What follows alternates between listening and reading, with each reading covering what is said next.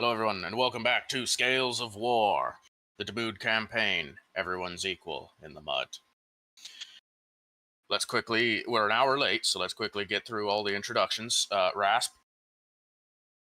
Hi, I'm Rasp. I am today playing the Sabiel First Rifles, who do not want to be here, uh, and the Ameriga Killhost Magenta, who are very much in their element, fucking off to the other side of the map. Um, and my character is Kill Sergeant Nex. All right. Paul. Howdy, I am Paul Toon. I am playing Sergeant Gene Chenoweth, as well as the fire teams, the Minnows and the Guppies, of the Sephirin Bunker 260 Inclusions. Hope this goes good today. We keep losing people, but it's all right. Mr. Dunn. This is your Eye in the Sky, Mr. Nunn. I am playing the program pawns, especially right now, the Sergeant of the Pawns, Sergeant Fire, 1A2, 4A1. Currently, the nickname given to him is Leray, but that may change as the campaign goes along. These guys are very much programmed to do a certain job, and right now, Fire is off with kill Sergeant Nex across the map. Accurate. And Haywire. I'm Haywire, and I am playing the Machoan 31st. My main player character is Ajax the Great, and he is wishing he had a big vice of cigarettes or drink at this point. He is big stressed out. I think that's perfectly reasonable given the situation from last time. Speaking of, over the course of the first 10 hours of this assault, our heroes and the rest of the combined company made their landings onto Damood with quite varied results. Our player platoon, third platoon as it were, made it quite far into one of the furthest advanced landing zones for this. And we had some attempts to scout. We had some miscommunications via flare and lack of Vox. We had some established connections with second platoon as they were attempting to rescue each other and get to their own campsite to prepare for nightfall. And perhaps one of the most important things that occurred, we had the sighting and elimination of an enemy convoy, which is what happened at the very, very end of the day, right as night fell. And what a wonderful ambush it was. The enemy scarcely got off a couple of shots, and basically only injured maybe one or two people, all said and done. And that is admirable in of itself. And having raided this convoy, the main force of Platoon 3 has just gotten away with about 39 living civilians who are being transported for who knows what purpose or why. And as members of the Imperium, you all probably have your own opinion of what weird and horrendous thing these Xenos were planning for these civilians. And we're going to fade in on the scene shortly after the convoy raid, as everybody's getting off the road and moving back into the jungle a bit, with these civilians now in tow, who are, a lot of them are very shell-shocked and are just happy to see, like, the symbol of the Imperial Guard and recognize that these are humans that have just saved them. Many of them don't have much to say. There's all manner here. There isn't, I wouldn't say you could see a specific, like, reason for any of them to be loaded in. There's men and there's women and there's children amongst this group, all said and done. And yeah, they're not having a good time with it. It's dark in the forest at night, and you presently have the captain with you. And as I recall, one of your last couple of communications, you made contact with the Flamburn and the Scory, who are now on your map. Yep. There's only 2 survivors from those 2 squads, and they're doing their best right now. You made contact with the Maldine after they pinpointed the jammer location, and then further pinged Gene Fleet Malicious, who was in the area of the jammer, and informed them of that location, and last you heard, they were moving to take it on. And up in the north, away from the main group, our scouting party, who is presently assumed dead, managed to find where the Einherjari had crashed down, a little late to join them in fighting off the enemy, but just in time to ambush the people taking them away, and thusly save a few of them from whatever fate the foul Xenos had planned. I believe that covers most of the what happened before. Let's get into the what happens now. It's the first hour of night one. Oh, what do you have there, Haywire? You forgot the White Spears call for help that got denied.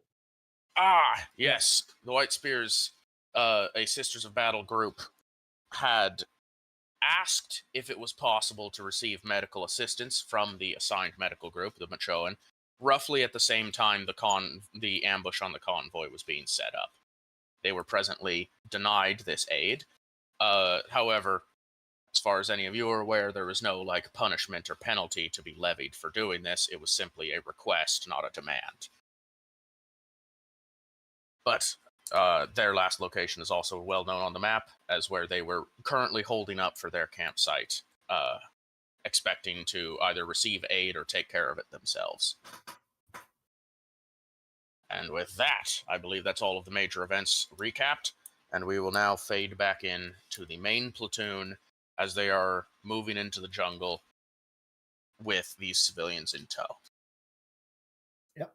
The Sabiel are sticking close to the civilians, some of them actually supporting some of the injured. Mm-hmm.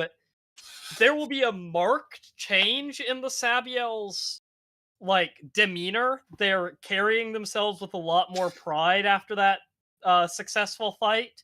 Yes, the pride of having 9 men stab a drone. Yeah, it's Ajax the Lesser. Yes. And they are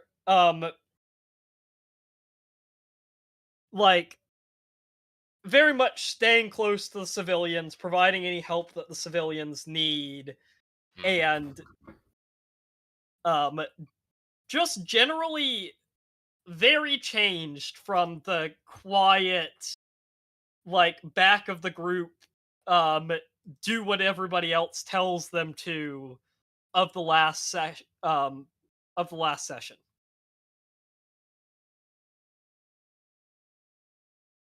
All right, that's what the Sabiel are doing at this time, playing a little bit of escort. I'll say that the guerrilla unit will be at the back end of the civilians. Watching rear end. All right, fair Yep. play.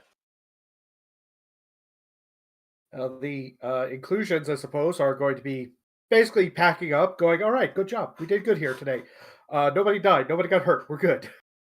And they're basically starting to walk back this general direction. Right. Just trying to get away from the road and away from the area, because sooner or later they're going to realize the convoy is no longer reporting in, and that's going to be a problem. Or they're going to miss a checkpoint or something, and let's get as far away from here as possible. Reasonable. So, one thing, however, Bevan is going to see if he can get in contact with, let me double check, 1-4 Melicius Isaac Dubois. Basically get in contact with their Vox Op and see what their progress is. I'm going to have to ask for a tech use test if you want to do that. Oh, even at this... Oh, right, because they got closer to the jammer. You're asking, hello, people we told to go take out a jammer. Report in. Let's see. Why is it... Oh, right, I did incur 1 fatigue last time from the minnows. Yeah. Okay.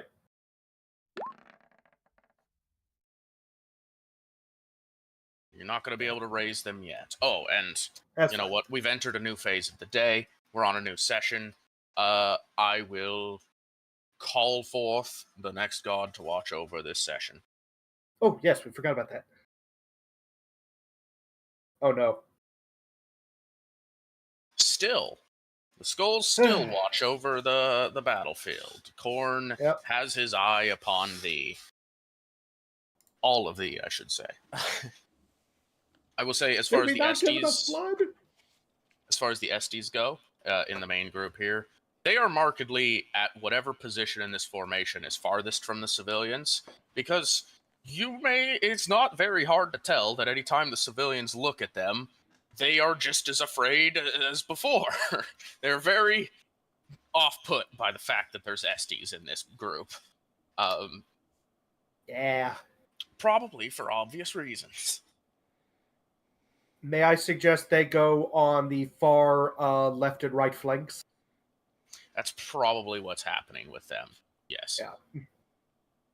And they're trying to be respectful of the fact that these are fearful civilians, certainly. So they're willingly positioning themselves far from them to try and ease the tensions that are naturally there. Yep.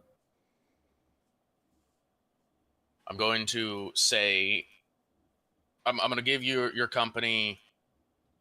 Let's get 1 hour of travel in, and then we're going to have a little bit more of an RP moment, because I figure you guys want to get away from the road before you do anything else. So yeah, are you guys going to stick together, or are you going to split apart? What's the idea here? We're going to escort these civs forward. Well, Chenoweth would probably consult with Ajax, as well as the chaplain, as they're kind of the leading command in this. And a Sabiel will sort of attach herself to this conference. You would recognize very standard Cadian pattern corporal markings on the shoulder of her light armor. All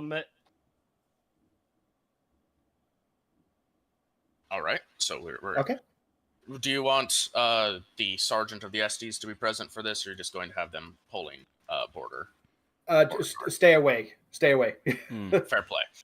Not even because Chenoweth doesn't necessarily trust them, because they did just kill a bunch of their own and didn't seem to hesitate.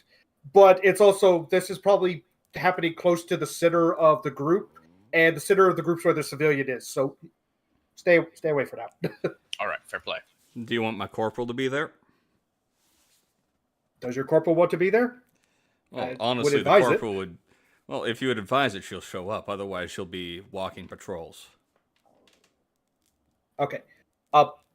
Honestly, having the pawns go as kind of like our forward scouts is probably be a good idea. So, if you see something, run back. Fair enough. Okay, so we're gonna have this meeting as everybody walks between Chenoweth, Ajax, and who is the Sabiel corporal? Corporal Leona Mile. All right, the first Sabiel to have stepped forward to any of the command in this group. All right. So, as everyone's walking to the width, guys. Okay, so that was wonderful. That was really great. What are we gonna do with all these guys now? We okay, I'll be honest. We don't really have a concept of a civilian on Sapphire, so I don't know. Normally, we just conscript them into the inclusions and put them to work immediately, but I don't know if that's allowed, because she's kind of looking up and down at everybody, seeing just how diverse the group is. There's old people, there's young people, there's children. It's like yeah, these, even for inclusions, this is kind of a very weak group of potential soldiers. So it's like, where should we take them? What should we do with them? Because we can't take them with us on the mission. There'd just be a hindrance. So Mile kind of clenches her fist at that suggestion of conscripting them. And will speak up. If I may, my forces are are you? Corporal Leona Mile, ma'am. And Oh, okay. she starts to make a salute and then sort of has some kind of like flash of memory of, oh, you don't salute in the field. And like stops. Sabiel First Rifles, Auxilia Squad Secundus, Section Secundus. This is my unit. She just sort of nods towards the other Sabiel. We're freshly come from the citizenry of the great imperial world of Sabiel, and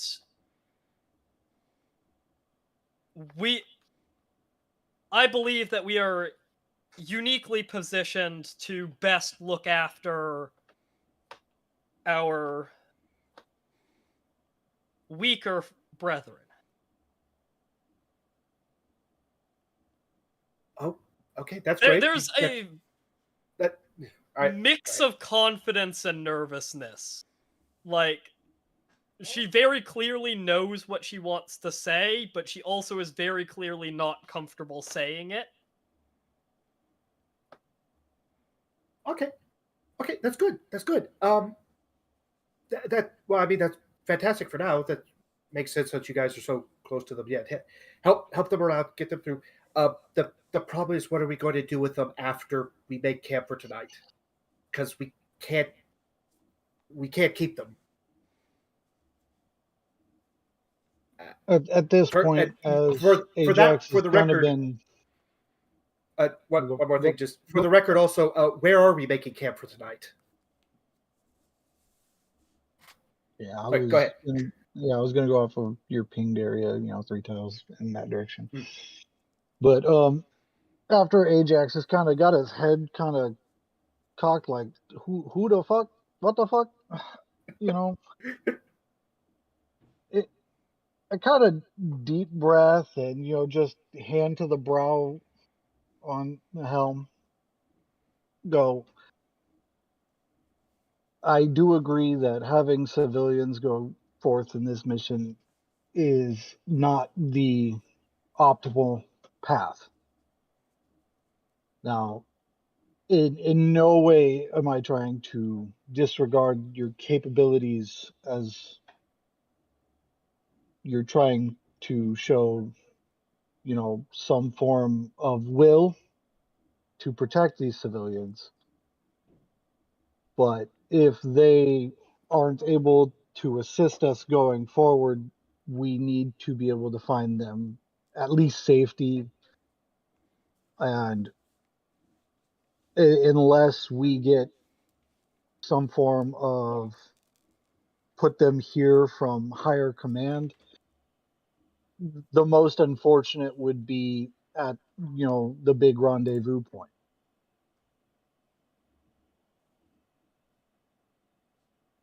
Which should be top of the map as far as I've been told. Yeah. Correct. And all who reach the top of the map technically make it to the rendezvous point prior to the next section of the mission. Yeah. Mile will nod at that and agree that she definitely was not suggesting dragging them into combat intentionally. And she was more speaking of until we can find them somewhere safe, there needs to be someone in charge of keeping them safe. And that is a responsibility that she and her men are happy to take on. Yeah. And once again, not to be any disregard of your capabilities, but my guerrilla team will be at their 6 until given different order. You actually kind of see visible relief at that. Because the Sabiel are like, oh, good. even as like we take on a little bit more responsibility, there are real soldiers watching our back. Is the Sabiel perspective on what you just said? Yeah. So, unless higher command says that we are to kind of walk away from this situation, whether it be dangerous or not, it's kind of we really don't have a choice. I don't even think the chaplain would be able to disagree with my words here due to the way our religion is structured as life is life and we are protectors of it. It's very, very difficult because logistically this is a hazard. Yeah.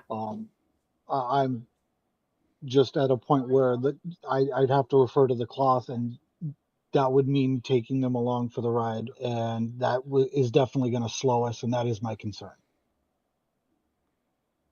There's a short buzzing sound of wings as the captain reappears, essentially reemerges from above, because they were following the group from the air, essentially. The captain comes back down. It must be noted, it must be understood that should our mission be successful, this is where our armies will be landing. These areas may be temporarily unsafe, but if we can find a place for them that is even 2 days of safety from the enemy, then there will be guardsmen aplenty to keep them safe.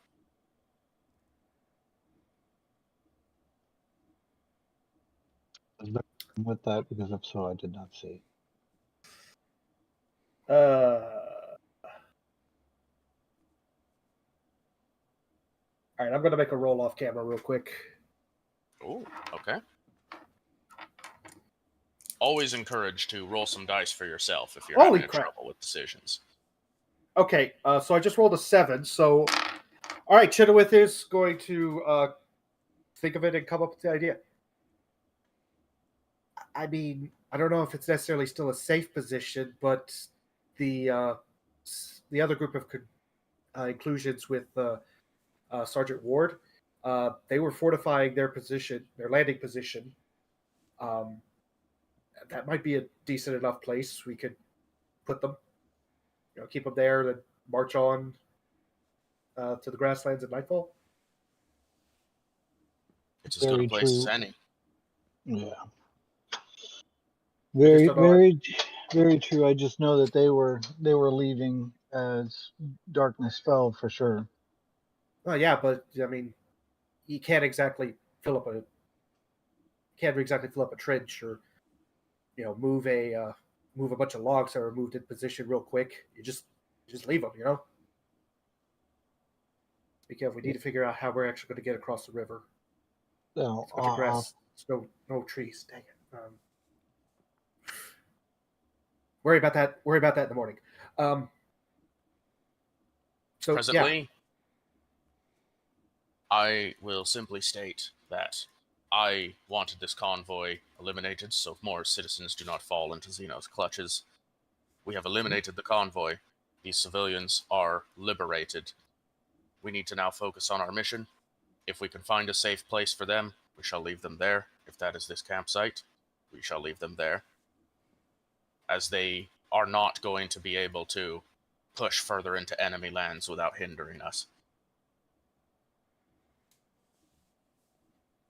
Yeah, I agree, actually. Yeah. And for once, Chenoweth is not actually trying to suck up or be quietly some kind of trying to ease the conversation. She's like, no, actually, that's a good idea. I like that. That sounds good. So, go on. Is the agreement to push forward to landing site and make camp there for the night then? Yeah. So basically, push back to here. Camp up already a semi Yeah. So if possibly that's the case, I would have vaguely just moved defended it there position. then. So Okay. yeah, yeah. I say we push up to there.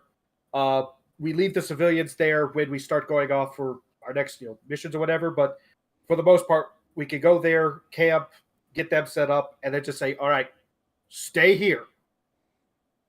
Guardsmen should be here in like 3 days. Good luck." And True. this walk has been going on. You've kind of come to the conclusion of where you're heading, and the captain's going to address those gathered, and essentially, 3rd platoon, you are performing admirable thus far. I see most of you have survived. Your group is together and strong. You have managed to accomplish a side objective of importance to our command staff, and it is at this time I must inquire as to intel, as my own Vox operator has been unable to reach our allies. Where is 2nd platoon? Is there any other priority tasks that I may pursue while you escort these civilians? At this, I think Bevan, who would probably be nearby, would just rattle off real quick. 2nd platoon, Maldine are primarily intact. Some of the Valkyrians and Coloradicus were able to meet up with them. They were at landing site 1, potentially going to move forward in the evening. Second inclusions, 4-1. They were at landing site 2, designating this as landing site 2. This being landing site 1. So this would be landing site 5. They were at landing site 2. They were going to wait until nightfall and then with the rest of their platoon. Einherjari were down at the river.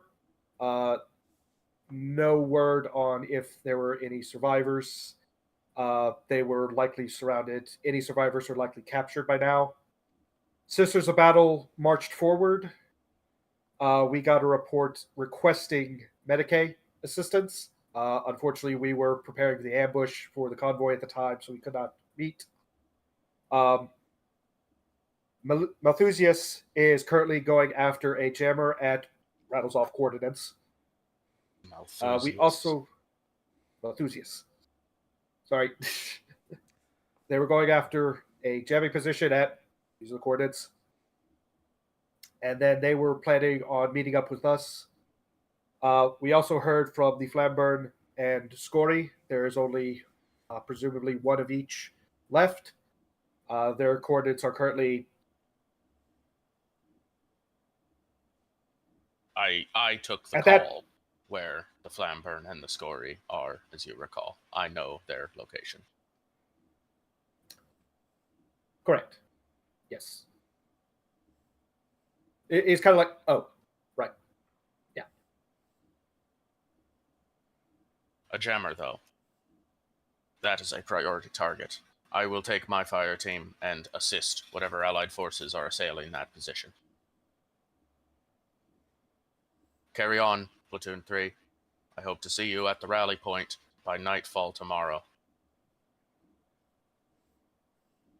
And with that, the captain will lift back off and then zoom into the darkness, essentially, followed by 4 or so other similarly flight-bearing gene stealer creatures.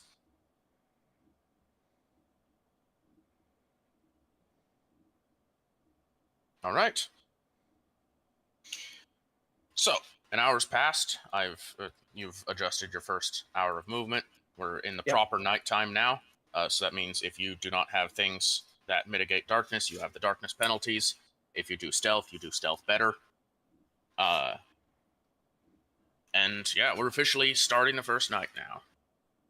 I was going to hope, as we move, quote unquote, to be stealth as my guerrilla unit following.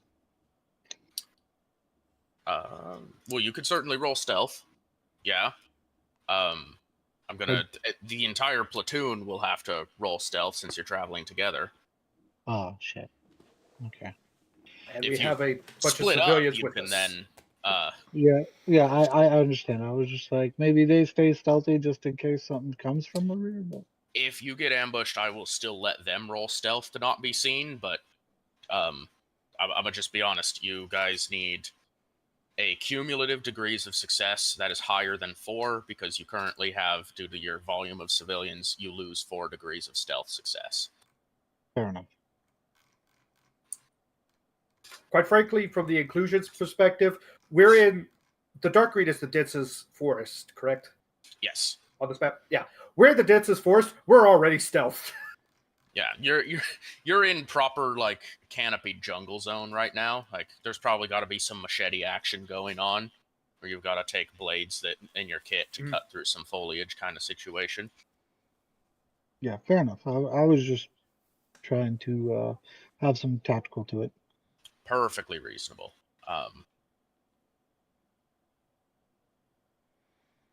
It is at this time you will get a ping from one.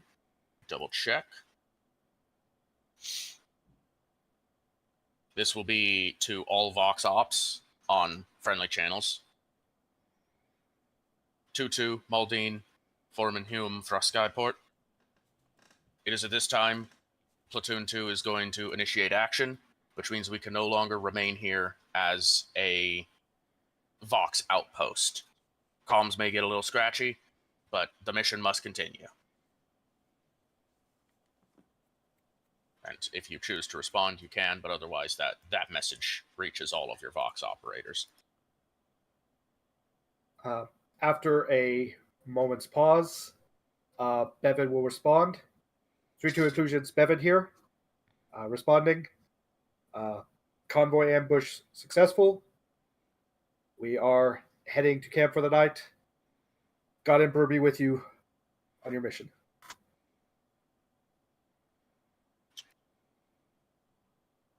Let's see. And it's also right about the exact same time you guys receive another call. And this time when the call comes in, this call is going specifically to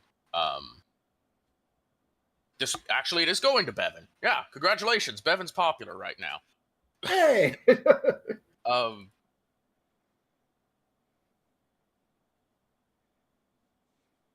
Double check the name.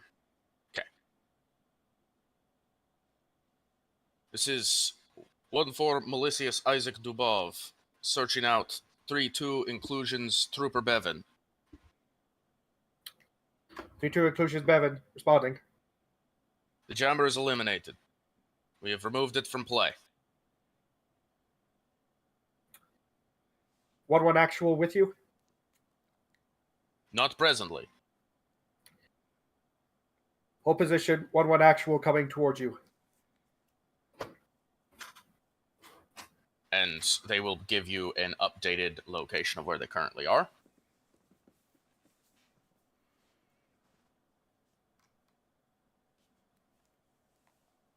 Excellent. And yes, with the announcement of this objective complete, you will experience no static on the Voxes in this region for now. You may still have to make tech use tests for very long-range communications if you get very far from other groups, but for now, your Vox channels are fairly clear. 2 of the 3 jammers in this entire region are completely down. So congratulations!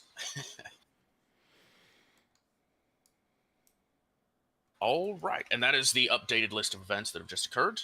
How would you like to proceed? All right, well, the captain is heading towards Malicious, so any orders for them will probably be delivered to them within the hour or two. So I say we just continue with our plan. Just go back to here, make sure the enemy hasn't found this position, then fortify up and camp for the night.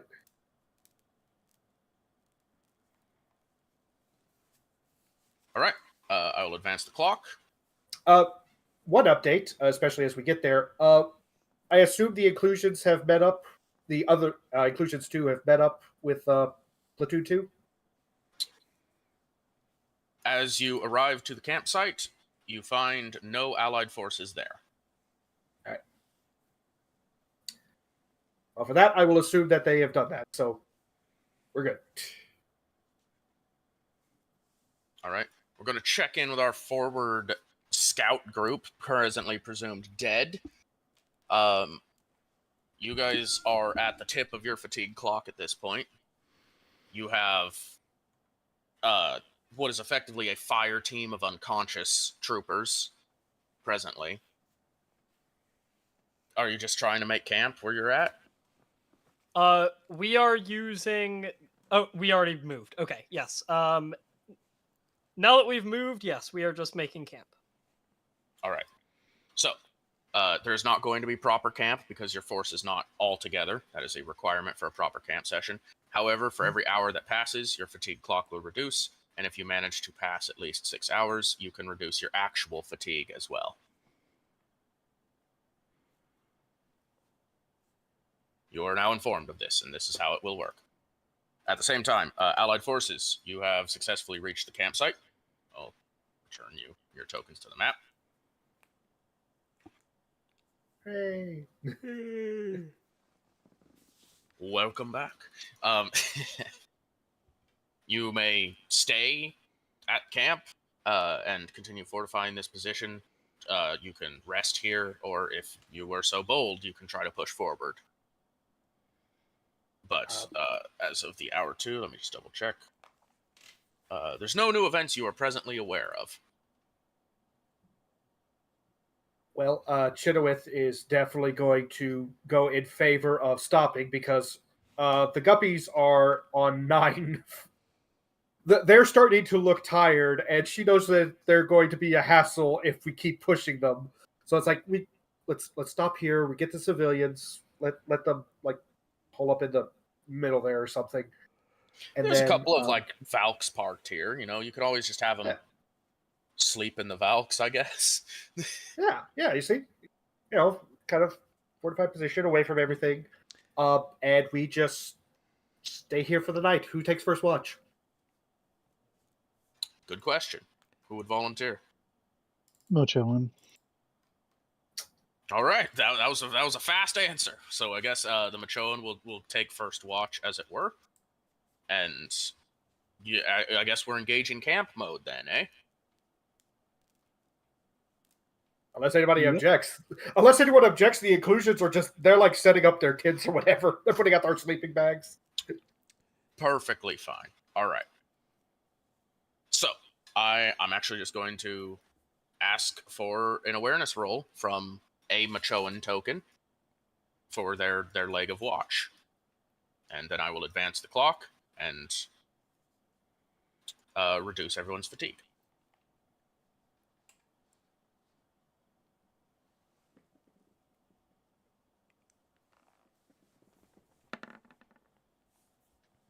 So close. 55. Okay, well, good news. Nothing happens in the first hour that you're aware of.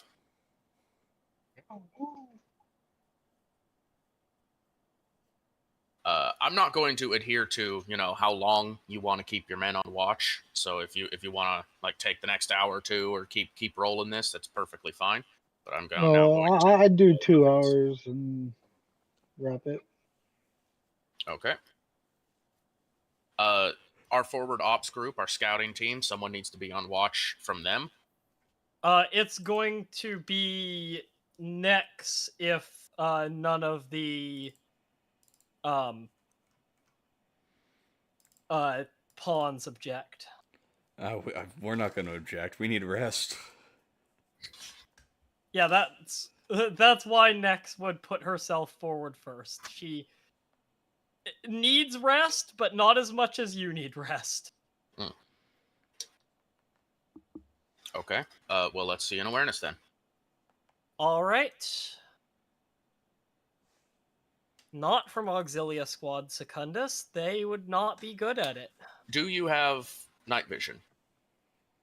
Let me double check. I don't, but my cat does. Could I make the awareness from my cat? I will allow the awareness from your cat. However, the information you receive will not be as Actually, my cat's target is precise. terrible. Is I there don't night get... vision amongst the armors that you stole? Nex is not putting one on. Also, Do you want let me to just borrow a pawn helmet? I'm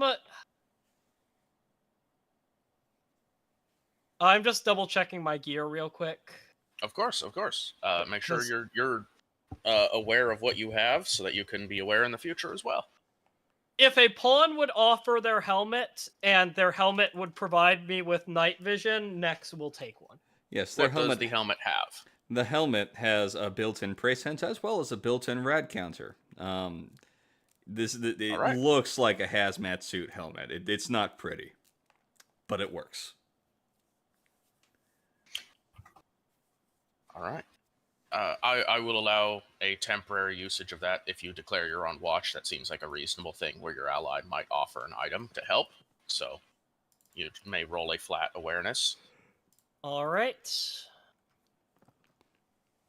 I'm just double checking that I don't have anything else that applies here.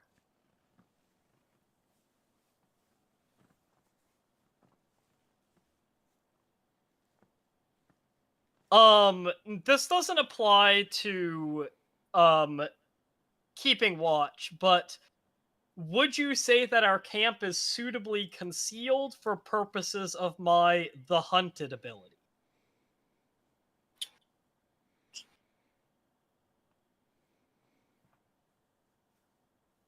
I will allow you to consider your camp suitably concealed, just given to the fact that the tall grasses are about as tall as you here. Oh, nice roll. 29, target Good roll. 33. With 1 degree of success, I'll let you know. There's nothing attempting to approach your position at this time. You are satisfied with your watch. Nothing is sneaking up on you. All right. Okay. Any other moments or events for this hour? Not from Nex. The cat is definitely helping her keep watch, like sniffing the air, staring out into the darkness with its like eyes that are adapted to seeing in the darkness. Fair enough. Anything back at main camp? Platoon camp? Did you want a second awareness for that second hour? I will allow a second awareness roll for the next hour. Yeah. And I'll advance the clock again. 38, target 30, 53. 1 success. Well, good news. Well, maybe it's good news. You don't spot anything. Let's see, that was 9, 8. All right. All right. And then if anybody wants to pick up from here, go for The it. pawns will pick up from here. All right. Pawns will take a shift on watch.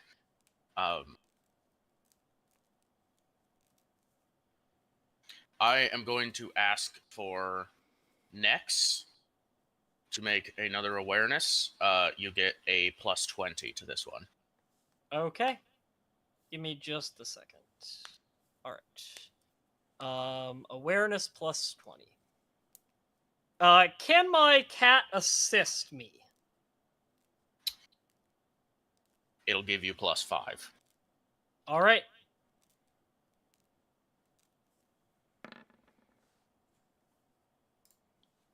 Oh, Good awareness. Okay. good roll.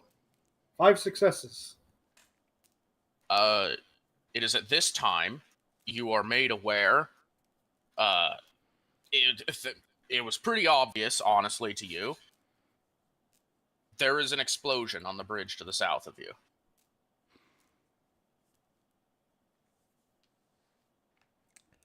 Oh, joy. All right.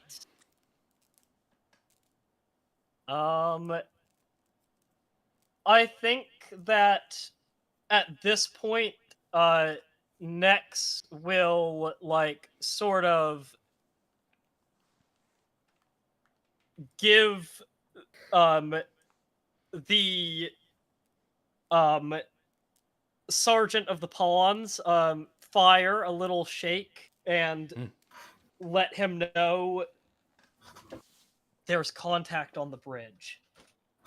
Our allies may be attempting a crossing. Oh, joy. Good. Efficient. Should we assist? That was my thinking. How are you feeling?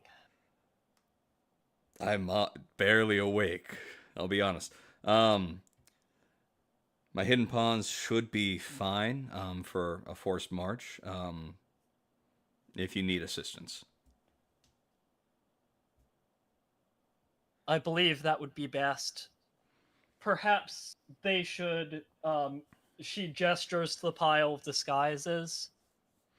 Make use of some different camouflage.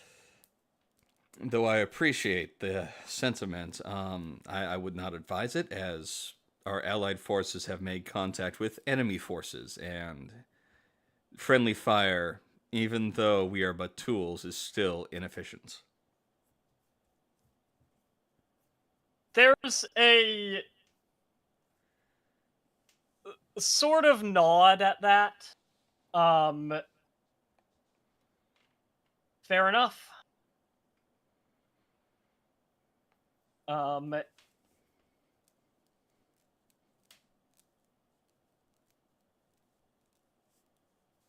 right.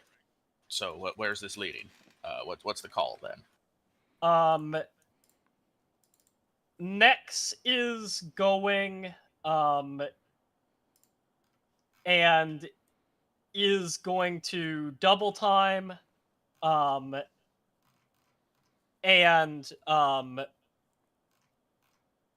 I and will be taking the pawns with her. And the Einherjari with fire will be staying at camp.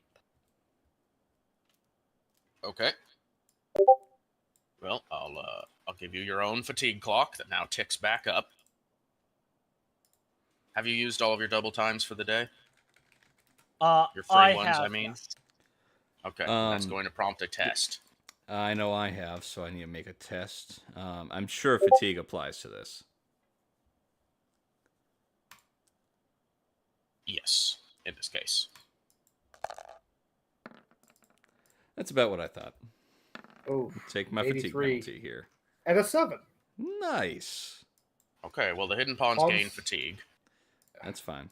And Nex gains fatigue as she activates her chameleon skin. Oh, getting fancy up in here. All right, fair play.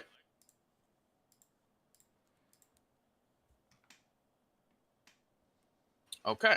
I'm not going to give you a separate token on the map for now. We'll just assume you're moving in on the enemy blockade, but it will still take time. So we're going to touch back in with the main camp. The pawns are on watch over there. We're going to need an awareness roll. Okay. It will be from the main. All right. You don't see anything. It's fine. It's good. We don't see anything. All right. Going to advance the clocks. You're halfway through the night, everybody. Congratulations. You've hit midnight. Yay! Woo. We're now in TMSE. All the clocks tick down. Aside from one. And Kill Sergeant Nex and the Hidden Pawns. You will crest the hill leading up to the roadway on this side of the bridge. And you will see the wreckage of 2 chimeras I'm talking literally, they have been blown apart at this point. There is several's the wrong one. There's about 30 or so dead bodies on this bridge of the enemy forces, and at this moment, there is no sign of Allied forces on this road. What would you like to do? Can I make an awareness? Of course. All right. That is Squad Secundus. I do not want to roll awareness from Squad Secundus. Ooh, you sure about that? The pawns will assist you in the awareness. Oh, Not that it the matters, leg for the but- assist. 3? There is signs of recent transit. Foot soldiers have been on this dirt road. No, it's not dirt here. It's paved. There's signs of Allied forces moving through. Specifically, quick ganders. An autocannon of some kind destroyed these chimeras. These enemies were definitely killed by allies, your allies, likely from Platoon 2.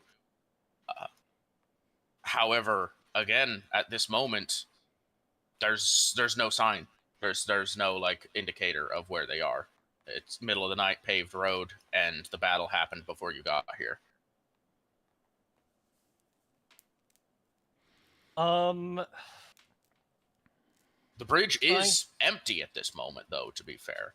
I would like to make a survival test to try to track. That's a good idea. All right, I'll allow it. Even with fatigue, this is a target of 53. Would anybody like to assist me on this before I hit submit? I don't have a tick in it, so I cannot. Okay. I will assist you with a number of Z's. 11. Yeah. 5 successes. Very good. Yeah, very nice. I don't know how to indicate this properly as like an in-character thing. Let's see. So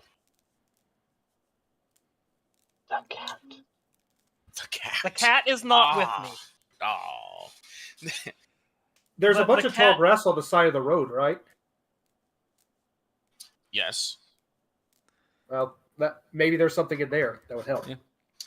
I will give it by the metric of a wounded man. Someone who was injured in this fight and was actively bleeding. It's not an easy spot, but this is kind of where your specialty lies, is tracking the wounded, finding your prey. These enemies were torn apart very fast, very efficiently. They were practically overwhelmed immediately. And there's a lot of evidence that at least a sizable force has just passed through here that is not an enemy force. And it is perhaps you find one bit of blood that leads to another and leads to another. It's not much, but you can actively tell by the distance between the splatters on this roadway as you look upon them using your presently augmented prey sight borrowed from your allies, that they were hauling ass. These were troopers that forget triple time, they might have been doing quadruple time after crossing this bridge.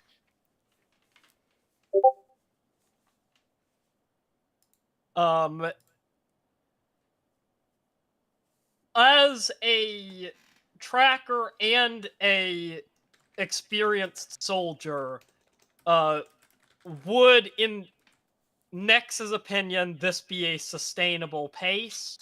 Or would this have been get away from the site of the combat and, like, take a minute to rest type pace? It definitely seems like one more than the other. This was very fast, like hard push. However, there is no immediate sign to you that they would have stopped anywhere near here.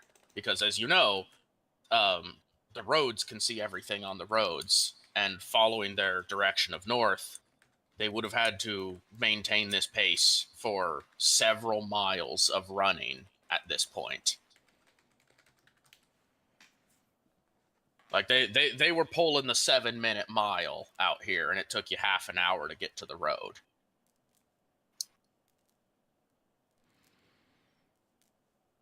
If that makes some sense. Think that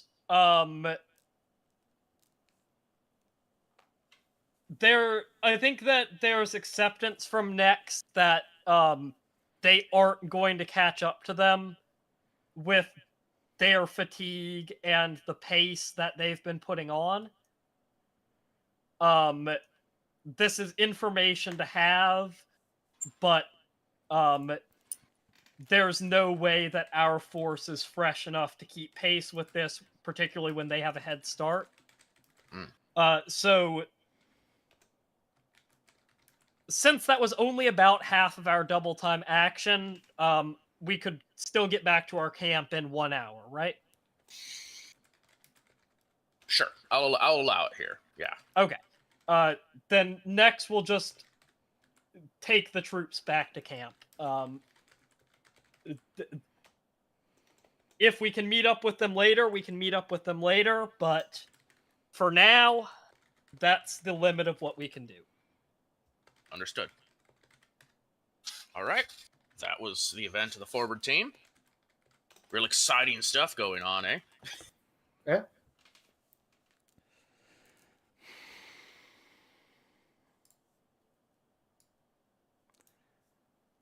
All right.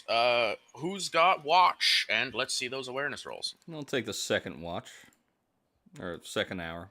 I'll do it in 2 hours, like the Mackin did, or Machoan. All right. However it's pronounced.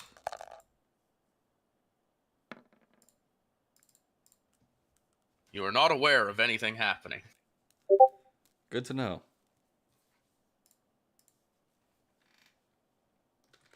I'll tick everybody's clocks down as time advances. I assume this is kind of the definition of a very, like, rough night, by the way. Because even though you're at a vague, like, campsite, the proper platoon, it is raining. And it is raining pretty decently. And it sounds like you kind of gave the civilians the shelter of your Valks. So tents are helping, but, like, it's getting muddy where you're at. You know, it's getting poor kind weather of... gear clutch. yeah. Everyone has poor weather gear, thankfully, I believe. But it's not a very easy night of sleep if anyone's trying to catch sleep right now, just because of the conditions. It's the temperature's dropping, the rain's coming down. It's providing a nice noise cover, to be fair. Like, you can definitely talk. You could definitely, like, talk at a moderate volume and still feel like no one would hear it if they weren't, like, somewhat close to you. So there's some benefits helping your stealth situation out. The proper platoon, you've got a nice dug-in position. I'd say you're pretty fine for the most part. The forward group, I know the pawns probably aren't complaining, but it's gonna be kind of miserable out there on the plains, on the bank of the river, in the pouring rain. Nex is a wilderness survivalist from a rainforest. She's probably not complaining either. She's probably looking at it as, this is good for our stealth. I could see she that. might not be comfortable, but she's used to this kind of discomfort. Yeah, I could see that for sure. It's definitely not comfortable, though. Like, this is not the kind of... You don't get comfortable in a downpour, right? It doesn't happen, especially cold rain. But yeah, the hour advances, and as far as all of you are concerned, there's no assaults on any camps at this time. Things seem to be going all right. Let's have the forward scout team make their next awareness roll for this hour as it passes by. All right. This is the second hour, yes? Or no, this Third. is the third? Yeah, technically third. Yeah, technically. I am going to pass off watch to one of the pawns at this point. Yeah, Fire will start Next- taking watch.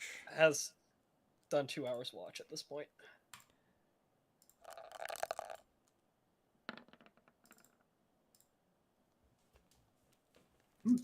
Three successes. Very nice. Good on you, Fire.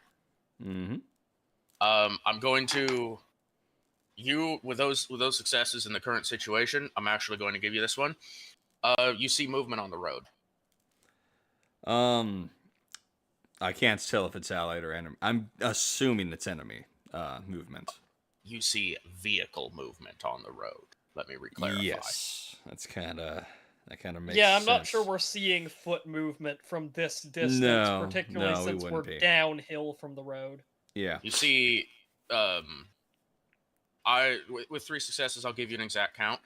There may have been 2 chimeras forming a blockade on the southern bridge before. 4 just drove up to take their place. Mm-hmm. The blockade on the southern bridge is now refortified and stronger than it was before at this time. Okay. There was definitely an opening where it was completely safe to cross that bridge, but that gap has passed. It's fine. It's fine. I will keep my eye on them. But you whip But- around that token forward. I was trying something that did not work. Understood. I'm definitely keeping, at least attempting, an active stealth. So, keep myself hidden here. With your group as small as it is, and the overall stealthy capabilities of your force, I'm not prompting a stealth test until something is actively trying to see you. Okay, perfect. Alrighty. Yeah, I'm just keeping an eye on them. If they start coming towards us, I will warn next and wake up my pawns. I will give it to you as well that it's not just the blockade being refortified. There is now active vehicle patrols going up and down the road. Like, you could probably even hear them sometimes when they really get rolling. Yeah, I'll definitely inform Nex and my pawns about that. I would say it is a reasonable assumption at this time to believe that if you try to cross this road at any point, you are going to be in open territory and sight line of multiple enemy groups. Good to know. Yeah, All right. I'm definitely informing Nex about that. Fair enough. And that's... The night is passing quite quickly, I'll say.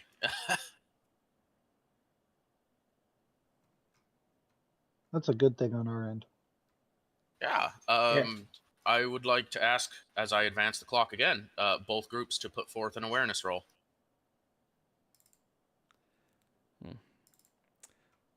I'll start with the forward scouts awareness, and then whoever wants to take over that for the main group.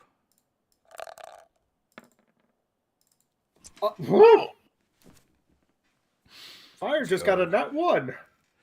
4 degrees of successes, plus however Put that many one on on that the one report. gives. I Yeah. will. Shouldn't my clock have ticked down 1 more?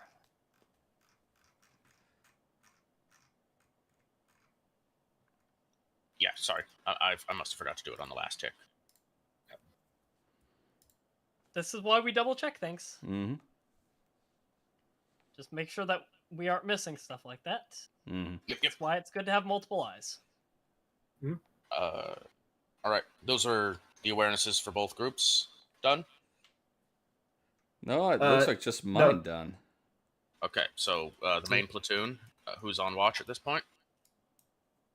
The Machoan took a watch. I'll let you know if someone comes to wake up any of the inclusions, they're just going to go, "Oh, get the Sabiel for now. We'll do later."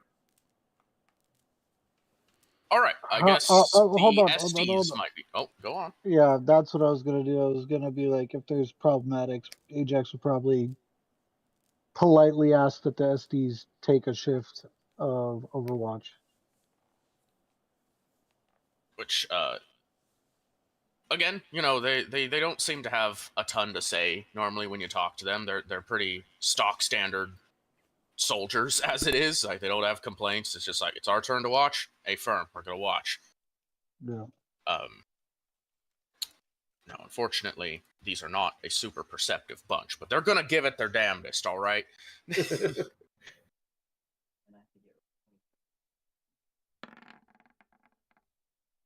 74 target 15. Ouch. On second thought. Jeez. Look, you'll at worst case scenario, right? You'll know the enemies are attacking because their dying screams will alert you.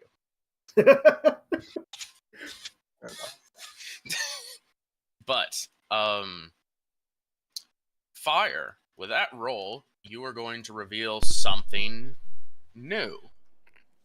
Oh, fun. It's a long time on watch, and you watch patrols go back and forth on the roads for a while. You slowly cast your gaze around the lowlands where you're camped. There's really nothing there, nothing going on. You cast your eyes to the sky, and it's fucking dark as all hell. The rain's pouring down. And then you see a flicker. Something camouflage drone in the sky. I'm gonna wake up next and point up. And as you look around, you see other ones. You see another one, and another one, and another one, and they're not moving. They're all holding position, creating a bird's eye overwatch of this entire region. And these weren't there during the day, but they're here during the night. And I'll give you the exact location of the two closest ones so that you can be aware. Mm-hmm. This complicates things. Mm-hmm. It seems as though, with the increase of enemy activity in the region, the enemies have deployed a different set of search drones to watch over the area for them. This does complicate things. Okay. Does it look like there's any drones up and around this way at all? I've given you what you can see from your position. Okay. Certainly. Everything else, it's either so far away or so hard to confirm due to the current rainstorm that you can't be positive that you're actually seeing a drone or not. You just have suspicions. Do I see... I really am trying to stretch out the Nat 1 a bit here. Do I see any gaps in the patrols along the road that we could possibly sneak through?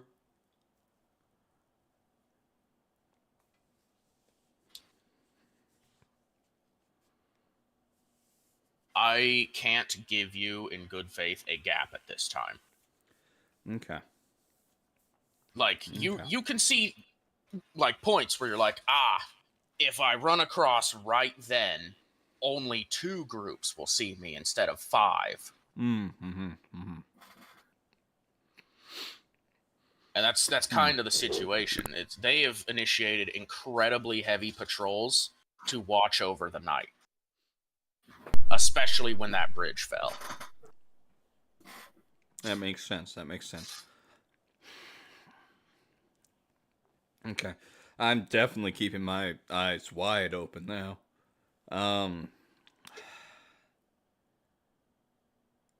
It's not going to be worth it taking out a drone because the moment we do, they'll know where we are.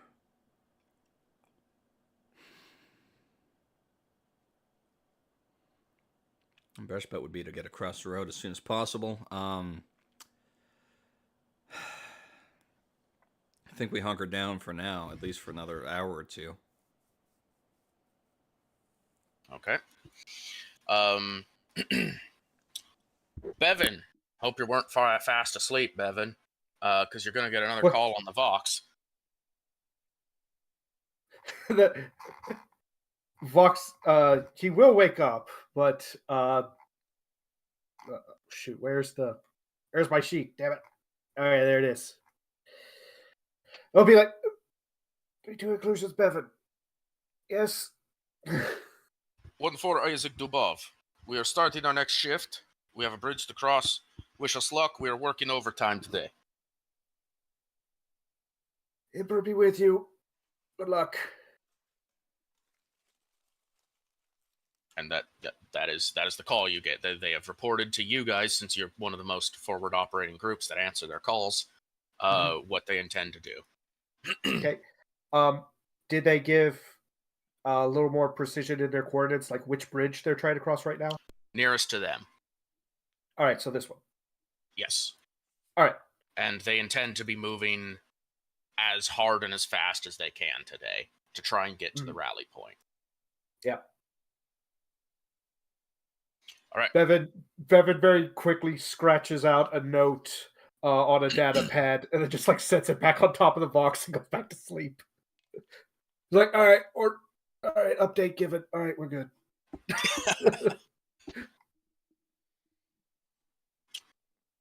I need to double check because the minnows, who he's a part of the group of, they took 1 point of fatigue, so we're trying to rest that off right now. The world at war. Yep. I'm going to advance the clock again, and it will be another awareness check as time continues to pass. We're starting to get into that.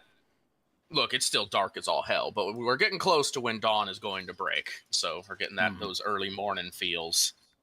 Mm-hmm. I'll take everybody's clocks down again. Quick hand raise of who's in favor of starting to move now.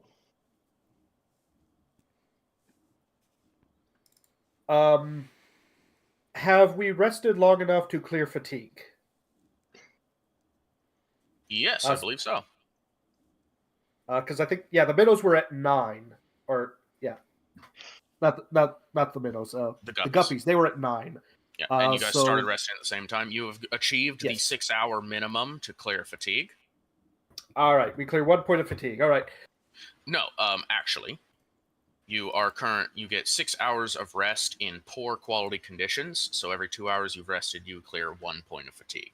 So anyone who is currently at the main camp can restore 3 points of fatigue. But that doesn't kick in until you get your full minimum 6 hours, right? Yes. That's how that works. Okay. Yeah. Clarifying the rules, that's good. Means all of my groups get to clear fatigue. So if you waited 2 more hours, you'd get another point of fatigue back. Yeah.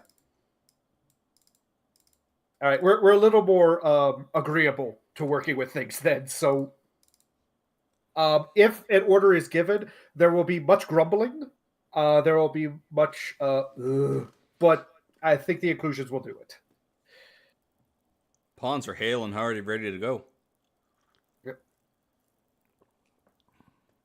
I think Ajax will kind of pull all regimental leaders together to kind of get a feeler for moving forward, and skipping that discussion now. Say that the best point would be to follow where the hail came from Sisters of Battle, because they're probably clearing the way quite well. As everyone rallies up and you start discussing this, you're going to get a shout of movement from the south. One of the SDs will call out incoming movement. And there's this very tense moment where, everyone gets into, oh shit, what's going on, battle positions, everything. You get ready, and then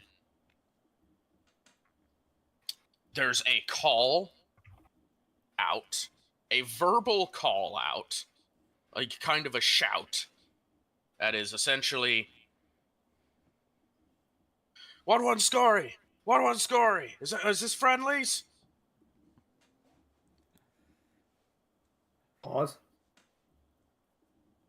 Ajax will look around and kind of step forth. Bevan will kind of give you a look like response. Yeah, he's gonna step to the utmost forward in that direction that he can, while remaining in camp, and call out 3-1 Machoan. Who goes there? and two figures will vaguely come into view, like holding each other, arm over arm. The Sergeant Fodder of the Scory and double checking name real fast. One Night Crusader, Sister DuPont, basically carrying each other. It's clear they've been sprinting for hours at this point, and neither of them are like at full health. They're both still like favoring wounds and not very well off. But this is the Flamburn and Scory survivors. Exactly 2 people, both of them the squad leaders, have just arrived in your sights. Son of a gun. Repeat real quick. What was the Scory sergeant's name? The Scory sergeant, Sergeant Fodder, Sergeant Cameron Fodder. Yeah, Cameron Fodder. And the Flamburn is Sister DuPont. Yes. Perfect. And they're in their gear. They're recognizable. I mean, last you saw was basically a day ago in the hangar. This is definitely 2 humans wearing the gear with the right patches. It's not that hard to tell that these are your actual allies once they come into view. Yeah. Good.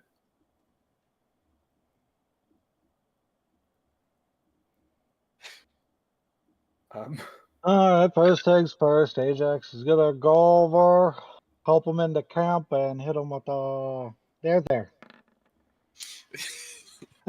Oh, nice. Oh, that was virtual dice teasing. Yeah, it's cocked between 60 and 00. Oh, could have been a 2. Could have been a 2. Still, success. You're good. I will give it to you. They've both suffered pretty superficial injuries, and they've been patched. Like for very well. So on your examination, you're able to like clean and redress and bring them back up to hale and hearty pretty fast. Okay, real world. Pause for a moment. Real world tech check. Valish just went super robotic on. Was that on my end? Yes. No, that was Val's. That was on my Valis's end too. because I heard it. I heard it as well. Yeah. Okay. Yeah, that was tough. Could have been on Discord's end Okay. because I noticed I went down to red on my connection. So Could have been a Discord hiccup. Do you need me to repeat then? No, we got the tail end of it, I believe. As far as patchwork and making sure we get them hardy. Yeah. They. It's obvious they self-patched, and these were like very shoddy but decently effective, like keep them alive medical patches that were done. But with a proper Medicae here, you're able to actually patch them up proper. These guys were trained to emergency patch a wound. You're here to actually fix it, and you do efficiently.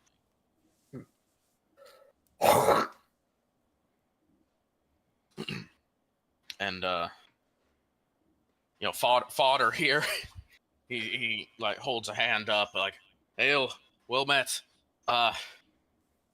We've been double timing it for the last few hours. We barely made it across that bridge.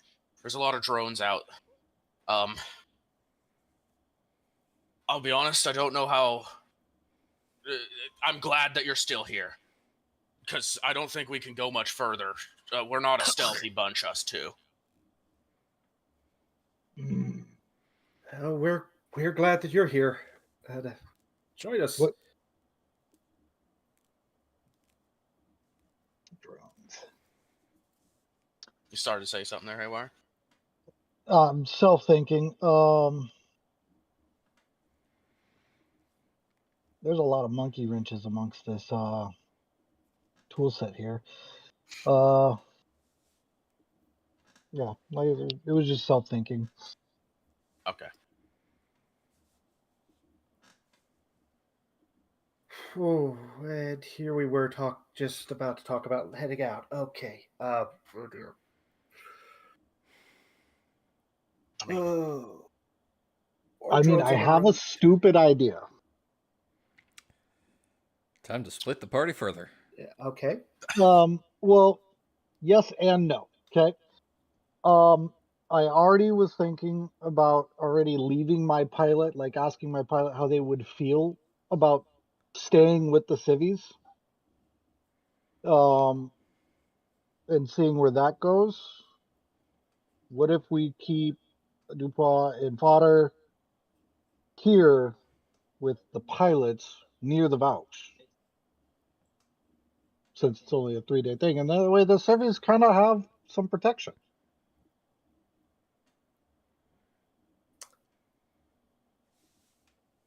So Chenoweth is going to be kind of looking around at the forces and the situation. I mean, that's actually not a bad idea. We could leave a couple of rifles in case something happens. Might be able to do something with it. You got the pistols, but then her mind is going back to the primer and her training as a, even being a washout, she's still from a fortress world in the Imperium. She still knows basic soldiering and chain of command and everything. So there's a bit of a, would command be okay with that, or do they expect all working soldiers to be advancing? Basically, do you think the captain would be like starting to execute people because we left people to hide to defend civilians? Ajax would send a little caller and be like, with the bird chest effect here, saying that he would solely take the responsibility if there was such ramifications to follow. Okay, we're good. It's then. Yeah, funny sure. you mentioned that because you can tell that Mile was getting ready to square up and say something, but that you got there faster because you were a little bit more confident. I like how this group has one confident soldier and everybody else is just here. I'm trying. I'm trying. Mile is getting there. Give Mile another combat encounter. Okay, we'll let him stab another drone or two, and maybe he'll get it in him. Yeah, Also, we took a prisoner last time, and I don't know if it was ever decided what happened with that prisoner. They are presently still in your group. Yeah. Yeah. I haven't said Presumably we drag him with prisoner us because my inquiry and stuff is not good. So, yeah. This would actually be a rare chance for, I believe, an interrogation roll. Yeah, and You're funny. Fellowship not be with us. I mean, I've got a 23 with Chenoweth. That's about the best I got. I got an 8, so... Oh. I mean, interrogation can be done with willpower. That is a 6. Max I got an interrogation is a 13. I'll let you guys, state your numbers, see if anyone's willing to be the interrogator, and, talk it out. I have a 9, and it doesn't really particularly feel like something that... Oh, wait, that's Nex, not Squad Secundus. Let me look at Squad Secundus. Squad Secundus has a 15. Yeah, my highest is 15. Oh, Lord. But they don't really feel like narratively they would make sense as the choice. None of my people are a good choice. Yeah, 15 is what I got best, and it might come off a little ugly because it's the gorillas doing it. All right, that leaves Chenoweth. What's Chenoweth at? 23. I see that, you're all, like, fixing to get ready to leave. Everyone's, like, packing up, and there's suddenly everyone looks over, and there's still just a Tau bound in the center of camp, like, glaring at everyone. It's like, right. We need to deal with that. And I'm assuming the SDs be better fit since don't have stats for this. Yeah, I was gonna say maybe the SDs get to take this one because Tao. Would they talk if? I mean, why would they talk to us either? So, Yeah. Okay. I mean, I'll can they ask you even guys. speak Gothic? I'll ask you guys for a temperature check. And All we right. can do this both above table and in character. You have Mm. 2 righteous options going forward. You can ask the Estes to try and talk in a charming way and convince this Tau to give information up, because they are of the same race. They may be able to communicate. Or you may ask the chaplain to do his job as a confessor and force a confession out of this thing. This is an enemy. I'm leaning towards Confessor. As citizens of a very normal Imperial world, I am also leaning towards the Confessor approach. We still don't trust the Estes enough, Confessor. But Chenoweth does have one problem. Can it even speak Gothic? Do we need the Estes sergeant to be in here to the first anyway? Maybe they could good cop, bad cop each other. They speak High Gothic. I can tell you that. They do? Oh yeah, low and high is Ajax, and Gothic No. He's asking about the Tau you captured. Does the enemy speak your language? Yeah. Yes, I don't think anybody is asking. That's like asking if the other troops with you speak English. So as everyone's talking in English. Yes. Does anyone here speak English? No. No.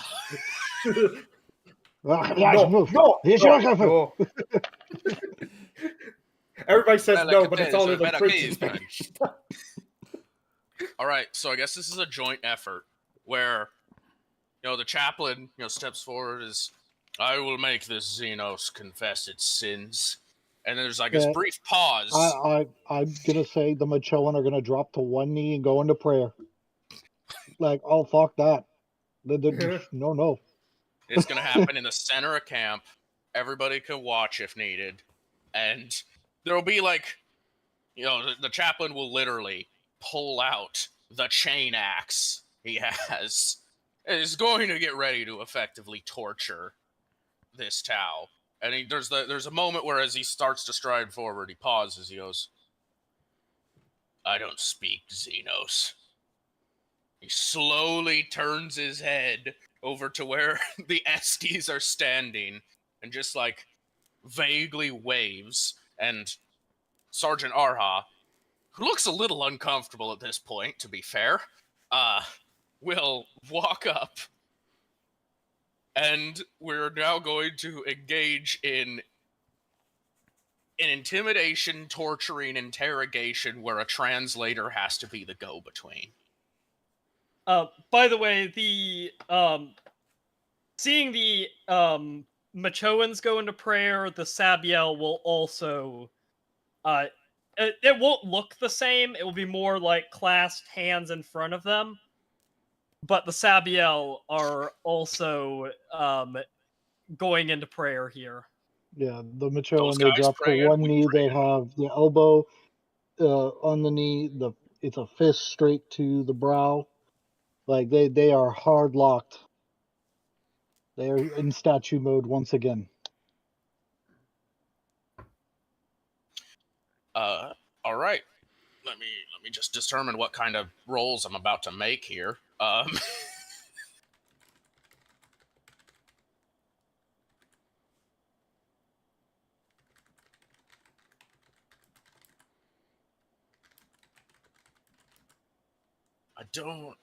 Arha is just basically playing translator, so they're not going to really have influence on this. That you can actually get the info because someone does speak Tau here.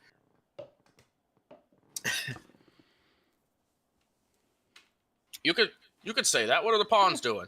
Well, currently we're just looking at the Sabiel and the Machoan, completely oblivious to what they're actually doing. It looks like one's kneeling, the other's clasping their hands. Makes no sense at all. chaplain is... Oh, yeah, go on. The inclusions didn't have their piece.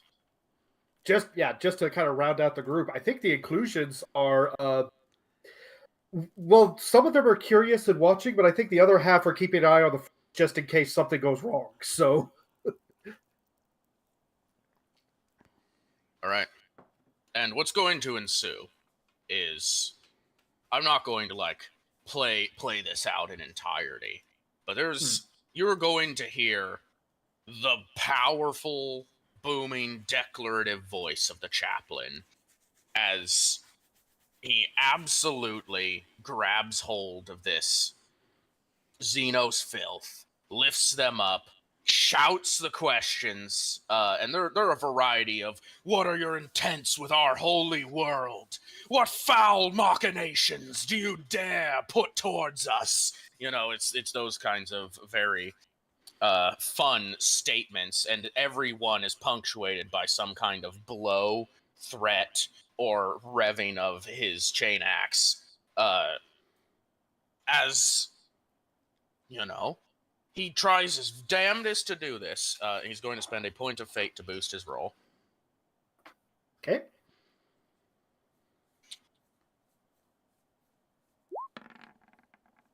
Uh, 51 on target 58. There we go. One success. Got something out of him, I think. Hopefully. And it takes a while. I'm going to say this is probably a good, 20 minutes of back and forth. And the entire time, there's this, screaming ferociousness behind the chaplain. And then every time he stops speaking, off on the side, Sergeant Arha is speaking, but it's way less, fervent and vicious, their tone. They're saying gibberish to all you guys, but it's more of, they are trying to speak convincingly, while the chaplain is absolutely screaming these things. And after a while, there's a few exchanges in which, Sergeant Arha will turn and be like, he said they slurred to you. And then there's a moment of brutality, face smashing, glass shattering on the helmet kind of situation. There's a moment of, he begs for mercy, but knows you will not give it because you are war-hearted filth. There's more violence that occurs after that. At some point, a limb gets ripped off of this Tau via the blade of the axe. And in pain, whimpering, a voice that still says words none of you can understand. It's reaches out. There is definitely pleading to Sergeant Arha, who just kind of stands there in that... It is obvious. Sergeant Arha knows what they're saying, and Sergeant Arha is a member of this species. And this foul Xenos is praying with all of its might, pleading for mercy of some kind. And Sergeant Arha just stands there completely unfazed and slowly turns back. Let's see, what's the right information to give you in this moment?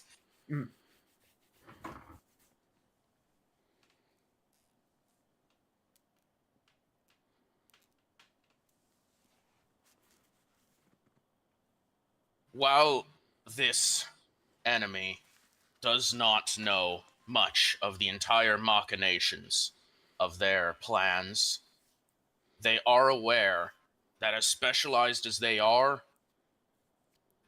perhaps one of the least combat effective units in the field. There is another force working alongside the Tau.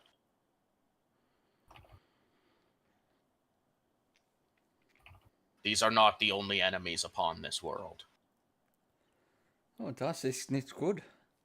And then, of course, you get the grand old, the chaplain. What are they? What other foul Xenos are upon our world? How dare you keep this information of us? None of you deserve to be here. These are the Emperor's own lands, and you cannot dare besmirch them with your presence. And finally, Sergeant Arha turns and is like, they curse it thee and will say no more. And then we see they say it as blandly and simply as that. and the Tau is beheaded in the middle of camp.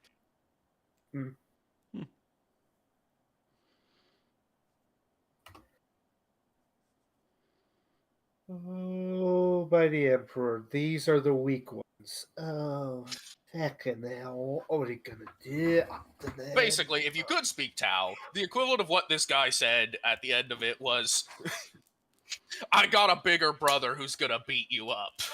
Kind of the essence of what just happened at the end. Wait until my dad shows up.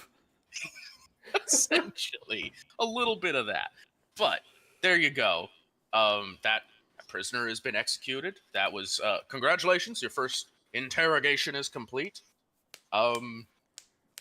Wonderful bit to have resolved here. Now I have to ask, what's the plan, guys?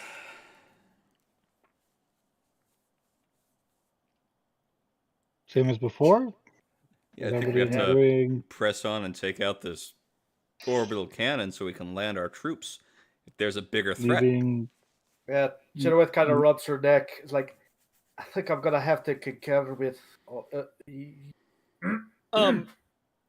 what everyone's saying. We should move now. Oh right, the river. How are we getting across that? Mile will volunteer to leave 4 of her troops to defend the camp, the pilots, the Valkyries, and the civilians. In particular, the 2 of them would be the 2 that are still on 3 out of 4 HP. But will not argue if told, no, all 9 of you are coming.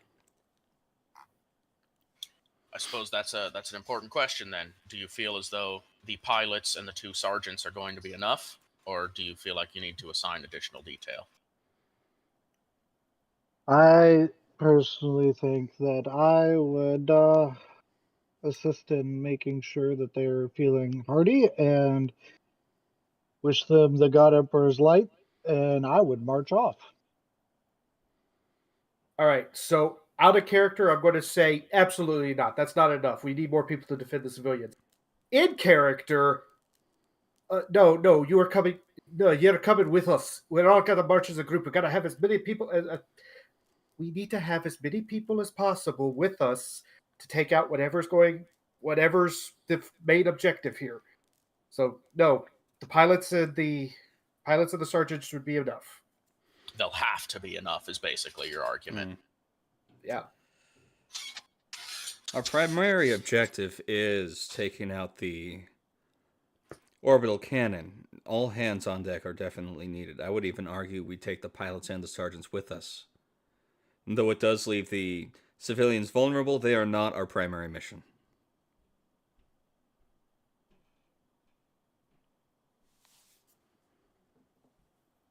All right. So we've got... we want some people to stay. No, we need to all go. Clarification, everyone needs to go. Let's leave the civilians.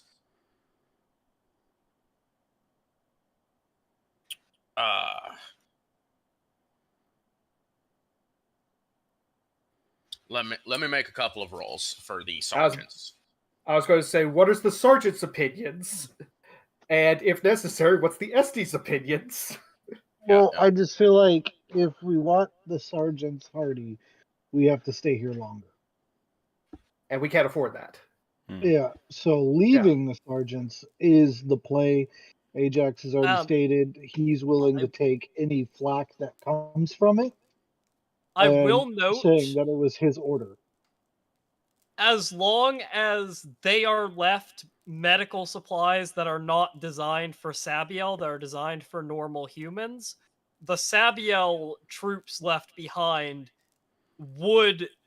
they are not obviously medics to the extent that your regiment is medics, but they do have higher than guard standard medical training.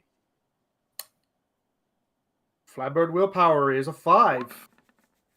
As a crit success for the allies. 78. 4 degrees of failure for the scory. So there's going to be 2 differing opinions coming from them. And the first one, the Flamburn Sister DuPont will step forward and say, "The mission comes before all. We're already tired from running as far as we have today. And with dawn approaching, it would be best if you move on with what little time of night you have to stealthily mask your approach. I will make it my personal mission to ensure that these civilians are safe." And the Scory Sergeant, Mr. Cameron Fodder, will also speak up. He'll say, I desire to come with you, because I know there are sisters ahead, and it is my solemn duty, as is all Scory, to aid the sisters of battle wherever they are.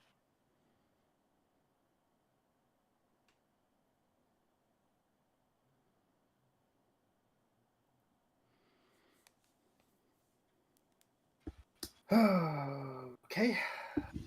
Like, I mean, if you're willing to keep up, we're probably not gonna be able to stop for you. The amount of tantrum that would happen if the chaplain wasn't here.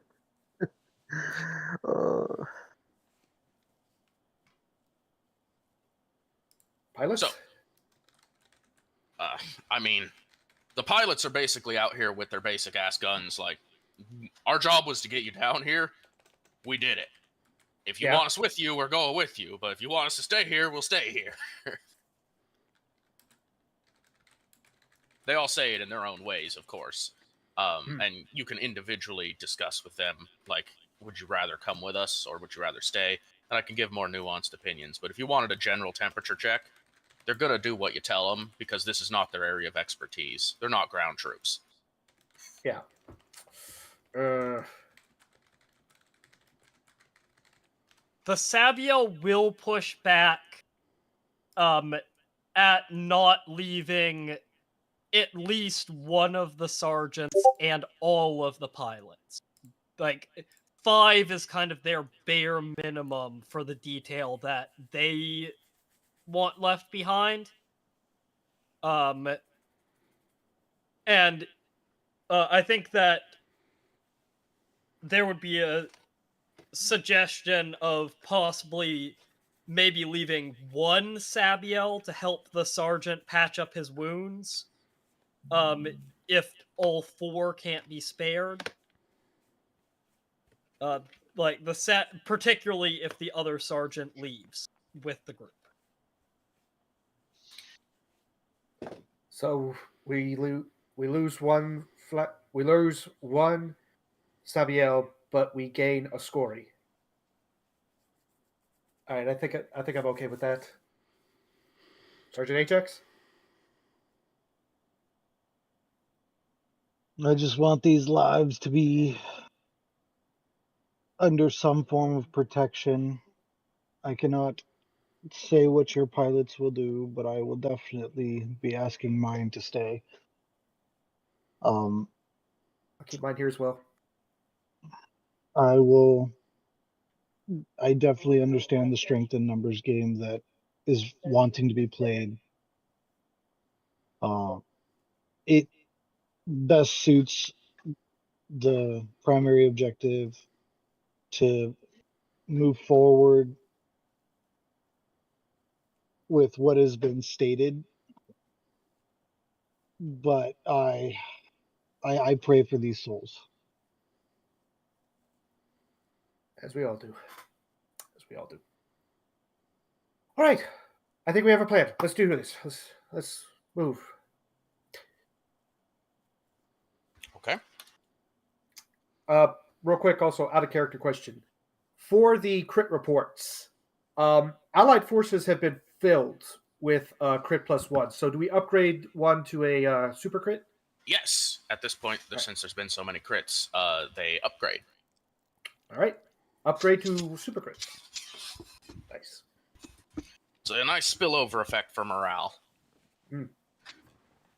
By the way, the Sabiel that's being left is Maria Chale. Is she or are they needing any Medicaid before setting out? Because I wanted. They will Medicaid themselves. They are trained, again, not to your standards, but they are trained in Medicaid. They're basically out here wincing, like, I'll take care of it myself. You've got more important stuff. Yeah. And they will also see to the sergeant, see to the civilians. Will then bestow 1 grenade of SOS. Okay. Worth noting, they do have a crap ton of smoke grenades. This is a specially colored smoke grenade, if you recall. Okay. Yeah. That they will take it. I may not be. It's just a little dialogue, but I may not be able to make it. But hopefully, it brings you some fortune. And they will hand you one of their smoke grenades and say that these are crafted with the atmosphere of our home world, and consider it me going with you to the front, and we'll pass you one of her smoke grenades.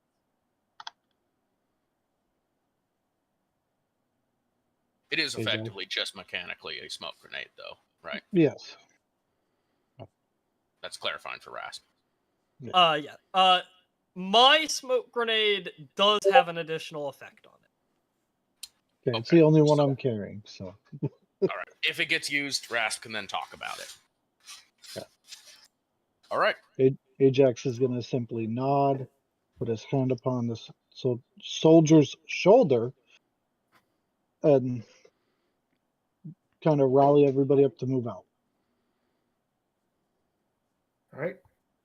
We pick up. Get ready to move. All right. Yeah, there is much grumbling. But they are going to move. I did adjust my token to remove that trooper's 3 health and 1 trooper. Okay, good. As long as the token is accurate, that's the important bit. I'm going to officially advance the time. You are on the last hour of night light. You can effectively say the sun is starting to rise. The clouds are getting a little bit lighter, but it is still plenty dark out right now. How many hours have we had at the forward camp? At this moment, Fire and the Kill Beast have had 7 hours. Okay, which means that Nex and the pawns have had 6. Yes, I failed to update that total. There you go. Yeah. All right, so we can start lowering our fatigue then? Yes, you may each take off 3 fatigue from your scouting group. And I will let you know, this one should be pretty obvious to you. As soon as dawn breaks, you are no longer in a safe campsite. Yeah. My pawns are ready to move. That was my understanding. That's why I was like, move out. Yeah. Resting more here would do me literally no benefit.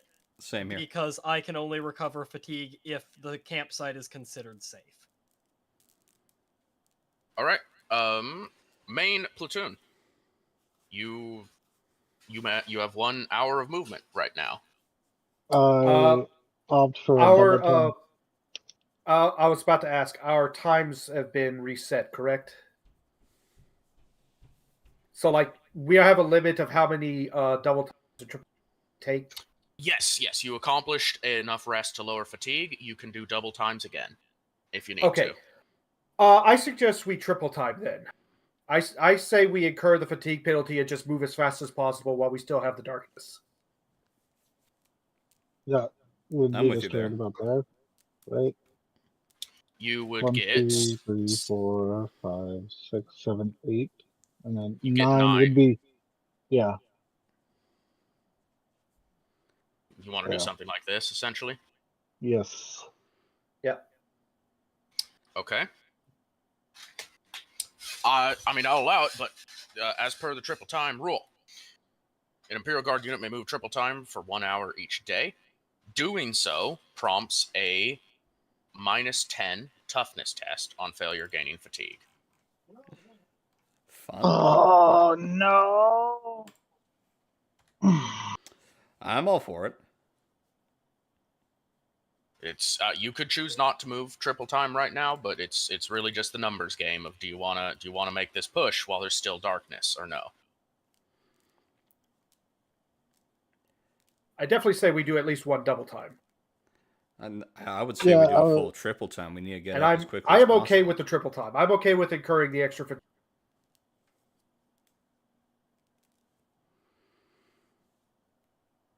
I'm not opposed to the triple time. I was gonna do a double time to get over that way, but you know,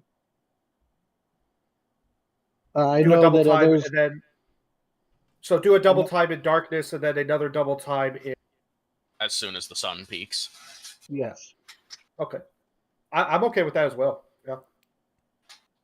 because I know that we just worked real good to get that fatigue back, and I know some of us have very poor toughness.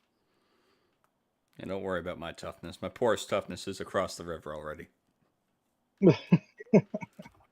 The SD is coming in with 2 toughness, so that's Don't worry about my they can only toughness. do My they poorest can only do toughness is 2 across double the river. times before they have to make a test anyway.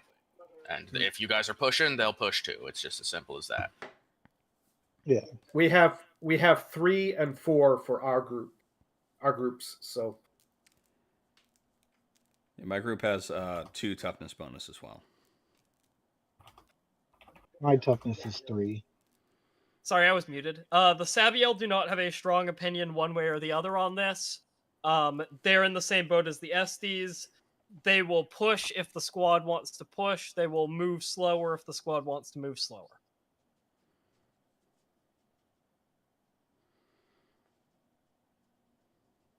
Well, then let's see. No one, 2, 3, 4. Oh, I will give you guys, by the way, you're going to have Vox communication restored with the Maldine. oh, excellent. You will be informed of their position immediately. I don't have dialogue for this one, but they will have set up at the rally point their Vox network again, and this will allow for faster and safer communication between the groups.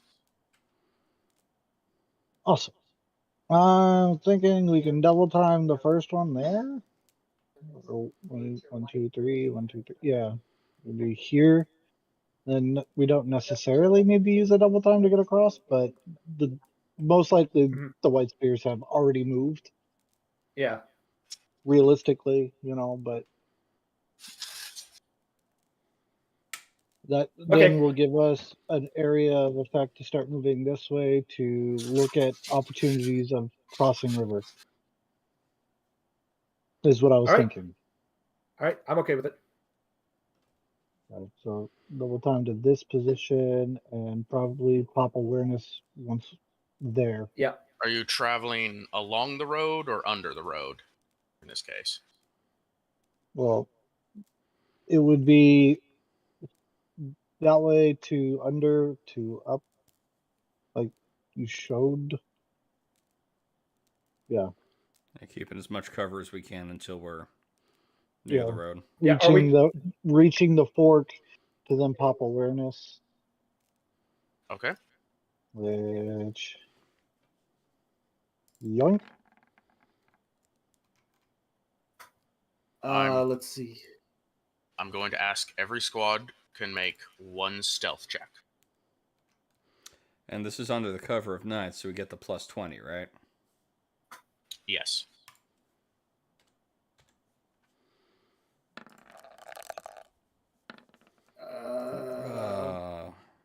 Push.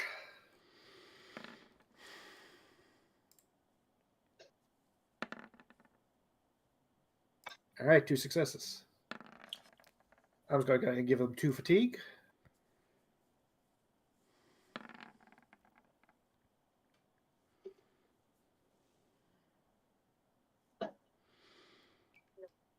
Okay. What are we looking at? Very stealthy boys in the Machoan. 6 total successes out of this? Yep. And 7 failures? Mm-hmm. Oof. That's not fantastic. I'm going to do some internal math, and there is an enemy that might attempt to spot you.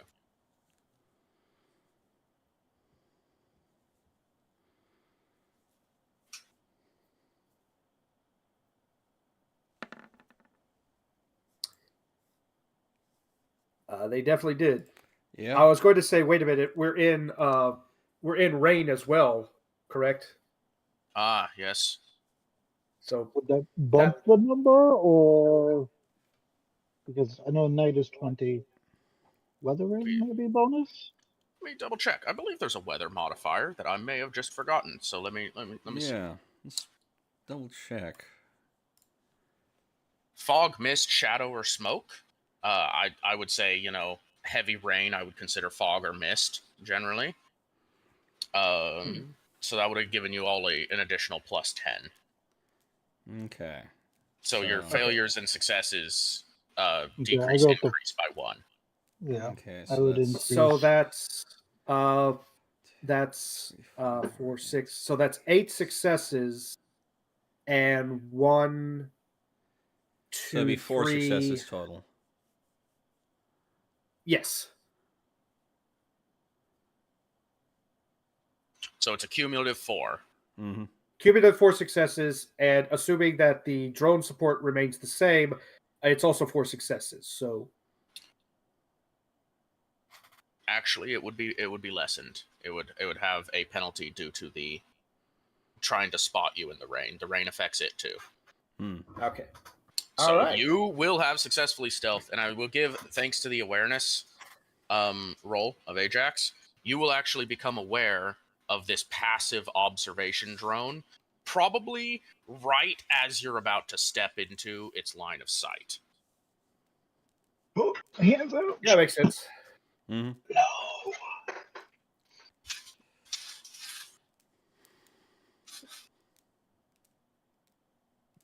Definitely, gotta big point it out and just stay low. All right.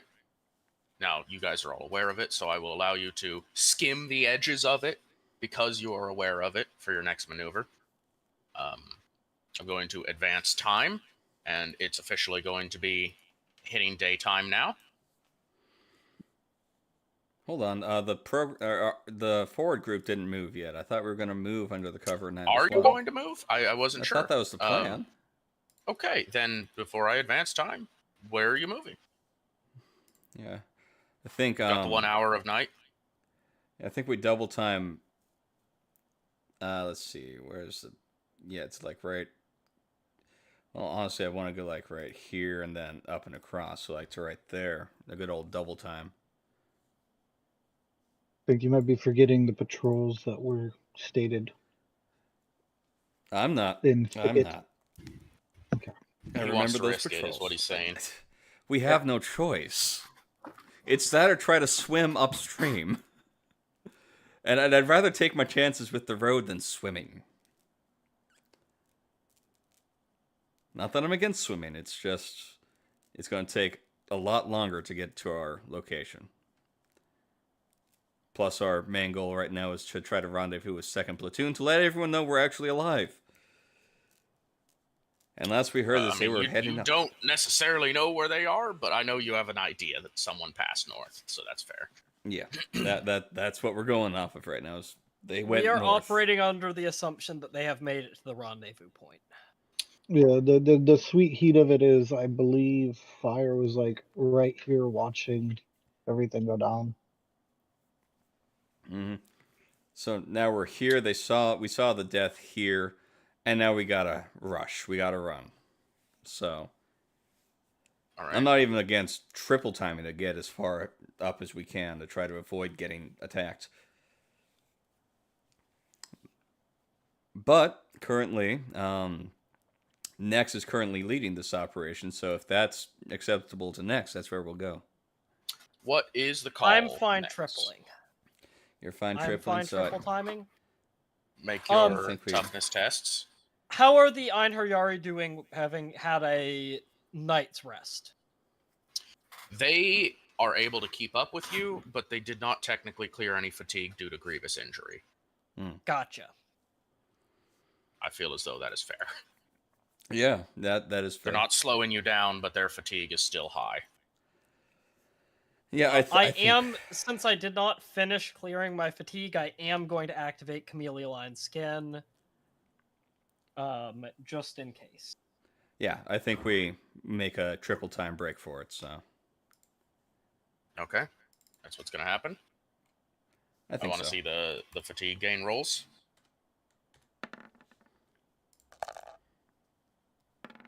It's a 6. Okay. Beth, my dice love me tonight. And hiddens. Oh, I forgot to apply the -10 to that. However, it was still a failure. Oh, that was close. Okay. Oh. Yep, I'll take my fatigue. That's fine. This is us rushing right now, so. All right. I can still function on a 1 fatigue. So. You were... Also, the Einherjari are disguised at this point. You're going to dress them up in enemy outfits? Yeah, at least until we get to a safe distance away from the road. Okay. I'm gonna put a marker on the map where you're intending to move. Mm-hmm. And we are going to come back to that after the next turn. Just grab a generic blank.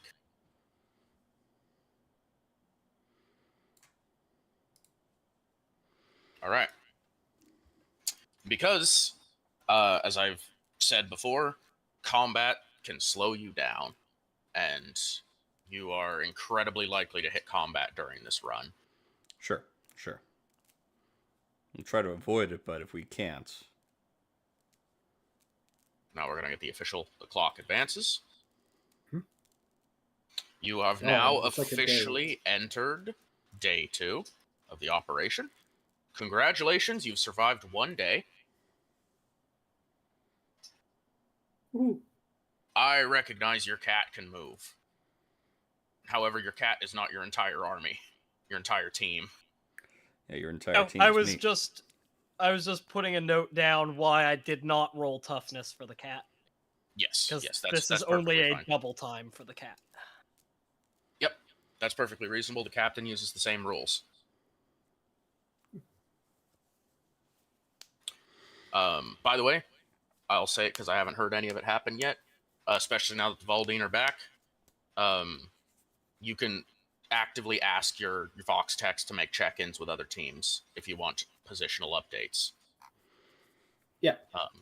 That can be something you can start doing as of this next hour. I'm going to advance everybody's fatigue clocks because you have been active now. Mm-hmm. And we're going to check back in with the main platoon, and then we're going to, after that, we're going to resolve what happens with the triple time run.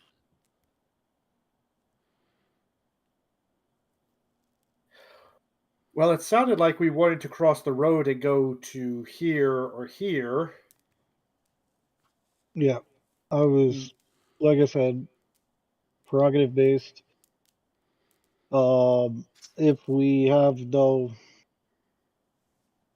signs of White Spear, which highly unlikely anyway, getting in this realm of tile to find a way across between the two bridges.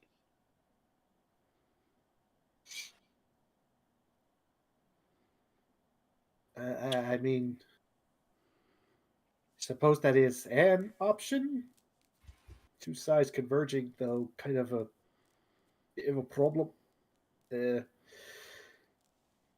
definitely, said the river crossing should be no problem from your mouth to my ears. Yes, that it's less. Cool. The You river have confidence, and we move across there. Wonderful. Tyrann's like, What did I completely? How dare I no. have said shit? How dare I have opened my fetting mouth? The Sabio This is why I will don't say attempt anything. This is to- why I kept my mouth shut. The Sabio will attempt to raise the sisters, find out where they are, if they are still active, and on Vox.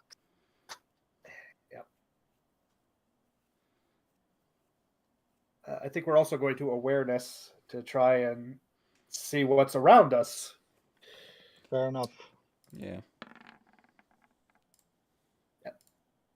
Do you want a tech use for that Vox?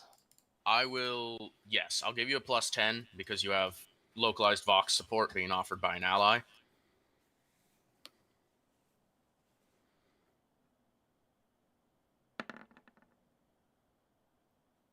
Thank There we Jesus. go. So 4 successes for Ajax's awareness, 2 successes for Aim's awareness, and the Auxilia second secundus section, second squad secundus section, secundus. Okay, that's the Sabio. The Sabio's tech use was 5 successes. Yeah. All right. Sorry, I got thrown by the name for a moment. I didn't realize there were 2 secundus. I'm gonna quickly do a versus roll on that awareness for one of the observation drones because you have a chance to spot one. However, they do get a stealth versus you. Yeah.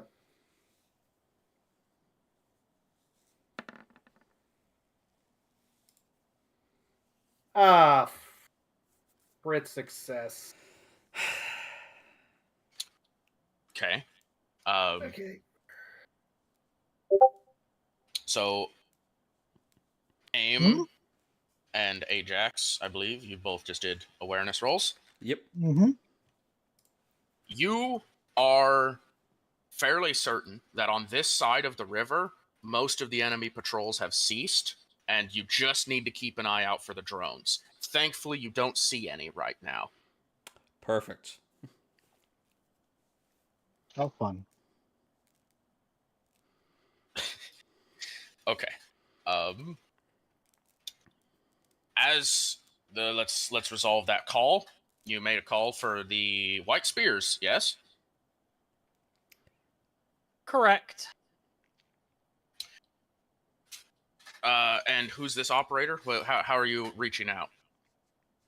Gallianus Half is reaching out. I believe it was Half who was contacted by them previously, so he would still have, like, all that information, and is just trying to reestablish. Okay. What do you say? What does Half say, I should say? Half says, let me check my notes real quick. For to Romer, Gallianus Half, to 1 to White Spears, and he will remember the name of the sister who reported last time. I forgot to note it down. Naughty, naughty. Trista Duke. There you go. I noticed you just muted. But it was not Trista Duke. I remember that it was not the Vox operator who was the last sister standing when we got the Vox call last time. That Vox is call, also... That's yeah, supposed to be the Vox operator. However, when the call for Medicaid came in, it was not the Vox operator that called it in. Yeah, it was through Coloradicus Relay, I believe. The Molding technically informed Oh, you. yeah, Maldine, my bad. Nope, arrows right next to each other, my bad. It's okay. You can attempt the reach out. Tell me how you're reaching out. What are you saying?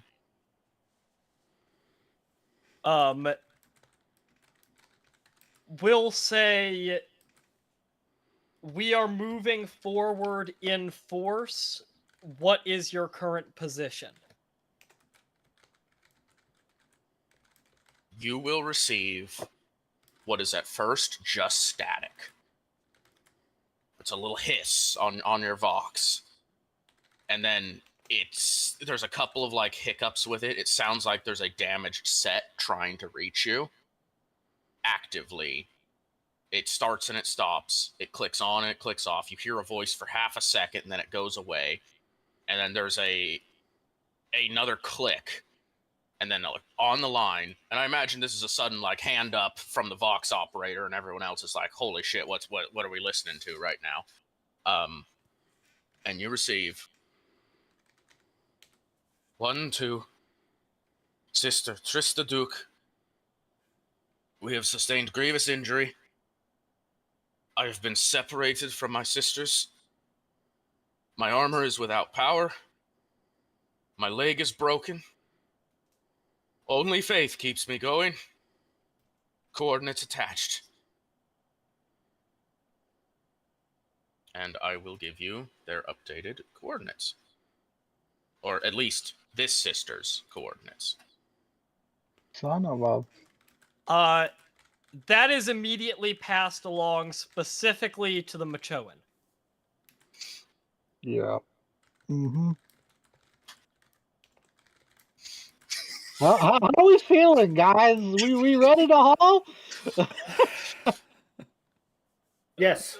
The Sabiel are a people of fate. They are definitely ready to do this. Okay, because that is definitely the play here. I believe that there would be the triple time.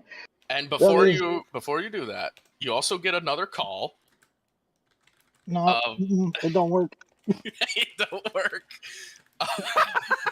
Okay, that got me a little. All right.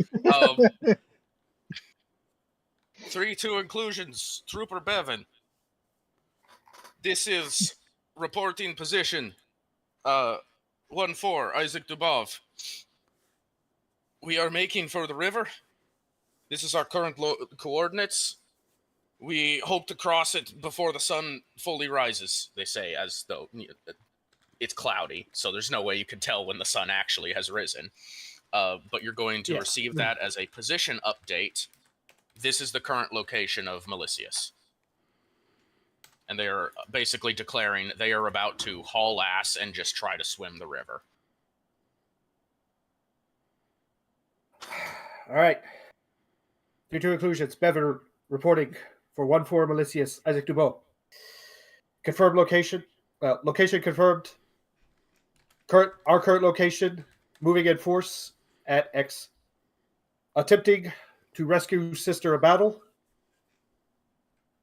Maldine and 2nd Platoon are further ahead. Coordinates. Going to give those coordinates. No idea where that the pods are in between them, so can't report anything about that. All right.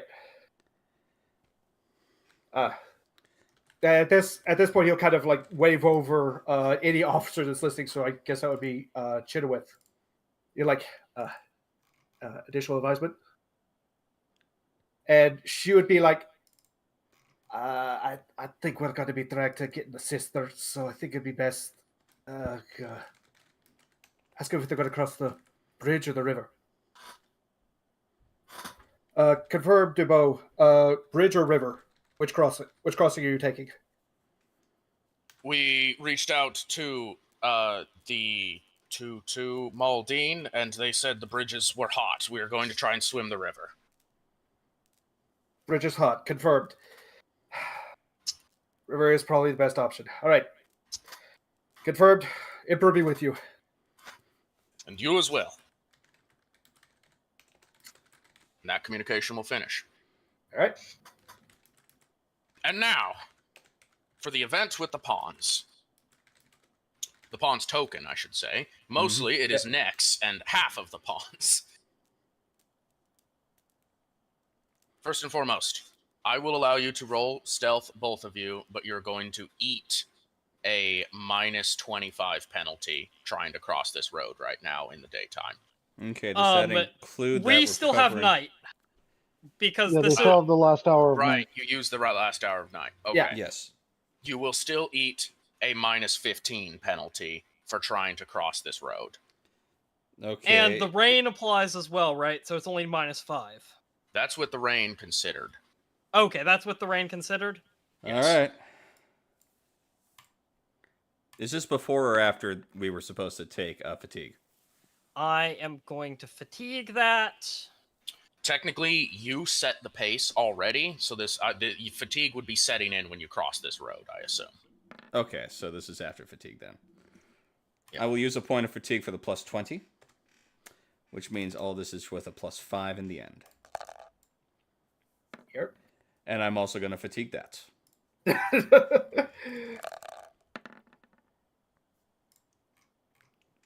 So end result is after everyone takes extra fatigue, is a combined 3 successes.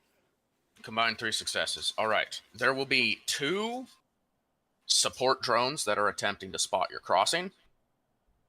I will penalize their vision based on the rain.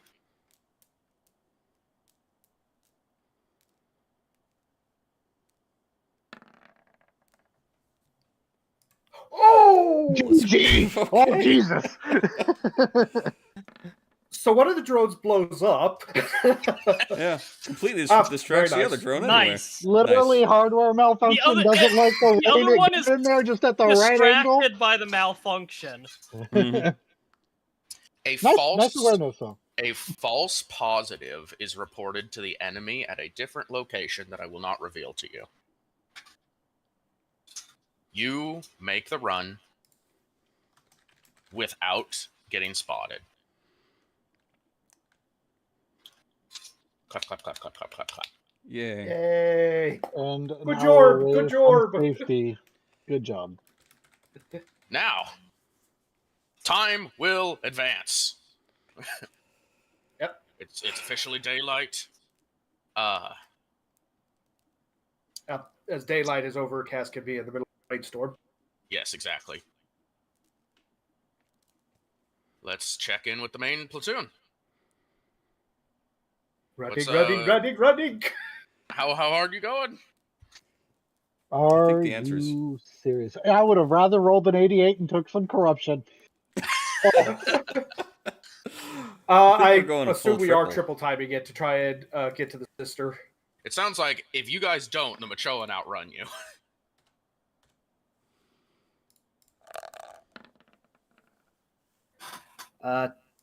All right, Chenoweth has 3 successes. Okay. Now are we Holy rolling this for every? toughness. You had a -10 on that? Jeez. Oh wait, I forgot the -10. That should be So a it's 36. I apologize. Oh, wow. A lot of 7s on that one. Yeah, remember Yeah. that you take a -10 when doing a triple time test. And Yes, aim I and get apologize. your- I forgot. So that's only 2 degrees of success. I was like, what a tough lass. Oh my god. I mean, she is, because that's 46 are natural toughness. And we need to do this for every group, correct? Every group traveling along with you, yes. All right, so the minnows also need to do it. With their -10, which I remember this time. That's a... they're going to spend the extra point of fatigue to negate the crit. I will make 2 fatigue for them. No, wait. 3 fatigue.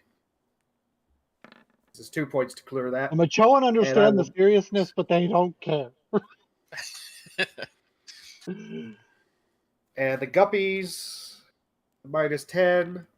Failure of 63. All right, I'll let that one stand as is. Hmm. So they're now at 2. All right. Chenoweth's fine.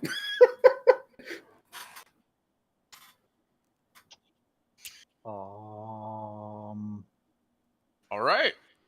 I think that's everyone in the group. No, the Scory. My bad. The sergeant gets his roll. Almost forgot. You have an extra sergeant with you to help in these dire times. Yep.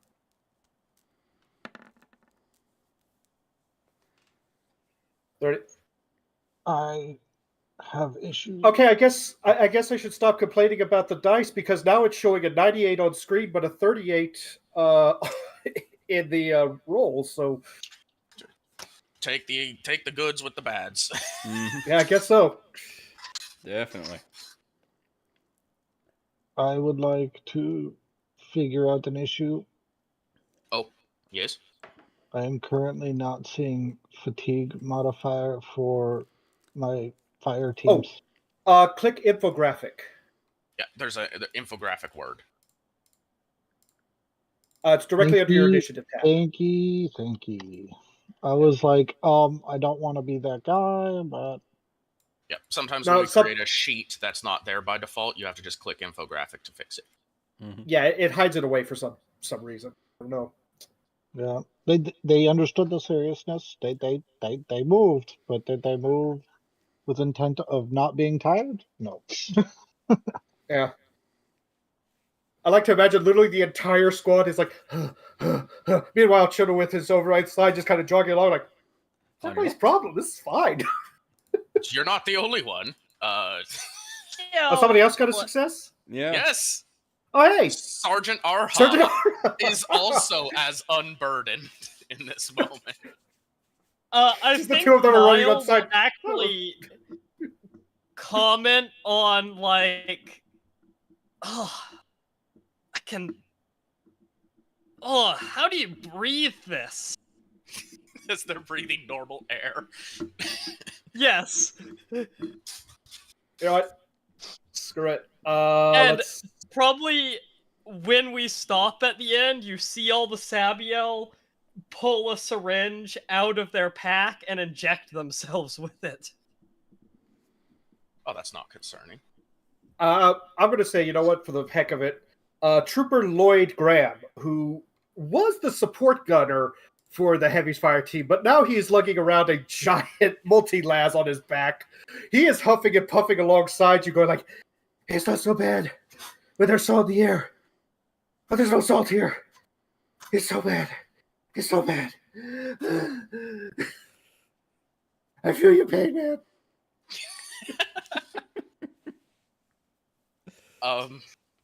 All right.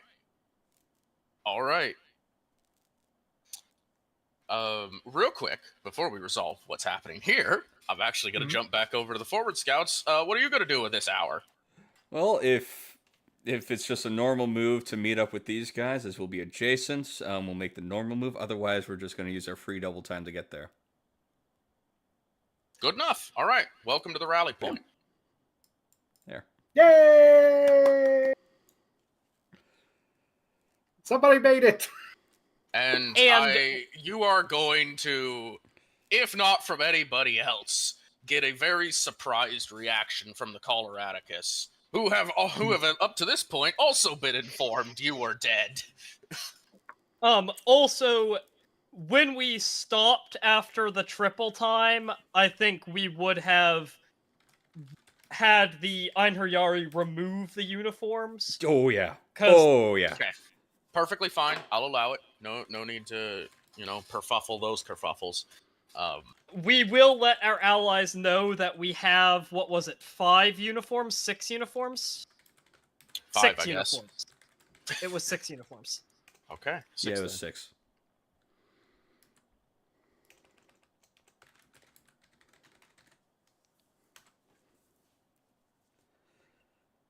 All right. Well, now I guess the focus is entirely on the main platoon.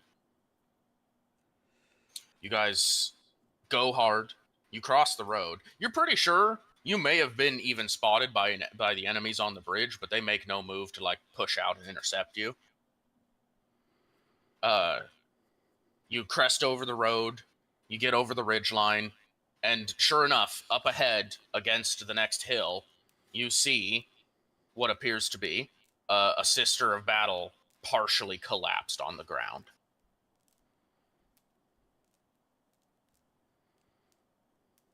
Okay.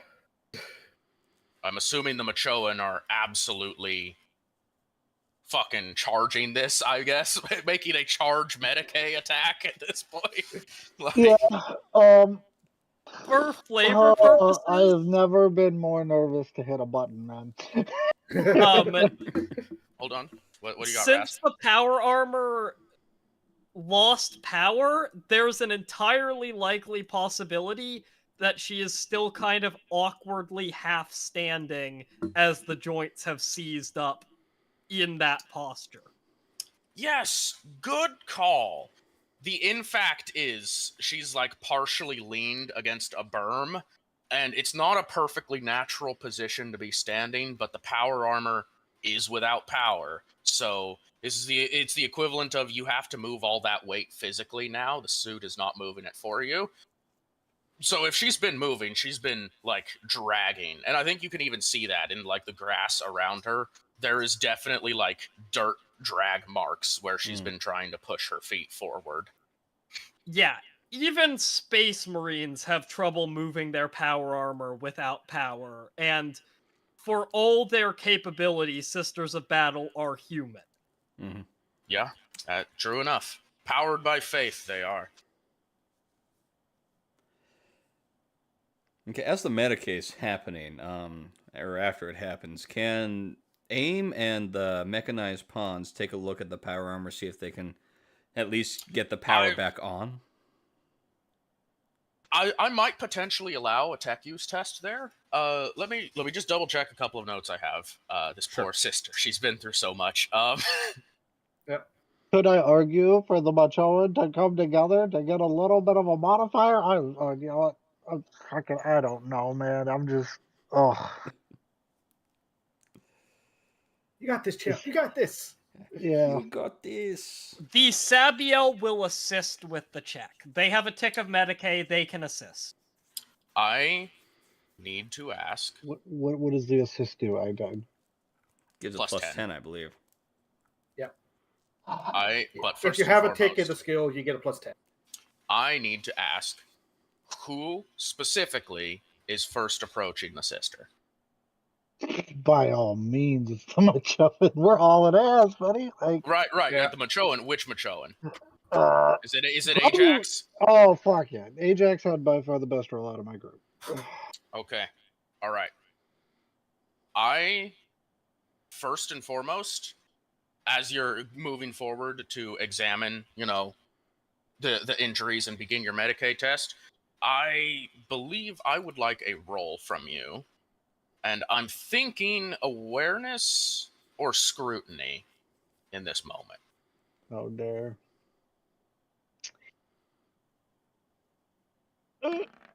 Oh thank God! By the Emperor, right? 3 successes. I need to roll something in secret real quick. Pardon me.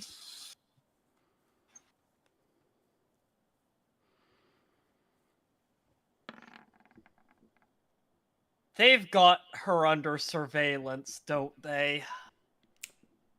What an Probably. astute thought! Yeah, it would almost seem that I see the 16 you just rolled. But it's not popping up in the screen, is It's it? because it's a GM roll. Secret GM roll. Yeah. Wait, it shows you the dice? Yeah, we It showed found me that the out when I dice. was talking to myself last time. That's That right. even if you can't It's- see the it's roll, okay. It's fine. It's Roll20 all right. is a functional website. I knew it would show, but it's all right because the reveal was right here Yeah. anyway. Yeah. Your awareness was beaten by 2 degrees of success. In this moment, I am going to call you an unaware target. Because you are being ambushed. Do you have anything to mitigate an ambush, specifically Ajax the Great?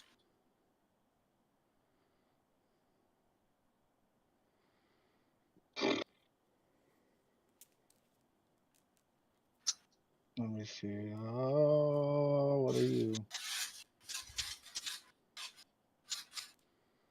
That's hitting a surprised or unaware target. No. It does not look that way. All right. Then I will now roll dice.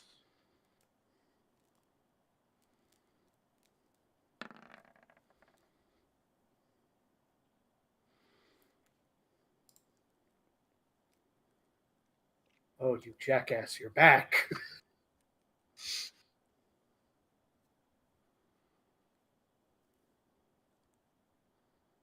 That is rude.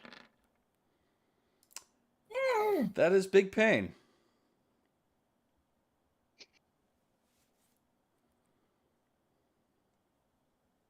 $22.6. Recharge tearing, proven 2, and breaking.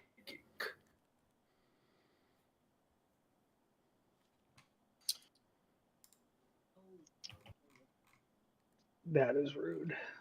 I understand. I apologize ahead of time, but please let's discuss where you stand life and health wise at this moment. Let's see. You sent me something for this, and I pinned it.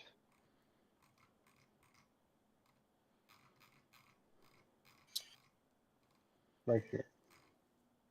Incoming damage minus toughness bonus. That doesn't change things very much now, does it?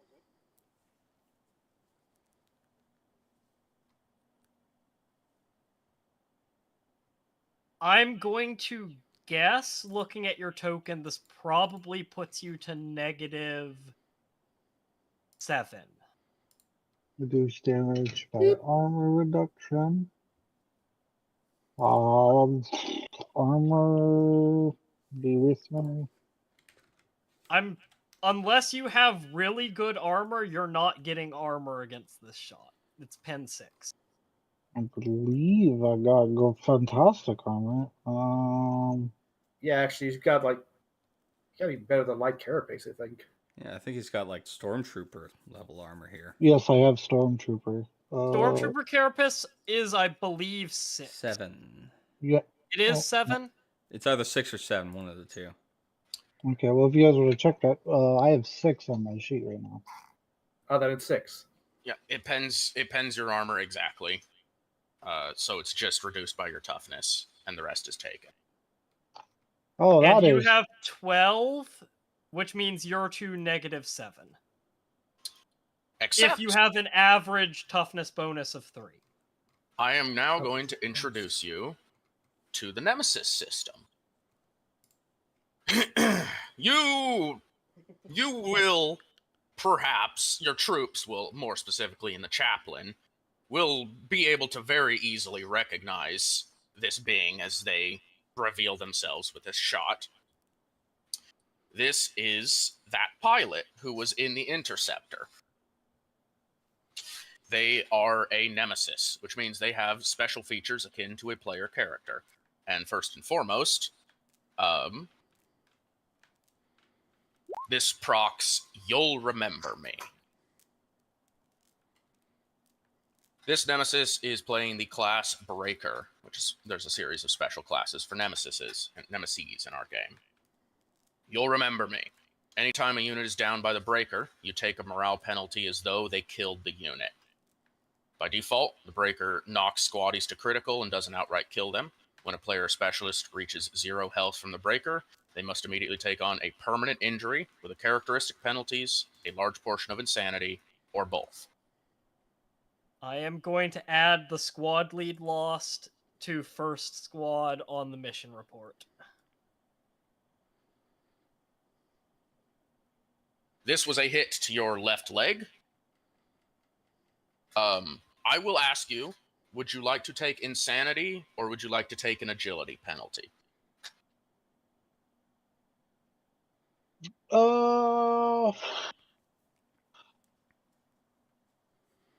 Insanity would be from the grievous pain this inflicts. Yeah. Agility penalty would be literally a large chunk of your leg is missing. I already got some messed up insanity. Why not add to it? Okay. Please roll 3d5 and take on that insanity.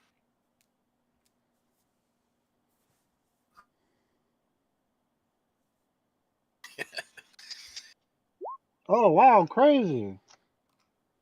Puts me to 19.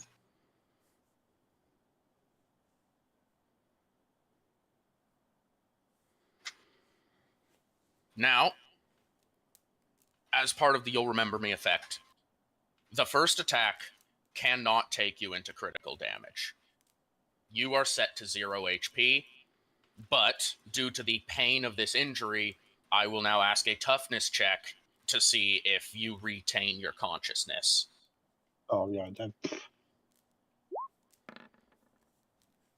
Actually, I probably should have called for a willpower for that more realistically. Because that was an option, would you have rather rolled willpower? I fail either way there, bud. We both know that one. Okay, I just wanted to be fair and honest and allow you to say something there. So, for the duration of this encounter, Ajax has been KO'd by this shot through the leg.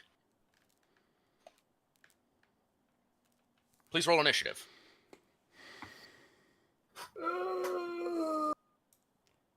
Okay. There she is. We're not going to do this on a map. We're going to do this fairly theater of mind.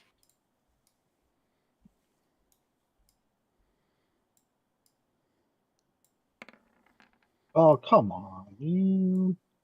Where is it? You hold it.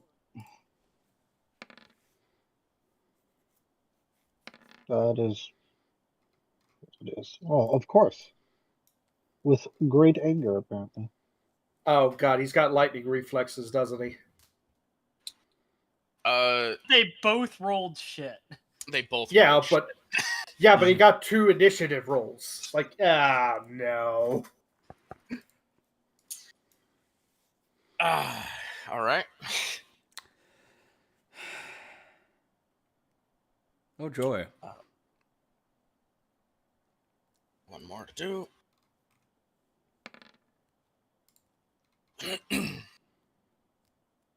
Lovely.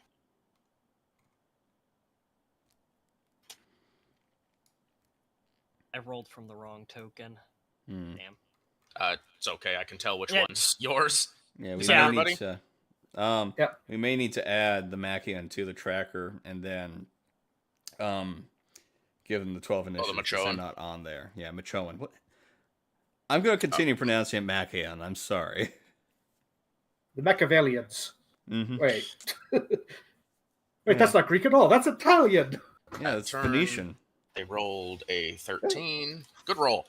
Good roll on that. Yeah, I was like, of course. Of course. Right? Dice want to roll right when it doesn't really matter. I have felt it the whole time. They're just grazing me with barely successes and barely failures. Give me an 88. Watch what happens. I don't care. Light me up, fam. Alrighty. Okay. Did I just rolled again anyway. I love how this keeps happening. I know, right? Welcome to the curse of the GM. Mm-hmm. All of your NPCs, you break them up, and they still all go in the same initiative block. Hey, luckily, at least NPCs this time never it's do. broken I up have by me. Question. Hold on. I need to go to Ajax because I will remember something, and maybe, just maybe,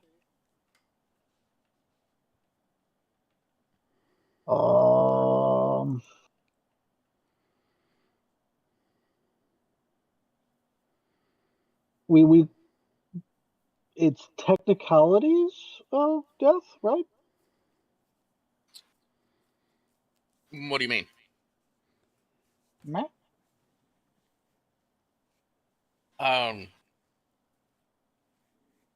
You are not dead. Yeah, that's why I was like, it was marked down as a leader death. It counts as a morale penalty as though you were killed. Yeah, this enemy type does not actually want to kill you. It wants to break your morale. Yes, so this is it an will deal enemy that damage. attacks morale. Mm-hmm. Yeah. Oh, good luck, brother. Sisters of Fate been on that one. The splitting was on that one. Good luck.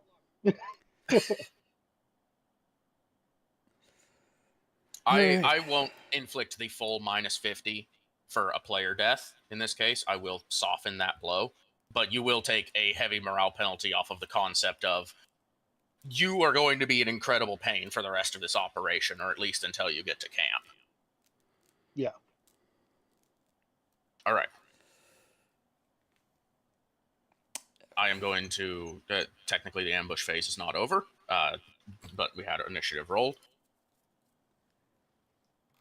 There is a support drone active at this location, and it will have initiated scramble field after the leader had fired.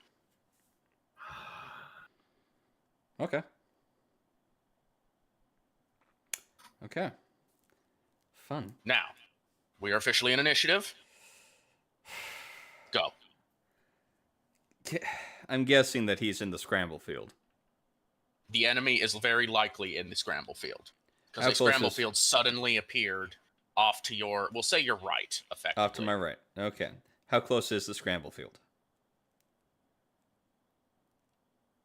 45 meters. 45 meters. Okay. That throws out that idea. We're going to take a half aim and use fatigue to negate the -20 penalty for smoke.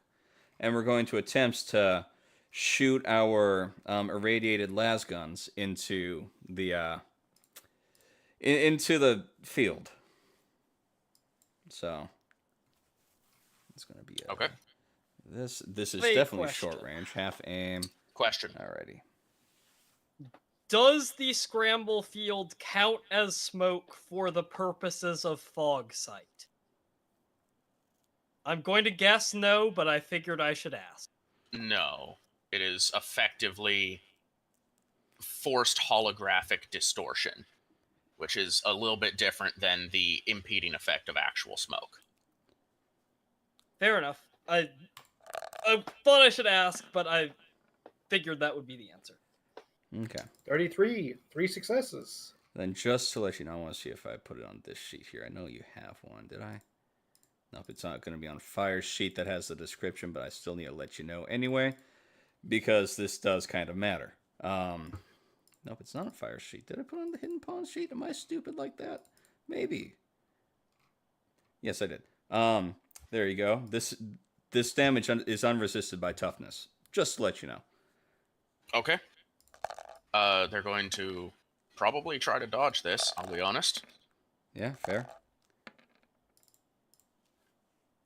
Not the best rolls, but...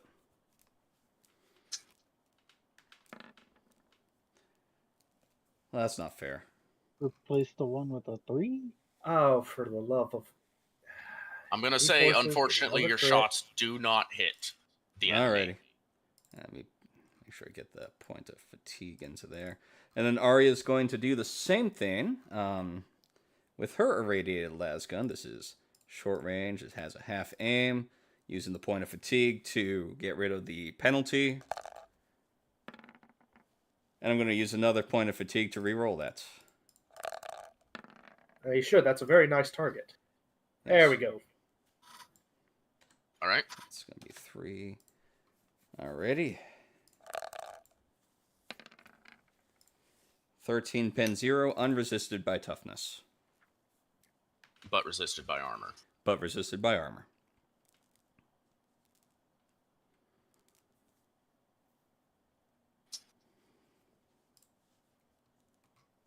Okay. That's all my turn.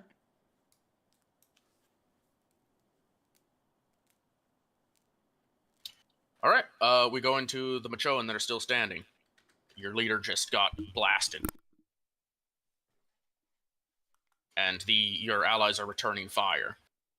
And there's a maybe alive, maybe dead sister. And it's your turn.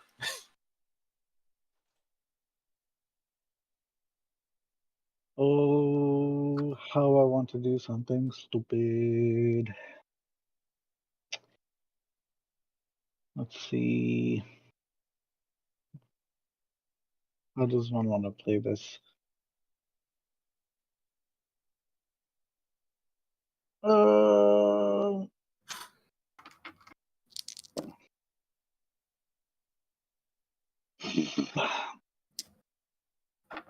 all right. Let's do this fairly efficient. So first, she will go. Where is it at? Oh, it's standard. That would be Fire Team 1, which is my gorillas, is gonna do a throw of a blind grenade into the field. Okay. Taking half aim for their full bout. Yeah, it would the field is considered smoke, so you've got a -20, but the half aim would give you the +10, so it's out effectively a -10. Oh, fair enough. Hmm. There's a standard attack though, which is another +10. It's mostly factored in to the sheet. Yeah. Yeah. If I do it like that, then kaboom. Of course. Scatter table. Yep. Yep. Of It's course. nothing. Ah, Doesn't go towards your group. Doesn't hit the enemy either. Logistics is going to go over to the Sisters of Battle, and they're gonna do a good old. Why you no scroll? They're gonna drop a blind grenade at their feet upon the Sister of Battle, and presumably close to where I was. But do you want me to roll to see if I can drop it at my feet? No, you don't roll to drop it at your feet. That's a freebie. You just use your action to drop it. You have thoroughly blinded, I guess, the area around the sister. Blind is the smoke grenade that also has a frag grenade profile, so that's going to be a damage roll. Oh, I forgot. That is. I'll let you cancel that if you since you forgot the Yeah. effect of it. Yeah, that's going to be a VBX on that one. You right. Thank you for the reminder. Yeah, Photon Flash is your classic flashbang. Yeah, I have a stun. I don't want to do that one.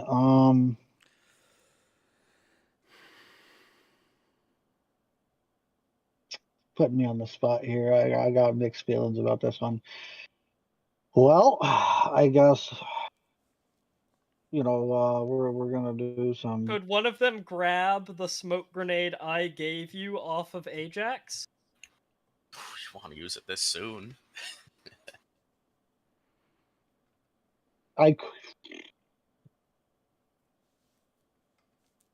Yeah, that'd be a tough call. Would this be considered short range still? Are you attacking? Yeah. That's the range stated is about 45. So yeah, short range. Okay. Half aim and they are in smoke with that say -20. Yeah. Which equals out to this one. Oh, can do this. Yahoy. Yahoy. 2 successes. Yahoy indeed. Where'd you hit? Left leg? Okay. Talk about fair play. yeah. Genuinely. That does not do damage, unfortunately. Doesn't it get 2 damage rolls because this was a fire team? It's a fire team of 2, yeah. So yeah, I'll let you roll a second damage roll, sure. 8-0. Does not deal damage. Very rude. Where is logistics?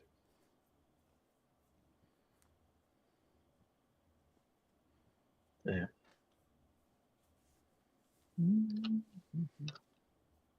Okay. Ammoed B, ammoed. That's me. Okay. Just do be tracking your ammo, guys. I know only really the pawns have went so far, but make sure you've updated your ammo. Conclusions. All right, so Chenoweth coming over the hill, seeing all this happens, something just kind of snaps behind her eyes, and she just shouts, "Guppies, move and flank! Nibbles! Lloyd, get the gun right here!" So the Guppies are basically going to kind of move a bit of a ways, and then they're going to drop down into their knees, and they are going to saturate fire into this zone. Oh, okay. Basically, they're going for a pinning attack or suppressive fire. All right. So standard range for a lasgun. If it's 45, it's short for a lasgun. Mm-hmm. Yeah, that's the question. Is it still about roughly 45 for them, or are they somewhere else? If you were just cresting the hill because you were falling behind, I would say you're probably more about 60. Yeah. Okay, so standard range, semi-auto. Oh wait, no. Where's the suppressing? There it is. Suppressing fire. 3. Into Roll smoke. a 1. Into smoke. So that's another minus 20. Literally impossible. All right. You could crit. Could crit, but it's on minus 17 as a target. But suppressing fire. Right. Okay. With a Meanwhile, semi-auto, so it's only minus 10, not minus 20. They get a bonus to this because they are presently outnumbered, and that is an effect that the Nemesis has.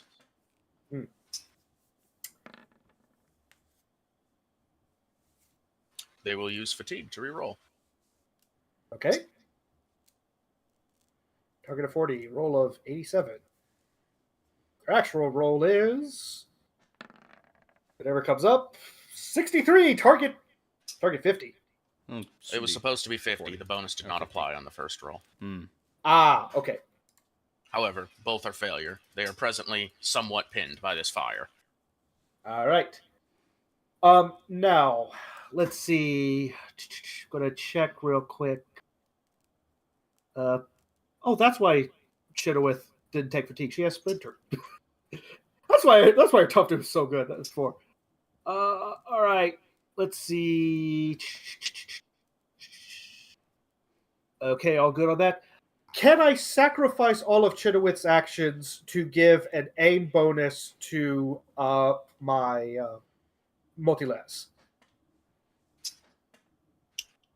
You're going to personally assist your multi-las team, is what you're saying. Yes. I'll allow it. All right. So this is going to be full auto. Should be short range actually for them, because 150 for the multi-laser. And then effectively, what would be the bonus? You're going to Or get sacrificing. You're going to get a full aim. Full aim. All right. So I am not going to add that because smoke. You're just going to counteract the smoke. Yes.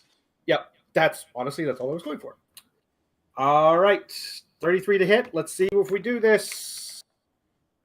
30. Oh. Not quite. Oh, I hate you. I hate you so much.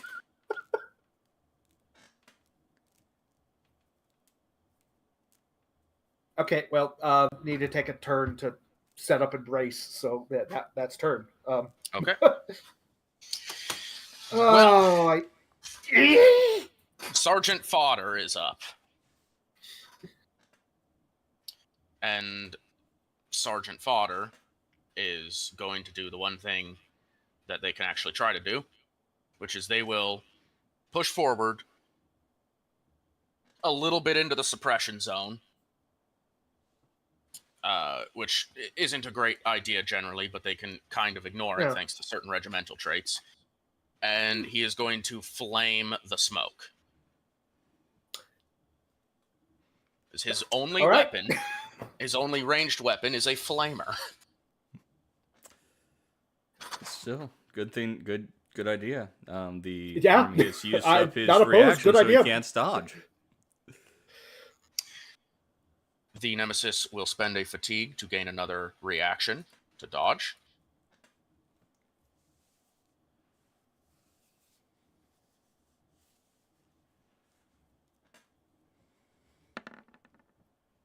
Rolling rough. All right.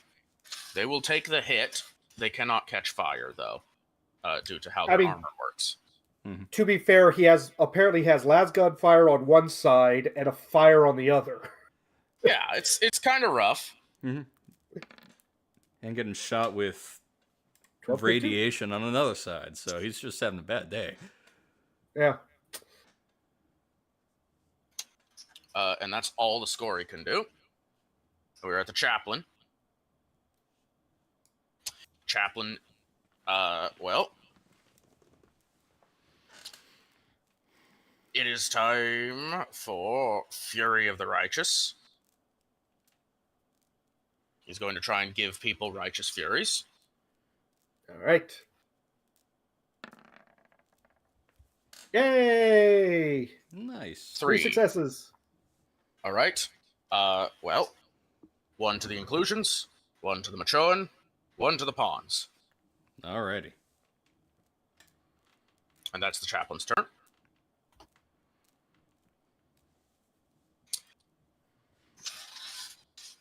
I have forgotten something, but it's okay. I'll just mention it another time. It's not necessary at this point in this combat. We'll wait for the turn order to get through.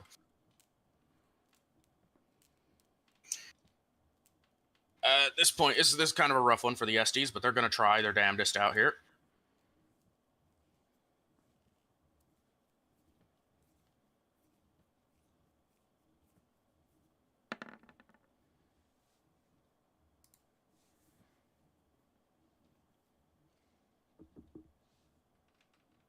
$38.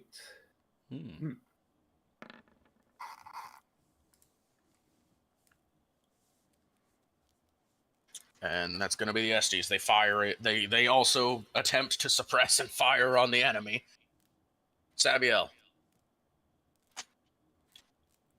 The Sabiel are going to drop smoke at their feet, making sure that they're a little bit off to the side from the rest of the group to not catch the group in their smoke grenades. And they are going to fire single shots with their auto guns. So they're only taking a -20. Are they at short range? How long's your range? 100. Short range. Okay.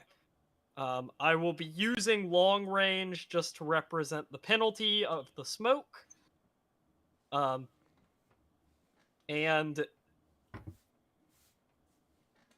here goes.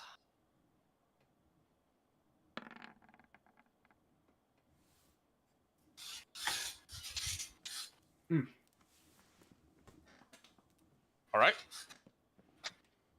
That is me. That is you. Okay. It is the enemy's turn. Yeah. Dropping the smoke was an action. Okay. We got some stuff that needs to happen at this point.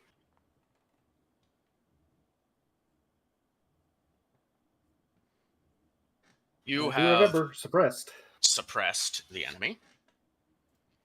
And they are presently considered pinned.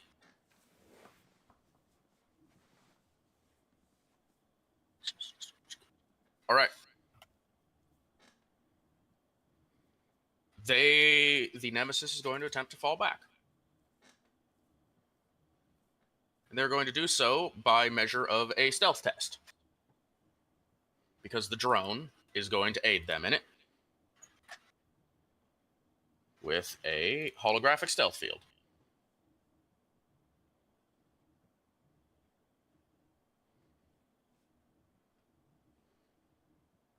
You hear a shout from where the guppies are. Second abominable intelligence!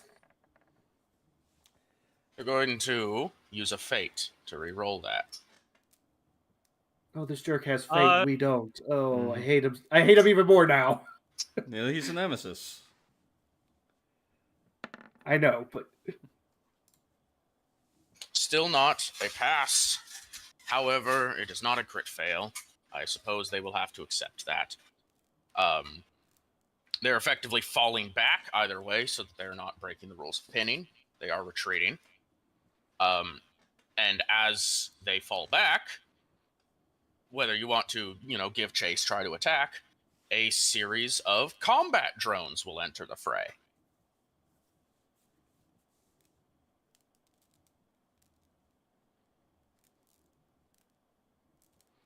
Oh, fun. And we're gonna go in some order here. These are pretty simple. Units, one way or the other.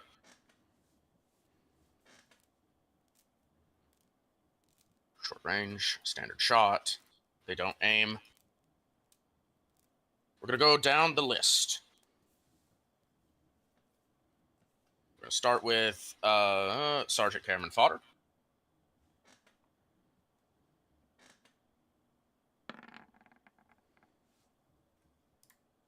ouch. One success. Oh. 5 pin 2. The drones do not deal incredible damage.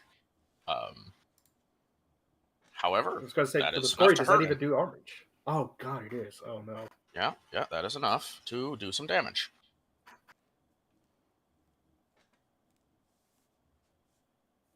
was going to say, he's a sergeant. Should be fine, right? Oh, no. Oof. The Scori are a certain regiment type we've seen once before in an off-season.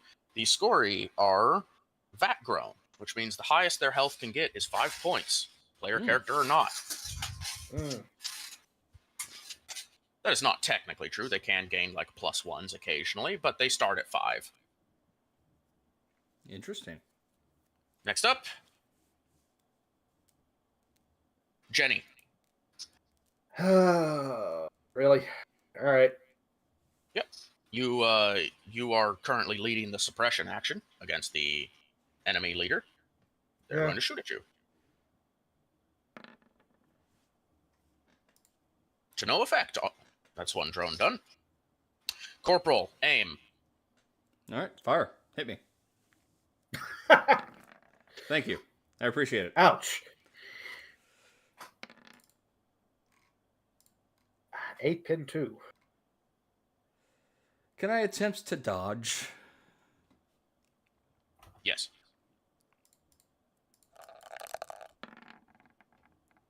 Thank you. It will attempt to shoot you again. All right. I will spend another fatigue to get another dodge.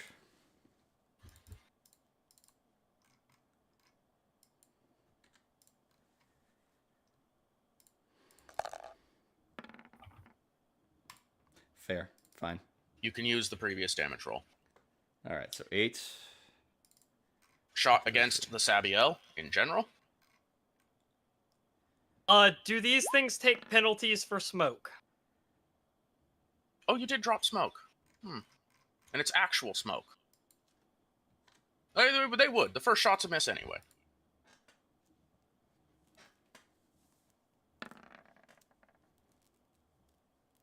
All right. And the last combat drone is going to fire on the Machoan. The guerrillas are here, yes?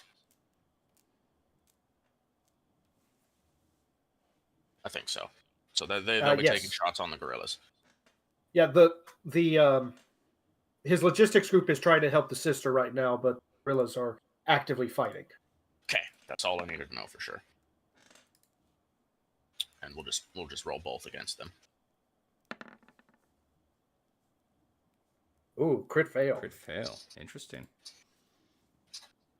The first one goes through, though. That is a hit. They're a fire team. In this case, due to how this works, let me double check my ruling on this. This is effectively specialist versus fire team.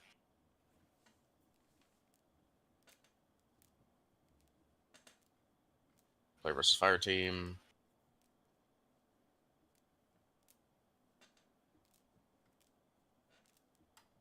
No, it's NPC versus NPC. Okay, my bad. All right. That is going to be we're going to say that's just going to be 2 hits against the gorillas. Of course, dice. Okay. Let's see. They don't do a ton of damage, but they're great at harrying. Mm-hmm. Mm-hmm. That is okay.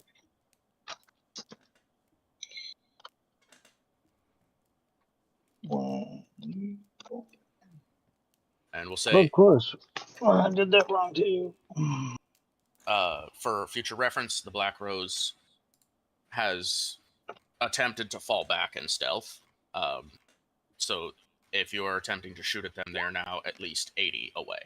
They've doubled their distance from you. Oh, it's 2d4. That's right. The drone switched its field type, right? Yes, technically. So Okay. the smoke effect no longer applies on them. Yes?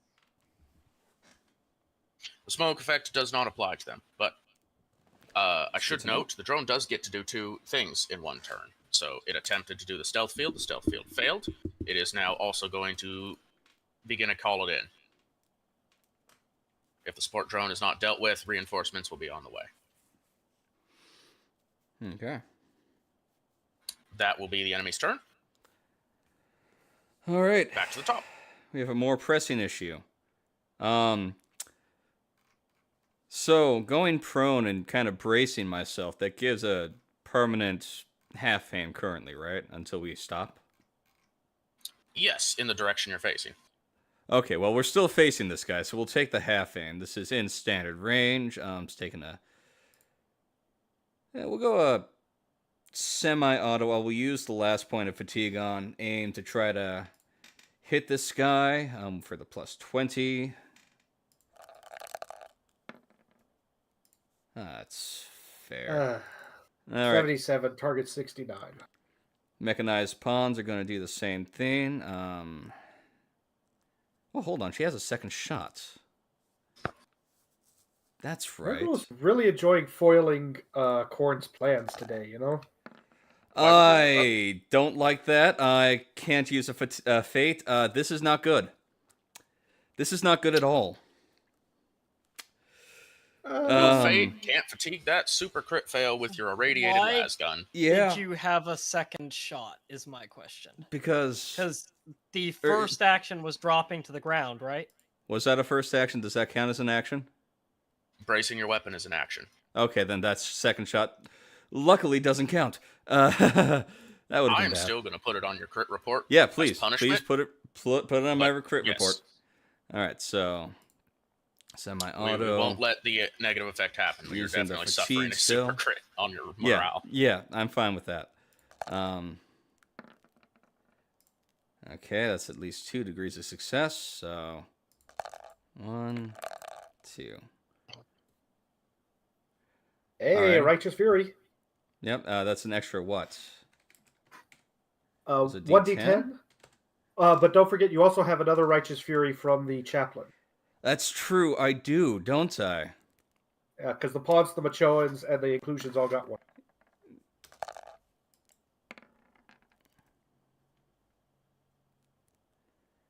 Your opponent dodges.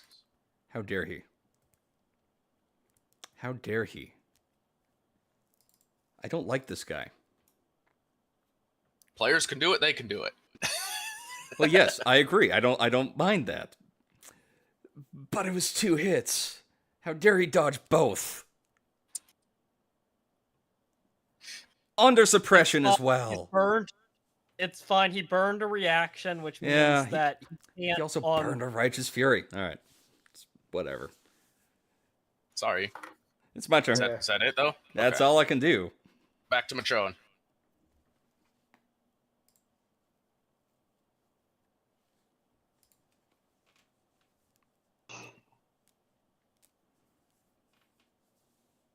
muted. So the current problem is the drone. We've seen this before.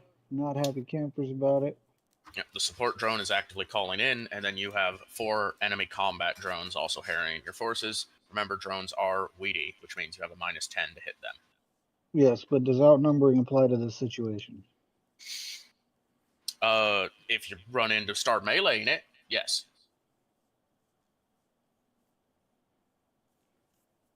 Charge attack don't look too bad.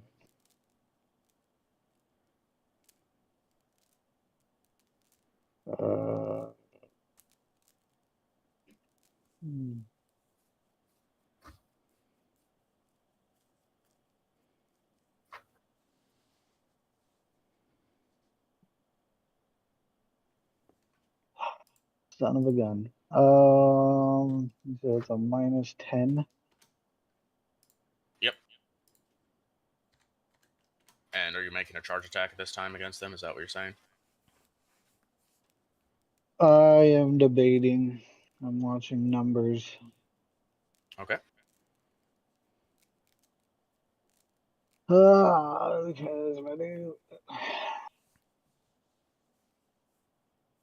I do this to subjugate that, and then it's gonna have to play out as a charged attack for the best result possible.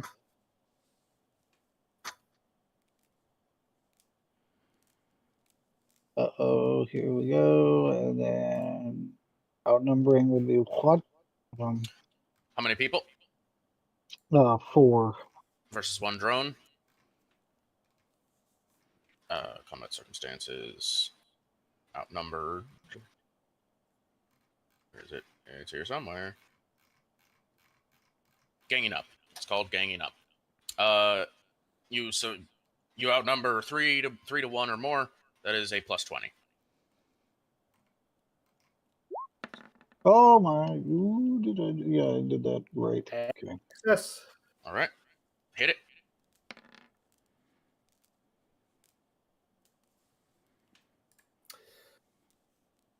Is the most Imperium thing imaginable that we have this I would like to technologically use right advanced system. theory on that. Oh, okay. What is the maximum damage you could have rolled? 2d10, keep the highest. So 1 it'd plus be 3. 15. 15. You kill it. Yep. The drone is cleaved apart by the group of Machoan bringing their chain axes down upon it. Is the most Imperium thing imaginable of I don't understand this technology and it's foreign to me, so I'm going to run and hit it and break Hit it. it with a stick. Yep. Was with that a a stick. combat or was that the support? That was targeting the one that was amplifying the signal of call it in, which would be the support. Ah, okay, so that was support. That support's definitely fucking dead then. I'll undo that. Yeah, because I only used the right superior when I saw the fucking modifier. I was like, oh shit.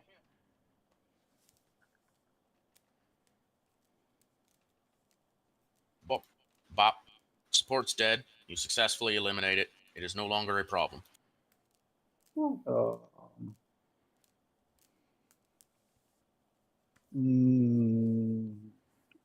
do.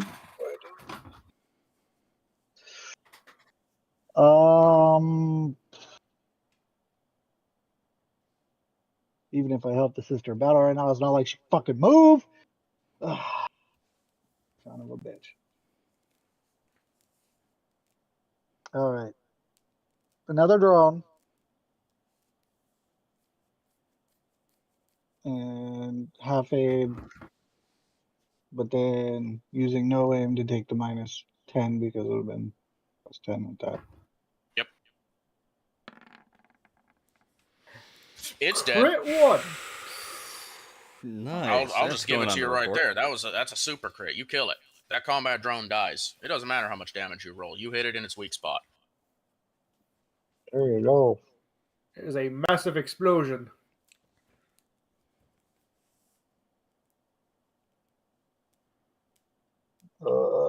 that is. Yeah, I think that's all I can do. All right. Conclusions.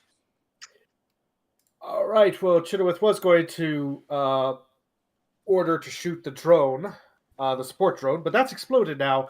So basically, same thing as before.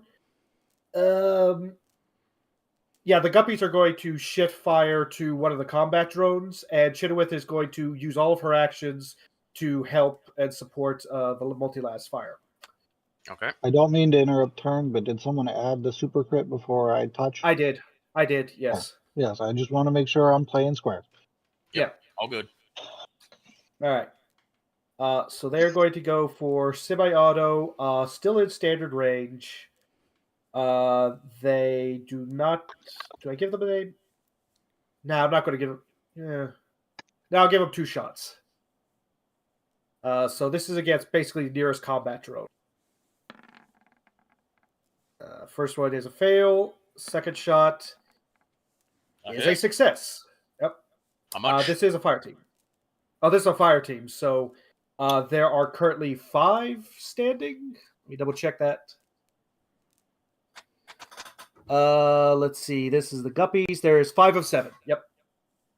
All right. They do not presently have cover against you, assuming you did the modifiers correctly. I'll let you roll 5 damages. Yeah, it's a whole fire team focusing on 1 unit. That's okay. All right.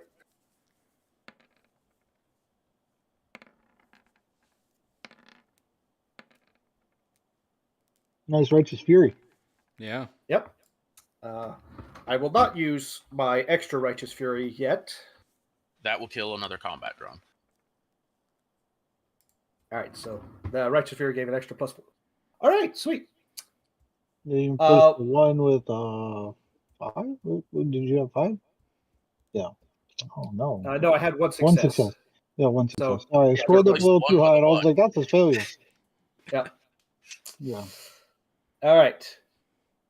Oh yes. Iron Fist. Wait. Yeah, wouldn't apply to the Guppies, but would. I'm double checking my comrades real quick.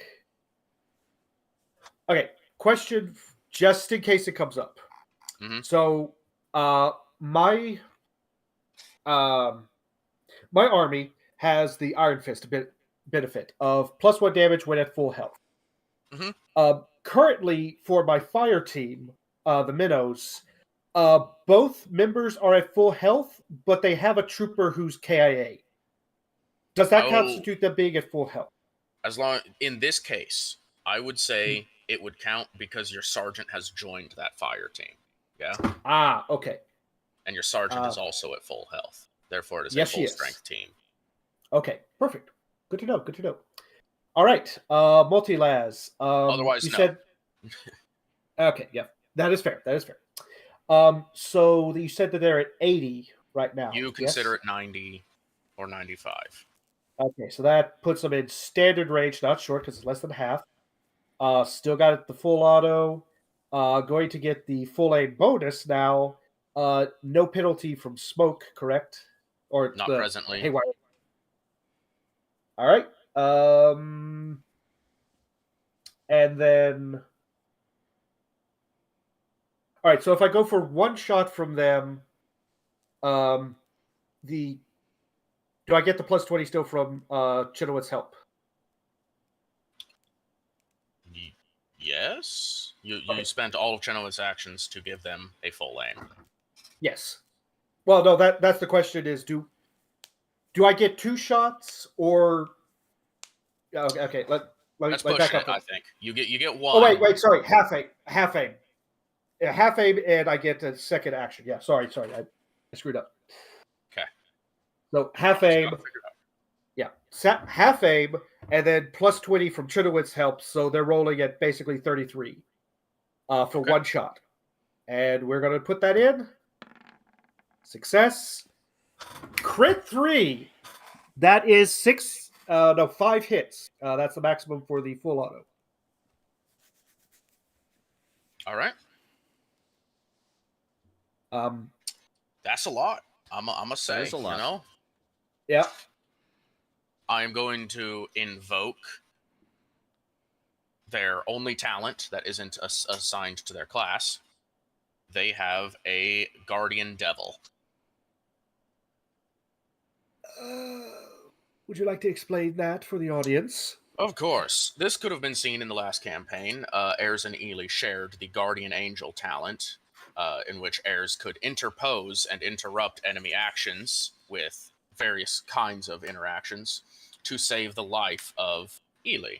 The Guardian Devil for Nemesis work the same, where they have someone that usually sits off the battlefield who waits for a critical moment in which the Nemesis could be killed to attempt to interpose and attack the attacker.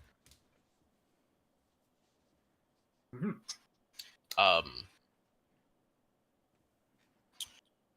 I am now going to attempt to attack the minnows, or you can choose for it to be Jenny, whichever one would interrupt your attack. Technically, Ginny is support, so she is like spotter and reloading, which means that Lloyd Graham is the one on the gun.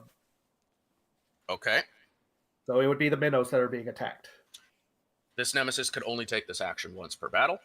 This will be its one use to save it from the fact that it wouldn't take 5 multi-laser hits in this moment.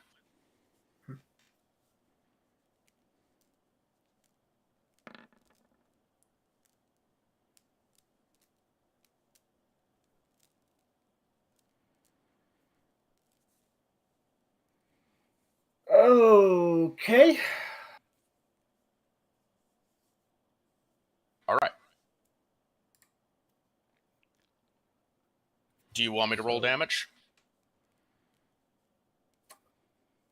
Well, I don't really have any ability to dodge. Or do I have an ability to dodge? You may take a dodge action, but you may have no other actions this turn if you do. You have to cancel your attempt to shoot entirely to take the dodge action, which is what Guardian Devil is supposed to be.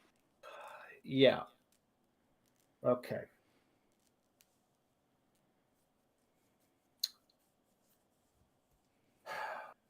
All right, we're holding it. Okay. Just going to hit the button.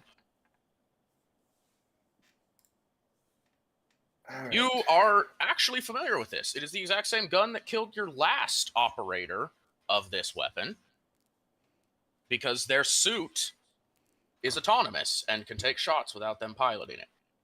Oh, that is such bullshit. Tower's such bullshit. Aren't they? It's their whole thing. They love doing this shit. Now, the breaker rule still applies. This won't actually kill your gun operator, but it does inflict "you'll remember me." Your unit goes straight to critical, and as far as morale is considered, they're counted dead. All right, so critical means that they're on 1 HP, not 4. What? Why did I introduce the gunner? Your gunners are a bit cursed, I will say. Apparently, yeah. Okay. Box operator is still fine because he dropped down. He's out of sight right now. So what happens to any of the shots from the multi-laser? Just completely canceled? Your gunner went down. So, yeah. Yes, canceled. The gunner cannot get the shot off. If the gunner lives, they get to shoot, or if the gunner dodges, they don't get to shoot, or if the gunner goes down, they don't get to shoot. Those are the rules of Guardian Angel. All right. Well, turn. All right. Well, Cameron Fodder is going to try and deal with the drones now because he can't keep up with that Tau running away. Very annoying. The drones have to dodge because he's using a flamer. That's, I didn't actually think of that.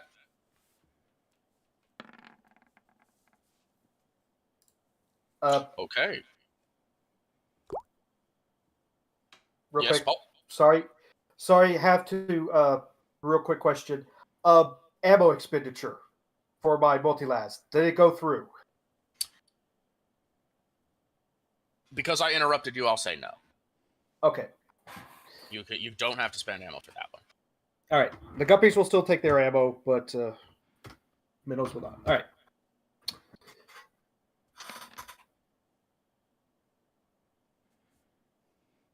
Well, it deals some damage to the drone. It's flamer fuel can't really melt Tau steel very easily. But he's dealing damage. And he had to move and shoot to do that. To get within range. So now we go to the chaplain. Chaplain's not really a combat guy, but at this point he's going to have to try something to help out the other people here. So he's going to take a half aim and fire at a combat drone, and we're Hail Emperor.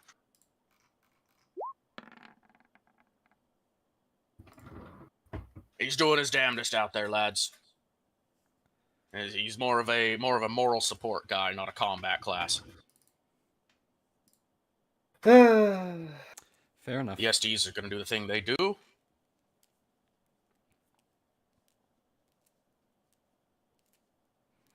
having a little issue with my pop-ups, so I can't roll as fast as I normally do.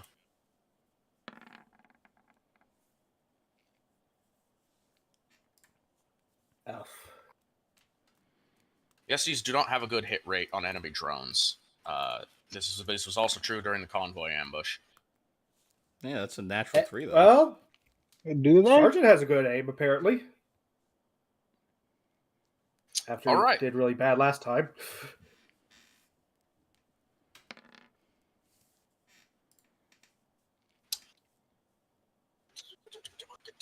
That's going to kill the wounded drone.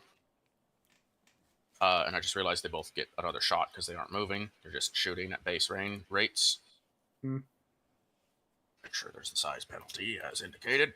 So they try to shoot the next drone as well.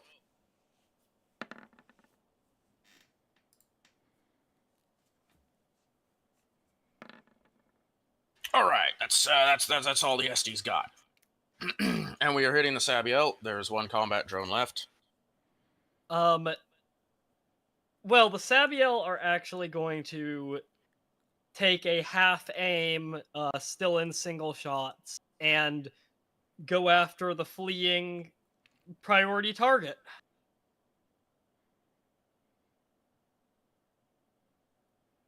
Okay.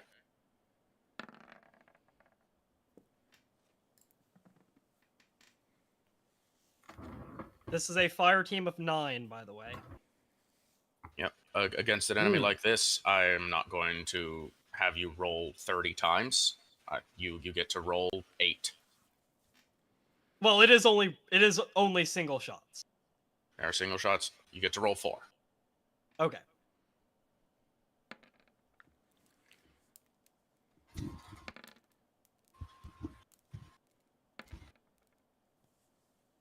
Ah, there we go. That was to the body. Yes, it was.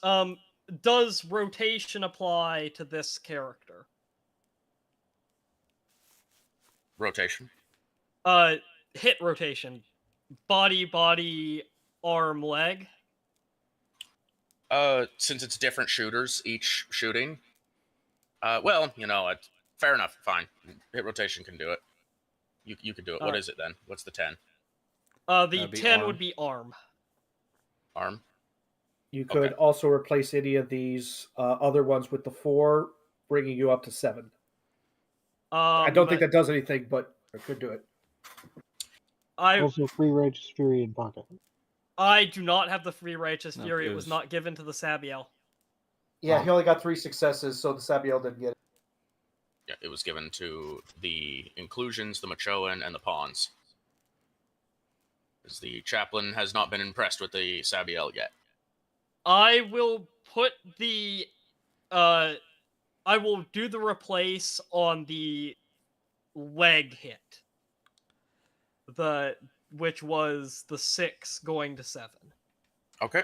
I've applied the damage. I feel like that's the most likely. Okay. Is that your turn then? Was it aim and shoot? It was aim and shoot. Okay. All right. I am going to say that your enemy flees this turn. How far can the he Nemesis will be out of the battlefield. How far can he move? Okay, 1 second. 48 tiles. 48 tiles in one move. Wow. Sprinter. Yeah. Sprinter and a shit ton of agility because he's a pilot. Yeah, Yes. fair. There you go. You figured it out. They're a pilot, so they have a ton of agility. Man, I wish I could have got one more shot off at him. Did I do the math right? Hold on. I'll double check. But it is an absurdly high number because of Sprinter.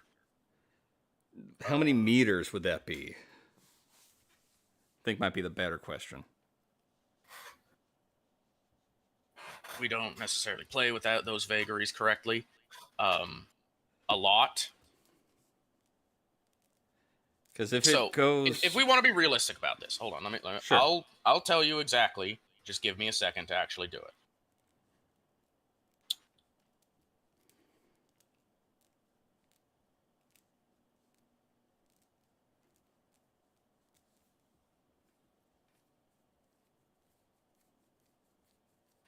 Okay, so it's double that.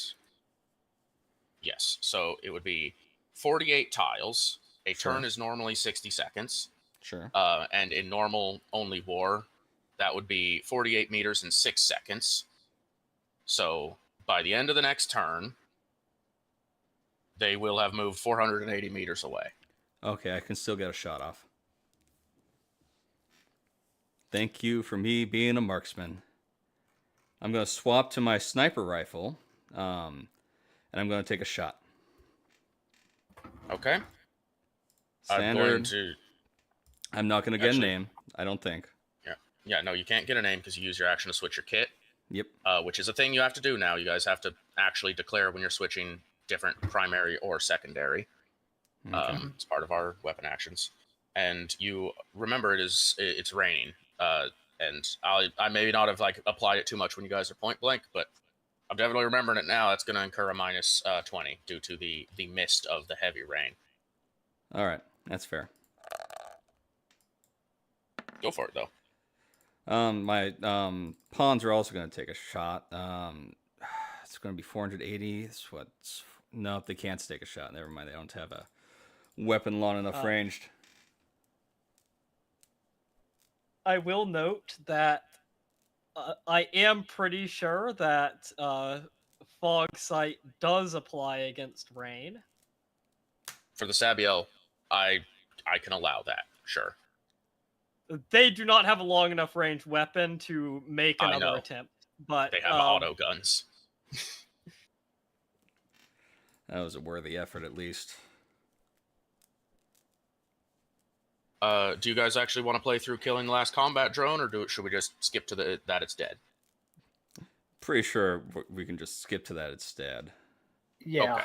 Through a combined effort, you kill the last combat drone. Chenoweth is currently shouting, "Medic! Medic! A medic over here!" We drop out of initiative turn. You guys may take actions as you see fit at this point. Am and the pawns are double-checking. immediately overwatching everything. Double checking that Trooper Lloyd Graham is currently a critical. Yes? Not dead? Critical. All right, so Chenoweth is shouting for a medic. All right. I think the Sabiel are closer than the Machoan. The Sabiel know that standard humans can't use their medkits. So this is more just sort of bandaging the wound and stopping the bleeding. Okay.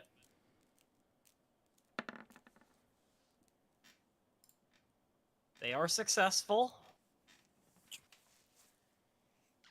I would say that because they were not actually using their medkit, that's just to stabilize. Yes. So he's brought up from critical to downed. Yeah, effectively. Yeah. He is at the down state. 2 of 4 instead of 1 of 4. Yep. Accurate. Let's check in with the Machoan then. Buddies. What's the order of operation? This is tough.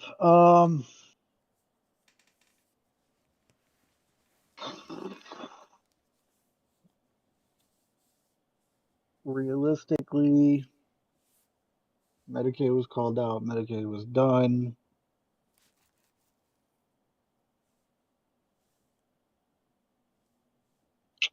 I think the play would be Sister of Battle and then dealing with whatever is going to happen there with Ajax.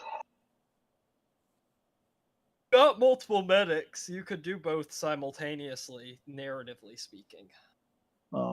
Considering Ajax the Lesser, who is spiteful towards Ajax. Yeah, they being in this unit, he would not care.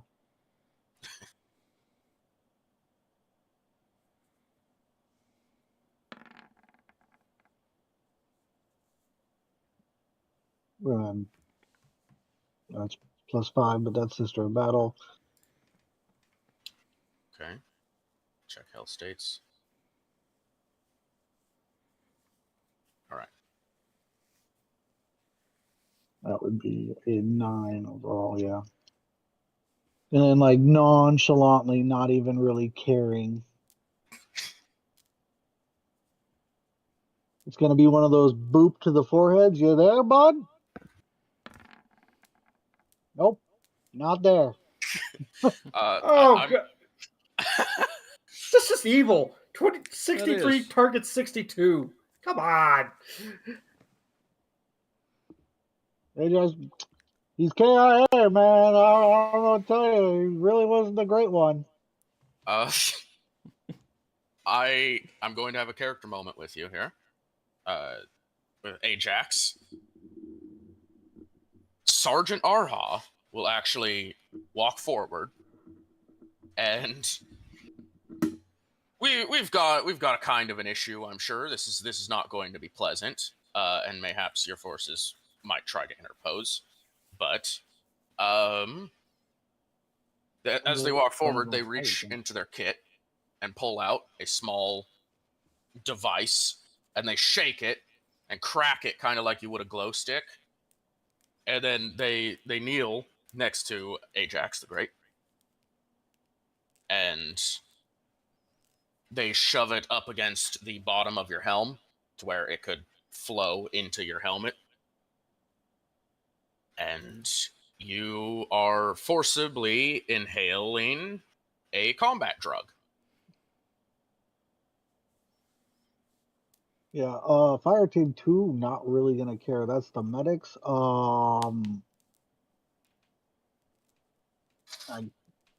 Let's see. I know that Helen's not going to give a shit. Hector might actually care, and same with Alexander. Oh, God. All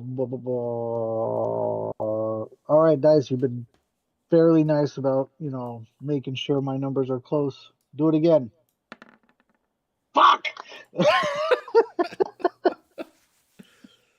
Crit 3. They are so aware of this. Oh! Mm-hmm. Why can't you be looking for other drones? Oh, God. Well, first we'll go with Hector. Hector isn't going to necessarily stop this, but need explicit detail on what the hell it is before it happens. That way he can note down this event. Okay, so basically, as the sergeant approaches, you're just like, "What is that? What does it do? What's it called? Tell me." Yeah.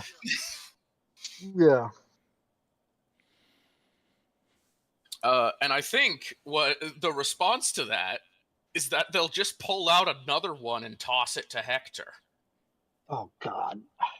And it has like a bunch of text on it that is actually in Low Gothic that describes what it does.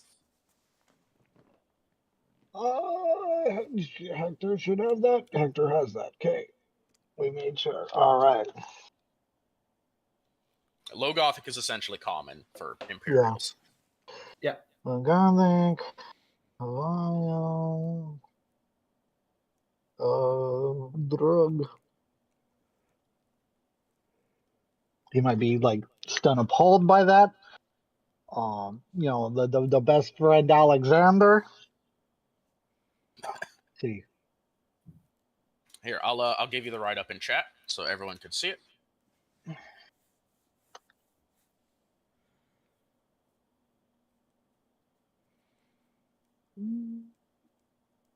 Walker.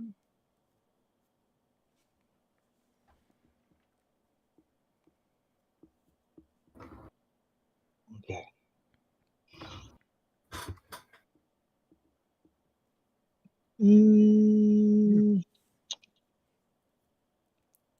In fairness, being to Alexander, his whole thing is like he's good friend from training. Is Oh, just yeah. gonna be like, is this going to kill him? There is other way we can save him. This is not to finish allies off. This is to help them move.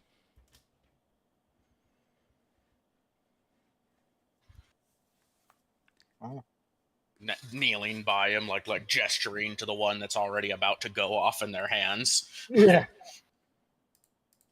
Good? Good? Yeah. Slowly putting arm towards him. And finally, crack. There's a big burst of inhalant. The very next breath Ajax takes. Immediately, you are technically awake. You are technically in control of yourself. You are just a little loopy and out of it, but you are fully able to take actions.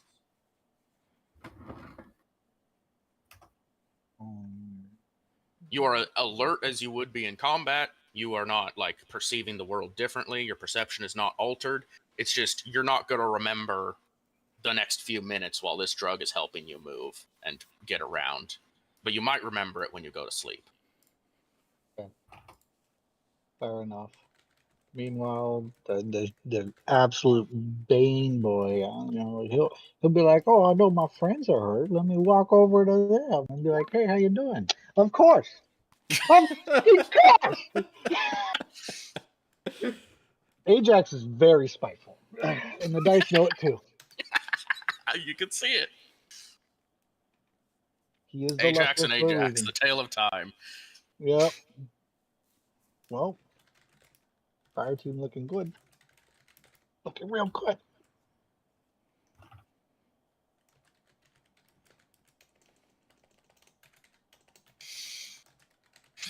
All right. I definitely. I'll say, as to cover up some important bits here, as you were patching up the Sister of Battle, she's unconscious. She is unconscious on her feet, and she has likely been unconscious for several hours at this point. Oh, perfect! I got a thing for her. We're talking maybe it's been about 6 to 7 hours where she has not been awake. But a single hour ago, she spoke to us. Yeah. It was probably... Single hour ago, you thought she spoke to you. Right. To be more accurate about the situation. The hissing buzzing was the voice mimic coming online, I think. Mm-hmm.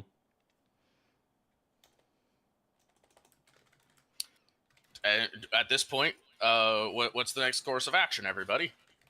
Oh, easy. Hector walks over, snaps the glow stick, goes, breathe. To who? The Sister of Battle. Ah! What a good call.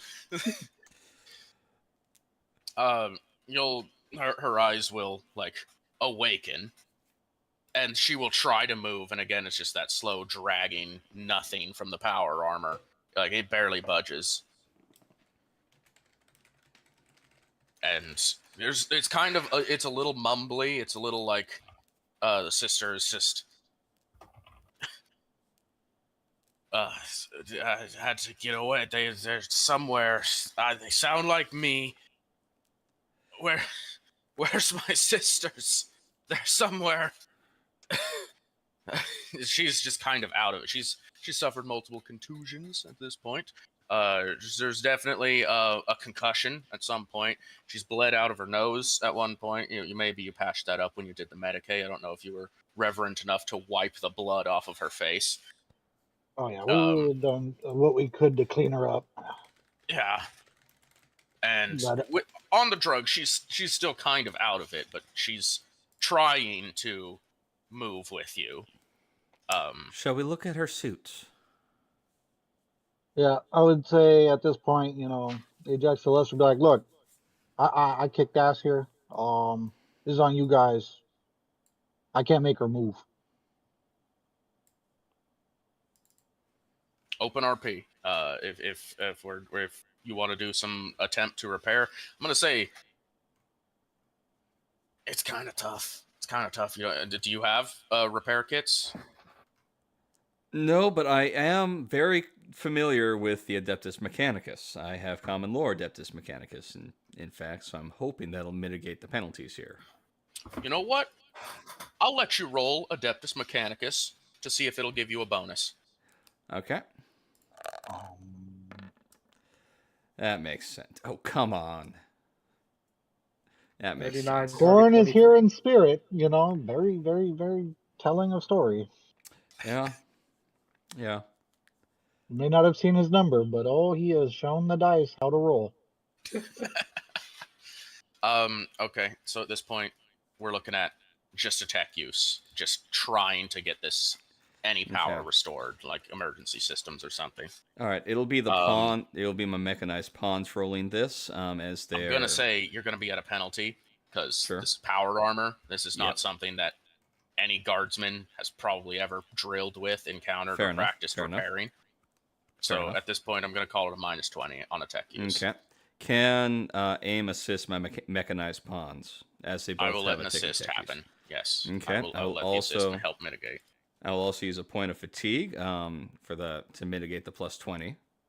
So I'm rolling on a +10 total now. Okay. Also, and I will fatigue that. With all of that spitefulness that went on, that Zeech was definitely there feeding some betrayals. Possibly. Don't know enough about this thing. Bad news. No one knows how to turn this armor back on. Well, we'll carry so her far. Let's see. Or someone will carry her. No, that is a nope.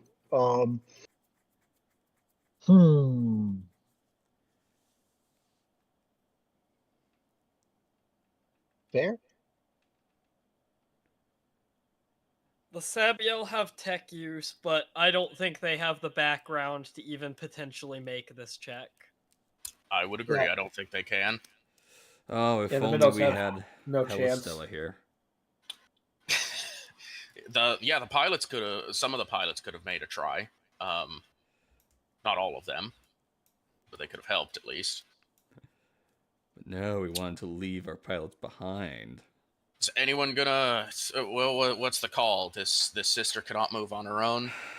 I cannot would restore have to her crit. armor. Yeah, I would have to crit to even try to help.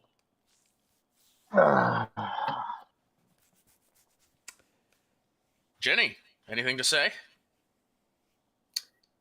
Jenny is more concerned with another major obstacle that we have to deal with now that her person is stabilized. However, Corporal McBruce is a fairly large and stubborn man. So he's going to attempt to pick up the sister and basically carry her on his back. Just double check something real quick. Power armor is effing heavy. It is How heavy? He's a large and stubborn man. Armor. I didn't say it was going to work. I say he's going to try it.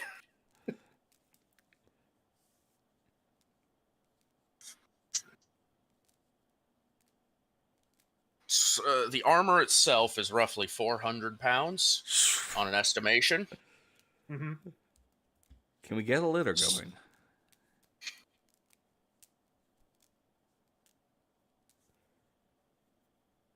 I'm just going to ask. I'll let you roll a strength. -40. Let's see. Let me double check all the comrades who are still in. Oh, yes, I do also have Gwyn Moore, who is an Amazon. And nobody else is really good for this, but the rest of the guppies will help out. Seeing the corporal basically go over, put his try to lock his arms around hers and try to lift. It's not doing anything. Lift. Strength. And the others will minus 30. Even with the rest of the group coming in to help. Minus 25. If your whole squad is doing it. That's 5 people. Good grief. All right. It's like we're looking at the deadest of dead weight here. Like you are trying to move a person who is locked into an awkward walking position because the joints are frozen without power unless willed forth. It's a lot of weight, man. And it's not a lot of area either. It's one sister of battle. In retrospect, that their adversary douche canoe was traveling at 178.95 miles an hour when he dipped.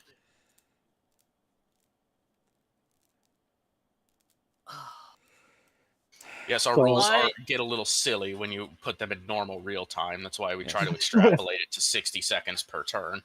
Yes, it was quite the math endeavor to do so. But thank you for it. It's just funny to hear.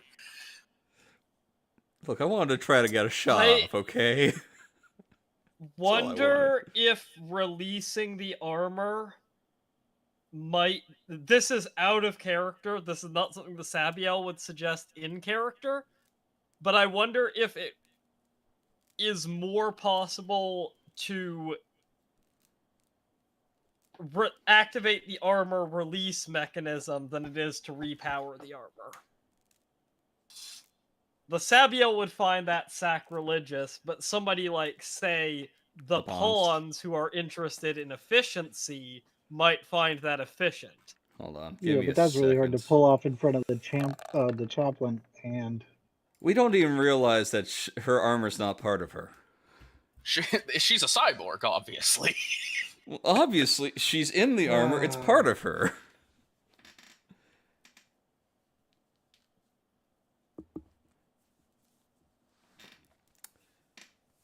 All right. Chenoweth's going to have to be the one to suggest that then. It's like, we got to try to save the sister, right? I mean, we can't just leave her in there. We can come back for the sacred armor, right? Wouldn't that be leaving her without her body? Well, it's just... They're not fully integrated into those things, are they? I mean, like a space marine could take off their armor, right? That's what I've heard. They can?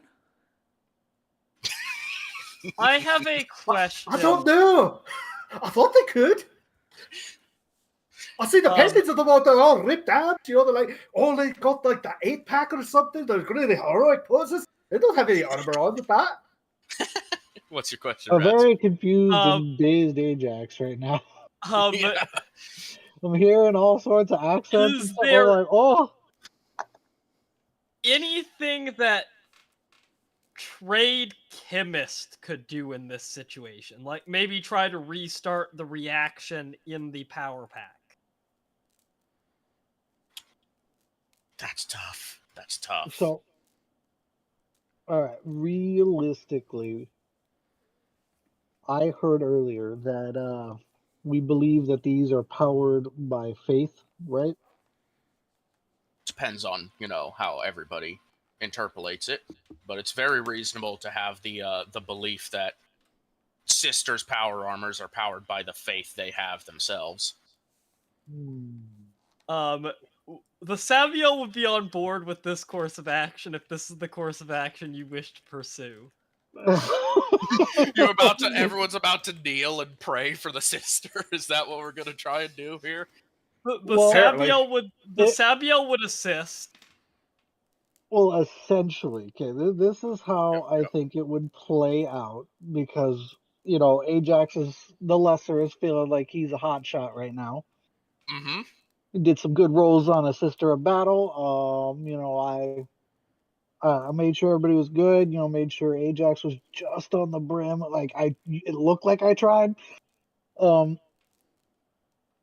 Maybe he goes, "Hey, Chaplain, I know you don't really recognize me that much, but maybe you start up a little prayer. I go over there, do a little bit more healing. Maybe I can figure something out, and we all start praying together."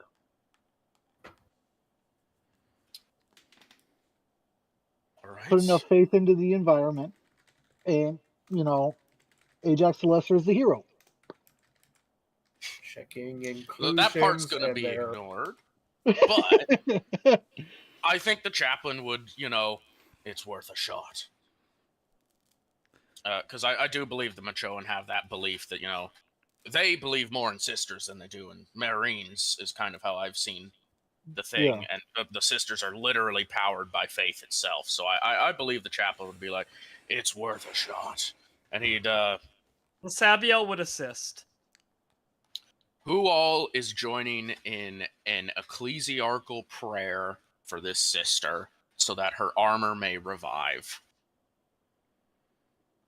The Machoan for sure. The Machoan and the Sabiel for sure. Okay. I doubt the pawns. No, we're continuing to try to examine the armor. The Scory will.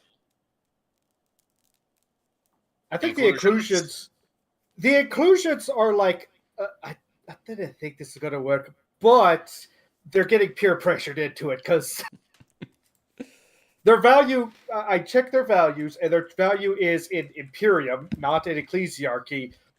But at the same time, everybody else is praying around them. They're just like, we need the power. Okay, fine. And they all start praying. I'll double check the SDs. Their faith is not ecclesiarch, and they are definitely just kind of standing here like, you're just gonna pray? You're just gonna pray the tech works? They're not saying any of that. They're not being like deniers, but that's definitely the aura they have standing there. Yeah. This is just gonna be a luck roll. All right? And it's not gonna have a great number. We're talking it's a single-digit target. But I'm going to let it happen. I'm going to let the roll go out. Yeah. Machoans, you're the ones that are going for this. You roll it. I got. Do you want to roll it? Hey, why? I got maybe something. Uniquely, right? Could it help if I paint her bright and flashy? You get out your painter kit and start like every single one of the us. Armor. Yeah, just for some +5 charm. So as part of your prayer, you are you are painting over the battle damage so that the armor looks newer, essentially. Yes. Okay. Yeah. That's interesting. I'll let it affect the roll. Give another +1. Fair enough. What's the target number? Right now, your target number is 9. This is Ajax. Just watch. It's an 88 that gets rolled. Just watch. That was close. 98. You know what? This is an important moment. The chaplain is pouring his heart and soul into it. He'll spend a point of fate to allow you to remake this check, and he'll spend his last point of fate. It won't give the full bonus to give it a +10. This man is using every ounce of his faith to try and cause this to happen. How much would it add if we spent fatigue on this? Every point of fatigue will give it +1. The section secundus will contribute 2 points of fatigue.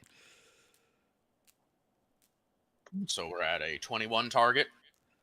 Yeah. It's not a bad target. It's not a good target, but it's not bad. Fine, the Guppies will throw in an extra point. Let's go! 10, 3, or 6. 22. Can I please Anyone make a note? else? Chenoweth is distracted right now because she's trying to figure out how the hell to get. You know what? Could this I'm technically... about to throw it real big. The Scory will give you 5 points of fatigue. 20. A whole 27 target. Could this text... Okay. It's better than 1 in 4. It's If I were true. to By 2 use... points. Yeah. Don't you die on me. You want to Can I get invoke an additional "Don't you point? die on me"? For additional points. Put it in chat real quick. Hit the little bubble.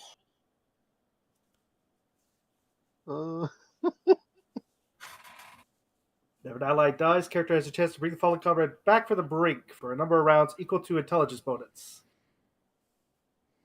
To be fair, this was used once, or something very similar to this was used with the one Maldine who, in the end of last season, who got the adrenaline rush and was able to basically continue fighting at the last battle. Yeah, and If this, you this, will this eat definite, the it's 2 gonna- points of fatigue. it would be 3 because it's coming from Ajax the Lesser trying to shine. Okay, you know what? That's hilarious. I'll give you first off you're spending 3 points of fatigue. I'll let the +3 go there, and for invoking this ability, we'll make it a +5 in total. So that's a 35 target. Or is that a 32 I'll target? spend another point of fatigue. No, 35 because you got the +3, so it was 27. So 27, 28, 29, 30. Then plus 5 on top of that. And then, Ras, what'd you say? Adding another one point of 36. fatigue. We're up to 36. 36. We are more than a third of a chance.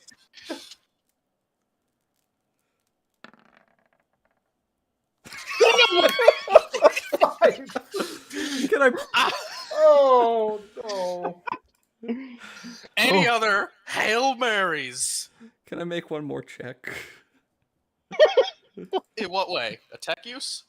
Yeah, or Mechanicus, or Common Lore Tech, or something to take a look at this Can we thing. assist with our chemistry trade?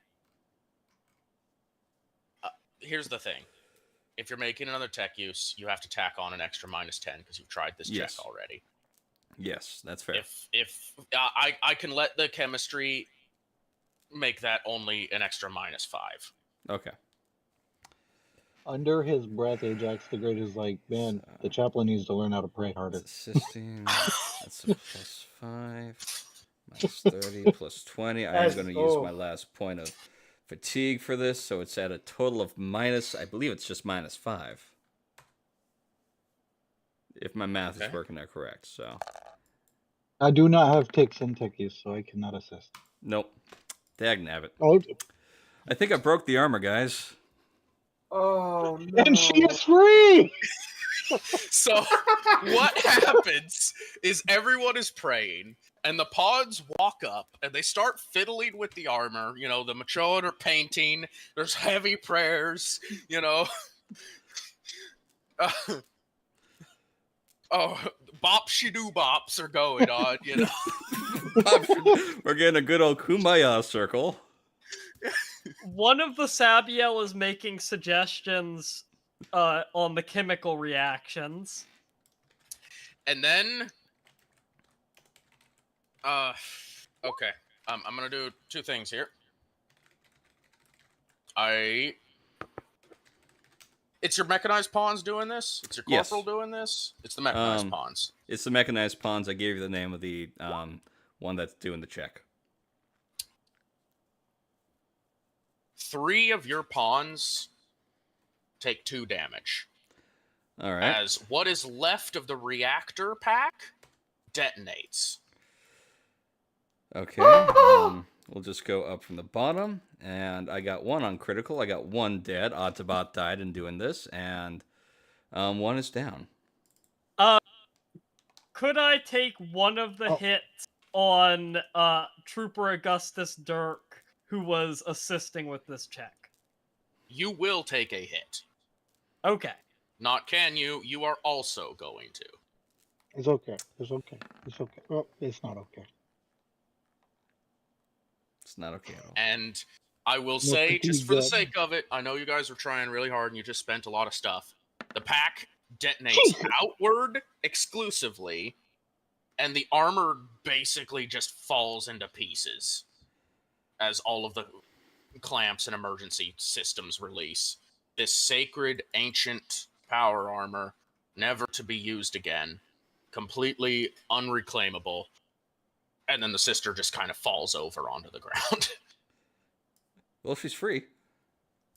Alive, but not doing so well. Barely. Augustus Dirk is definitely getting rotated out for the trooper I left in reserves next time we have access to the reserves. Congratulations, you have an unarmored sister of battle who has That no you can weapons. carry now. That you can carry now. She has Yeah. no weapons on her. She And- does have a weapon because Mile walks over, takes the gun out of Dirk's hands, and gives it to the sister. She has a very shitty gun. But okay, she is armed technically. Okay, with those And Medicaid her Vox rolls, set is destroyed. That should be implied. with those I was going to Medicaid say, rolls, was that destroyed in the explosion, or was it already destroyed? And your question, Medicaid? with the Medicaid rolls, did my one at critical die? Yes. All right. Well, yeah, I fatigued that to reroll. All right, I've lost 2 squaddies this combat. Make sure to mark it on your loss reports. I will. First time. No, I lost 1 on a previous mission. Where is my loss reports? There we go. I'm 3rd, so I've lost 2 more. There we go. And as this event happens, you get a call on the Vox. Well, it doesn't work, remember? Our Vox. That's not the sister's Vox. Who's it gonna be? This will go to the Sabiel Vox. Also, I just wanted to note that I checked the demeanor of Augustus Dirk, Mm-hmm. and it makes total sense because he is the one with the braggart demeanor, and this makes total sense now. He was talking big game when he didn't actually know what he was talking about. Ah, Whoa. That makes Yeah. sense. we had a couple of those in this interaction. Problem is, pawns don't know better and listen. Gallianus half will answer the Vox. 4-2 will- roamer, Gallianus half. It will squelch on everybody, but we'll just say that the Sabiel hones in first. 1-4, no fething time. We were forced into an emergency river crossing and we're pinned at the following coordinates. We need aid now.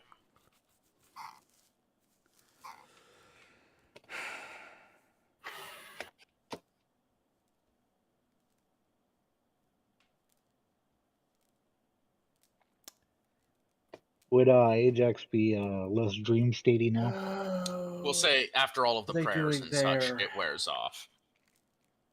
Okay. Well, Ajax kind of jumps up, dusts himself off, and is like, "Owie." I think we have one think more I'm double gonna- time. I need health, right? Yeah, because it just said it brought me up. It didn't say nothing about healing, man.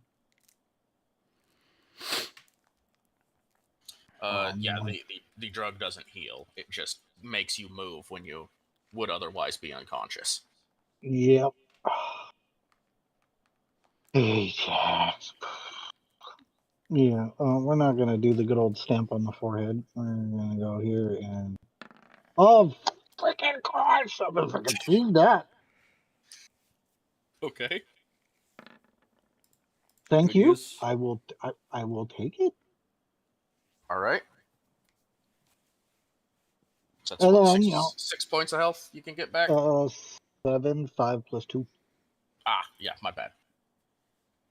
You're a 7. And At I'm this point, gonna get the question, what's the actions, folks?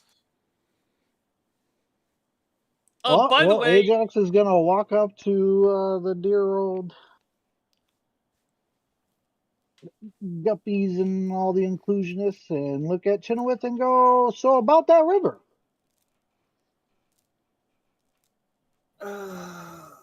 Okay. if the sister wants armor, by the way, Mile will make Dirk give up his flak. I will consider it, but we're not going to make that decision this moment. Okay. All right. Okay. So Chenoweth is looking at this situation, and where is it? She doesn't have awareness, but okay. So she's looking basically to cross the river. Okay, I have a question for the game master. First off, Yes. I noticed that a lot of the green ones kind of spill over more than they should. So this particular green square, is that actually like a spit going out into the river, or is that just the green hex is just there? The green hex is to indicate that the green under it is elevated. Okay. So basically, if you were to go from there into the water tile, you're diving off of a small cliff into the river. Okay. Because trying to find basically the shortest route, which is technically here, but that means you're diving off of a cliff, and that's not good. So this would probably be the shortest then. Just get across, like... Do we still have a free double time? We could hop into the river over here instead. Or down here. Yeah, going into direct combat as player, no spank you. But as the Machoan, yeet, do that. So... moment. So going to... Come on. There we go. So...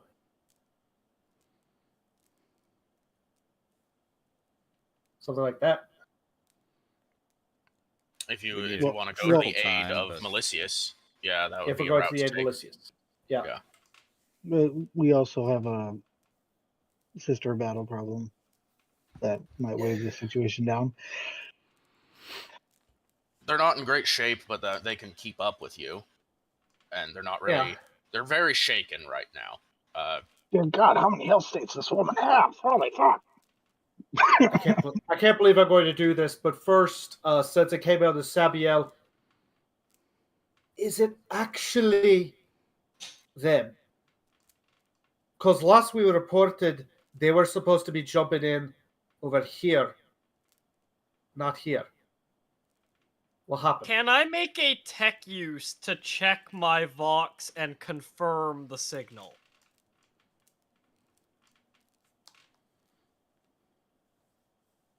Okay. But you're going to take a penalty. I'm going to say a minus 15. The Never pawns mind. will assist. What if... So it's a minus 5. Yeah, it would be a minus 5 with assistance. What if we go 2-2, Maldine, Hume from Skyport? Can you verify location of Malicious for us? Do you want to make that call? I'm just asking as a group above table. I think that is good to do while this check is in the process of failing. Yeah. Because Yeah, there that would are be great to multiple do. Voxes in the group, and we all have clean contact with the Maldine. Okay, once again, Who's you may doing not it? want Helen doing this. 3-2 inclusions Bevan will contact 2-2 Baldine Foreman Hume from Skyport. And You'll get a simple receiving after they give you the confirmation. Receiving. Hail coming in. No. 1 for Malicious. Debo. Position questionable. Confirm. Please hold is essentially what you get after that. Yeah. And let's have us a little roll, eh? Yeah.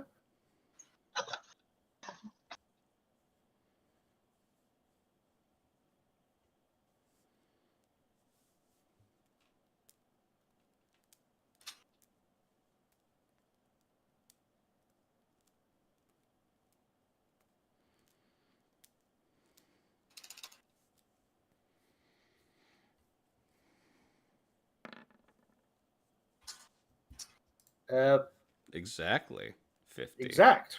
Okay.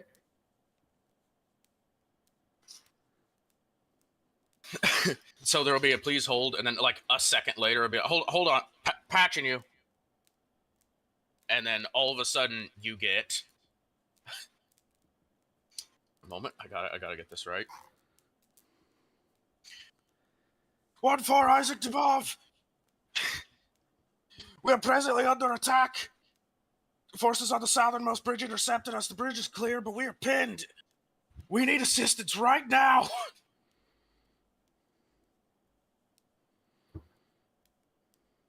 Bevan Is holds out anyone the phone. receiving? Bevan holds out the receiver. And Chenoweth. They said southernmost bridge, didn't they? Yep. Yep. So they're down here somewhere. Yeah, so our original message is Adoop. Like. It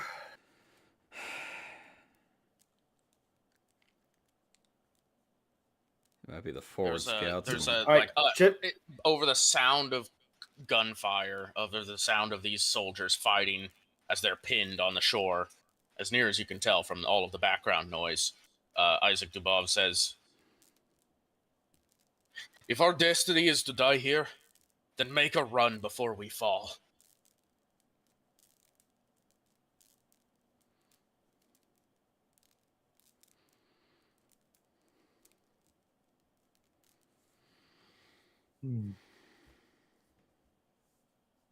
As a player, I heard the bridges were clear. As a Machoan, I don't The know how I feel southernmost about bridge that. is clear.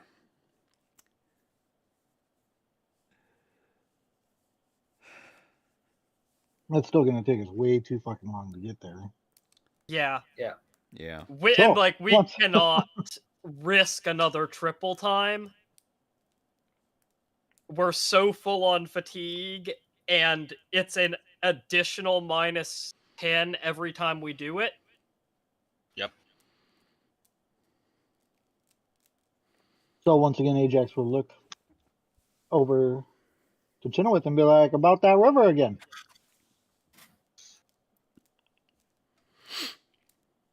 Hey.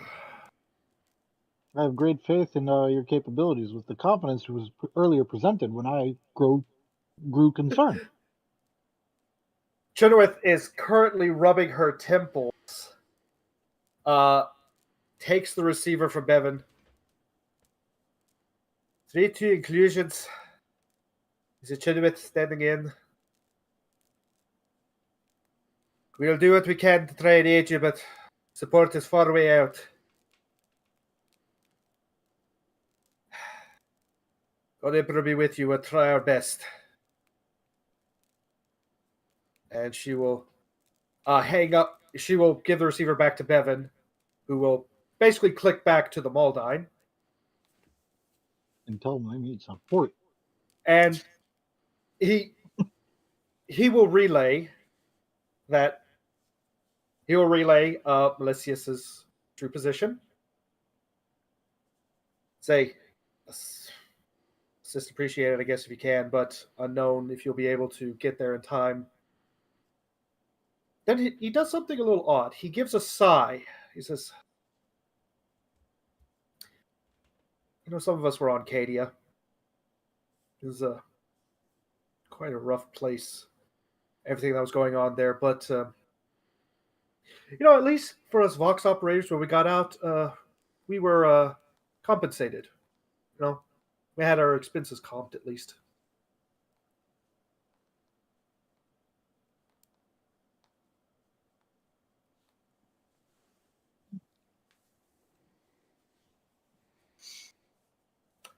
Anyways, we'll do our best to try and assist. 3-2 inclusions. Bevan out. Hangs up. And then him and Chitterwith exchange a look. She goes, I hope that they understood that. They should. All right. Getting across this now. She's going to look back at the river. Yes, I think we got in this, because we ain't got nothing. We got too many wounded. Ain't got any wood to make a quick raft. Anyone got a grapple hook? Got some rope? And she looks at it, she kind of blinks. Oh, wait, sorry. Does anyone have some rope?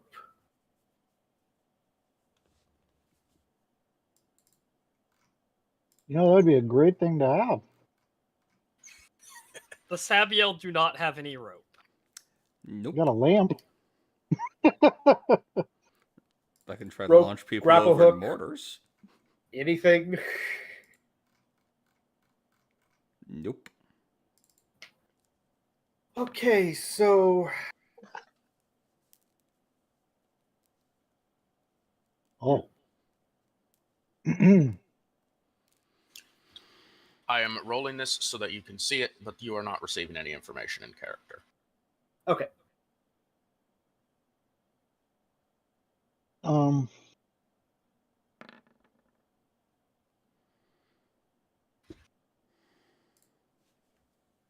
So, I think our best option would be some of our best swimmers get across with something to help the less, aquatically inclined to get across. I would like to state real quick. The fire teams for Machoan would be scavenging the bodies of the fallen pawns to find any working gear to be returned to their squadrons. Ah, good call. You made that promise, and you're living up to it.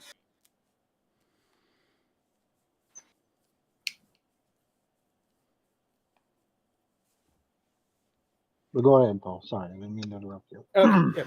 No, that's basically what Chitterwith is saying is that our best option is probably to have some of our strongest swimmers get across there, and have a rope to connect between the two sides, and then people can kind of shimmy over, because we don't have anything that's good for a raft. I don't know if there's a roll I can make from the GM who would allow me to try and get a better plan potentially, but that's best I've got up at the moment. You want me to just give you a free plan? No, it's not a free plan. It's more of is there anything I could roll to try and get more information than what I have, in that there's a river, there's a storm, we got nothing to build. There's no ships, there's no ferry thing that we could take or quickly put together and sail across. You know what? I'll give you an awareness. Give me an awareness. All right. And then you can do a logic if you want to do a logic. So roll from Chitterwith. Realistically, all else fails, I was just like, okay, we go to the highest point and wherever the river takes us. Fair enough. I'd be there too. Goddamn. There's a small patch of trees on this hill, but we're talking vine maple kind of trees here. They are not big. They are not very valuable, and they may float, but they may not be useful for the things you're trying to do. I will let you know, without anything to aid you, the test to cross is swimming or athletics. And when you fail, you must either be dragged by the current or accrue fatigue.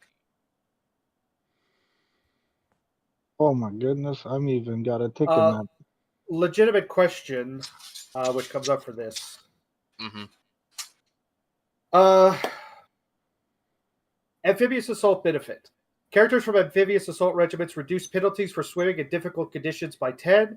Never need to make a swim check unless difficult conditions are present. All weapons are considered water resistant. Are difficult conditions present? Yes, the storm has made the river crossing difficult as of today. Yesterday it was not difficult.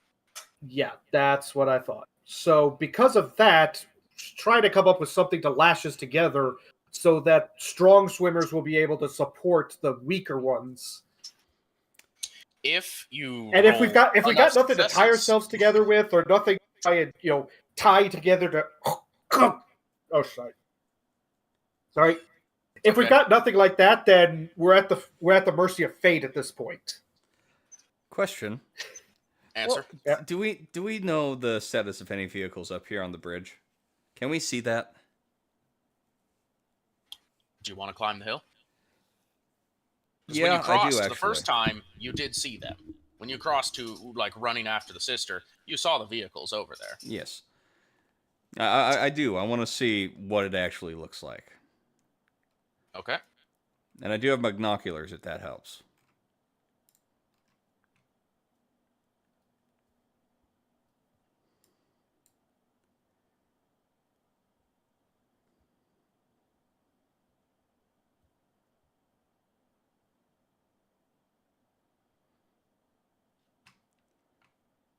So is it going to be an awareness roll?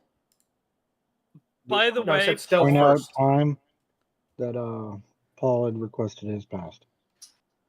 Yeah, I was saying earlier in the chat, I was hoping we could at least get across the river, and then basically we'd be done for the day at that point. Yeah, but this is taking forever. If we can get across the river, it's literally home free. But the Sabiel will suggest they all carry a spare dress uniform plus uniform jackets. That's the closest. That'll work. Clothing That'll ropes? work. All right. That'll work. We'll do it. Okay. I will allow you to finagle this. Well, however, actually, you're still going to have to make checks to cross. Yeah, that's... And... Oh, we don't get the... That's right, the Rooks have the spare uniform. How I will do it is... For those who are actually going to be the quote-unquote strong swimmers here, every degree of success will negate degrees of failure, so it'll be accumulative. And as long as you net 0, there is no penalties and you can get across the river. Okay. I will tell you that the Machoan will not be swimming very well. Like, we have a better chance of just crossing the bridge for the Machoan. It's bad. The Sabiel do not want to risk the bridge crossing. The Sabiel would rather risk the water. All right, so Chenoweth, and technically the Guppies and Minnows are at the same point for their athletics. Ooh! Ooh? There was a drone. You're right. No, never mind. That's bad heresy stuff. Never mind. Paul? Yeah. Are you going to be taking the lead here? Presumably, yep. Are you going to be doing athletics or swimming? Athletics. We don't have a special swimming. No. You don't? Oh, right. Oh, right. My group does have swimming. I forgot we have the special edition because world. Yay! That means Chenoweth is definitely going, and she's going to take a lead point on this. And I think she's going to have, just so the most people get across, she's going to have the Guppies go with her. That way, basically the Fox Op is the only one left for the other side. Okay. Yep. We're going to do some extrapolation here. We're going to see how strong the inclusions swim and how many people they can get across because of it. Okay. And if you roll swimming, successes are the amount of people you're getting across easily. Okay. If you choose not to roll, you are depending on someone else rolling successes for you. Okay. The rolling Sabiel swimming are then. first in line because nobody else has like expressed eagerness to swim. Okay. So reduce swimming penalties by 10.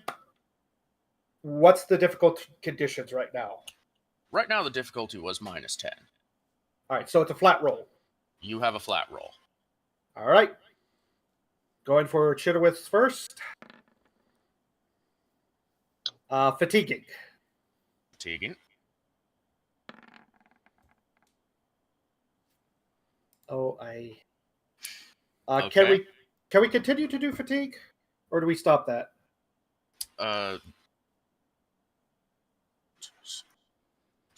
Check. It's been a minute since we've done this one. I know that squaddies can't continuously attempt. I don't remember if that also applied to players. Yeah. We only imposed the cannot reroll critical fails as a rule. So you can spike your fatigue if you really want to keep doing it. Yes. And This is squaddies important. like specialists can. And yeah. It costs no, squaddies this double is is the key. This is important, and Chitterwith is currently at 0 fatigue, so we're going to do this. Oh, all right. 2. All right, 2 successes. That sucks that it's only 2, but we will accept that. In this case, I will say, if we consider it token weight, Jenny gets across, and you may pick a token to bring with you.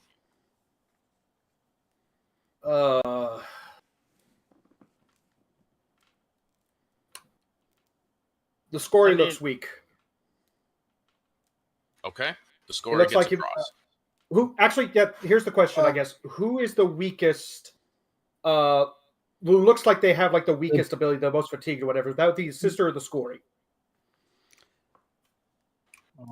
Don't forget the chaplain. I'm pretty sure that they're not hot on swim/athletics. That's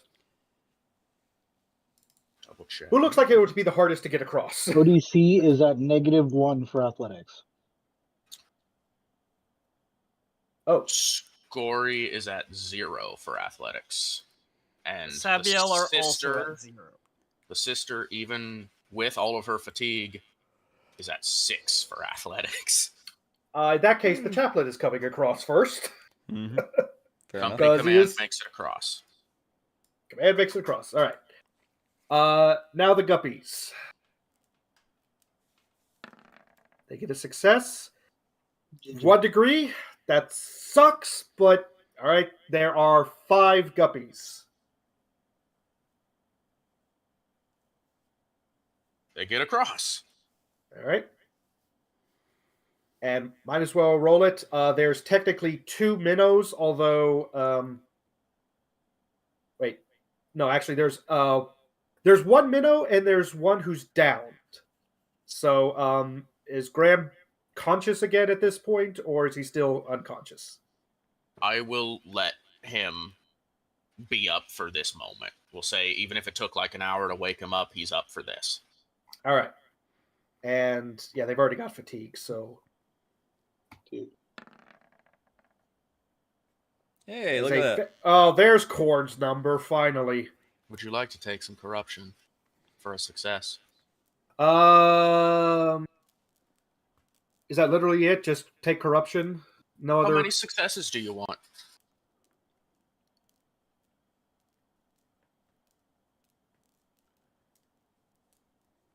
Five. You want 5 successes? That puts the minnows at 9 corruption. If it's one per success. No. Roll 5d8 corruption. And I'll give you 5 successes.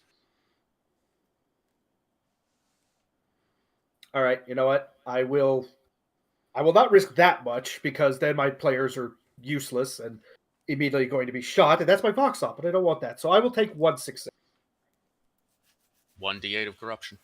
1d8. I will risk that. 6 corruption. Your minnows get across. That's a 10 for corruption. They get malignancies. Yay! They'll have to make a test, but we They can do gotta that make later. the test. Yep. So, no fatigue for that, at least. Valis, to confirm. Yep.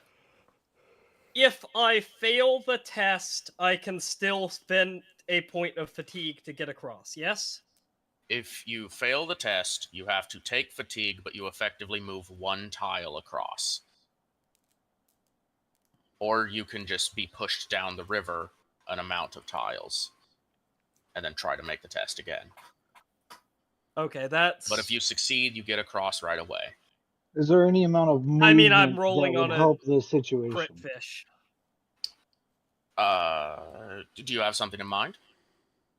Well, I have 2 double time left, and pushing. You want to like max out your movement, so to say. I yeah, would say because there's no way in fresh hell I'm making this. if you make the toughness test versus fatigue, and potentially gain fatigue, I will then let you boost your athletics roll by 30 in this case, and say you use the rest of your double time, absolutely swimming your heart out.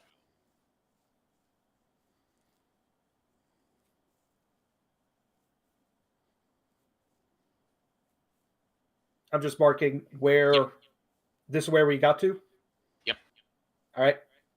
So I would have to pass the toughness test, right? You make the toughness test, risking more fatigue, but then you get to make the athletics with a plus 30, whether you passed or failed the test.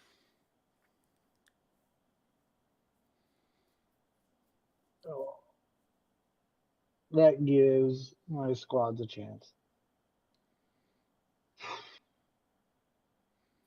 All right. Also, the guppies and the minnows were able to carry people across as well, correct? Well, actually, no, they got 1 success. They got 1 token across, which was their own token. Yes. Oh, that's right. That's right. That's why I asked how many successes you wanted. Yeah, right. The Sabiel's problem here is that they are on 4 out of 5 fatigue, so they could get to the middle of the river, and then if they got another fatigue at that point, they would pass out. Yeah, that's Aim's problem too. She's at a full 5 out of 5. This is the risk of crossing the river. I know, a little bit of a dick move. I let you guys all just spend a ton of fatigue on a different kind of thing. However, you all made that choice. Sorry.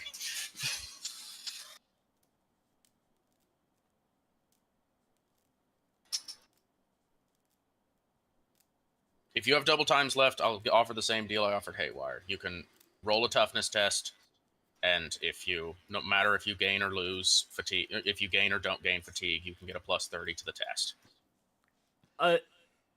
That's not worth it for getting to less than a third of a chance of passing the test and still being at fatigue in the middle of the river. Okay, Spiteful has made it across.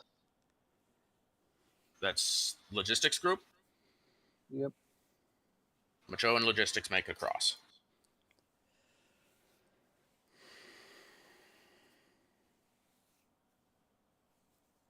I didn't put the fatigue end up yet.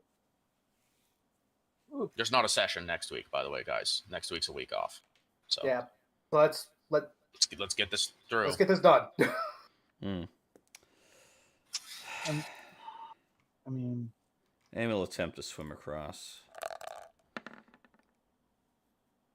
Cool. This should be at a -10. Gorillas go grrr.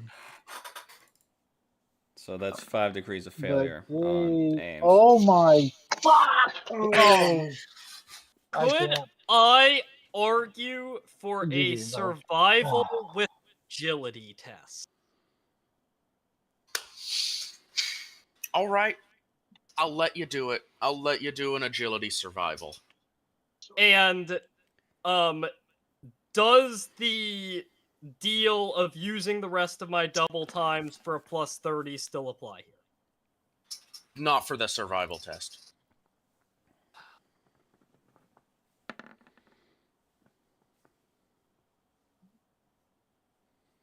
I am going to spend a fatigue for a plus 20 to this roll.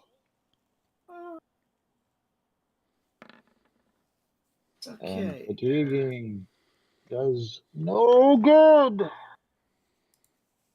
I cannot And I fatigue crit another. anyways! Good for Yay. you. Alright, sheets crits updated on the sheets. Can I get the fatigue back for my crit? That 1 point of fatigue. I'm not asking for my full track. You got 4 degrees of success on that? Do you want the fatigue back, or do you want to help allies? I will help allies. We're 1 normal move from the top of the map. Okay. You cannot and- help the fire team that got swept away. That was a crit fail. You could grab Ajax. You can grab the Scory. You can grab the pawns. What do you want to grab? First up is the sister. Okay. Sister is guaranteed across. I don't have a token right now, so And she's across. it's token weight of 4, right? 3. Or counting my squad. Yes. Okay, so I've got 2 left. Ajax for the other one. Okay. And the Scory for the last one. Just get the command structure across.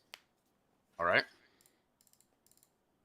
And I think it's also just harder to justify the Sabiel helping more people than are in their group across than it is for like the actual Ocean Worlders. So just bringing 3 people across seems to make sense to me. Well, I am tapped out on fatigue, so I gotta just roll this at a 0. The sergeant can get the pawns across. Oh, good. I ignore that roll then. Thank you, Sergeant. Sergeant Arha will get Corporal Aim and the mechanized pawns across. Perfect. Is that everybody? I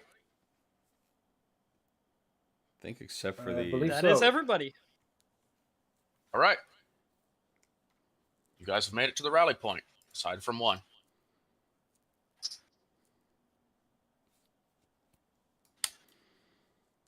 We will the have our Machoan fire first team and Ajax session. they're Ajax still in the river. Ajax was pulled out by the Sabiel. Ajax pulled out. So the only one who didn't get across was the Machoan fire team 1. The Machoan guerrillas, specifically. Thick. There's a huge we're running problem across with those guys being gone because the Machoan are gonna. can we run along the bank of the river and try to fish them out for quote unquote next turn? They rolled a 100. Can you roll a 1? Okay, never mind. All right. I will resolve what happens with them off camera, possibly with Haywire in the chat, and let him roll dice for it. Okay. But for now, they are washed away from the rest of the platoon, and the platoon must keep going to reach camp, to reach rest, to reach their objective. Does that sound fair? Yeah, fair. Okay. So, our intrepid heroes have managed to cross the river during the second day and make it to the rally point, where you will be meeting up with everybody else who's made it to the rally point. Hey, we're alive. And you're alive. Most of you. And we I will was see specifically... what happens. We will have those interactions and those RP moments on our next session. We're going to have a big old camp session where it will be focused on RP for the most part, We'll go through the mechanics of how camp works. We'll apply morale changes. And we'll go onward from our mission from there. But in the meantime, thank you everyone who stuck with us for so long. We went overtime again. However, we did start late, so it's kind of a concession. Yep. Thank you all for watching. Thank you all for joining us on our journey to take back Damood from the Tau threat. Thank you for helping us tip the scales.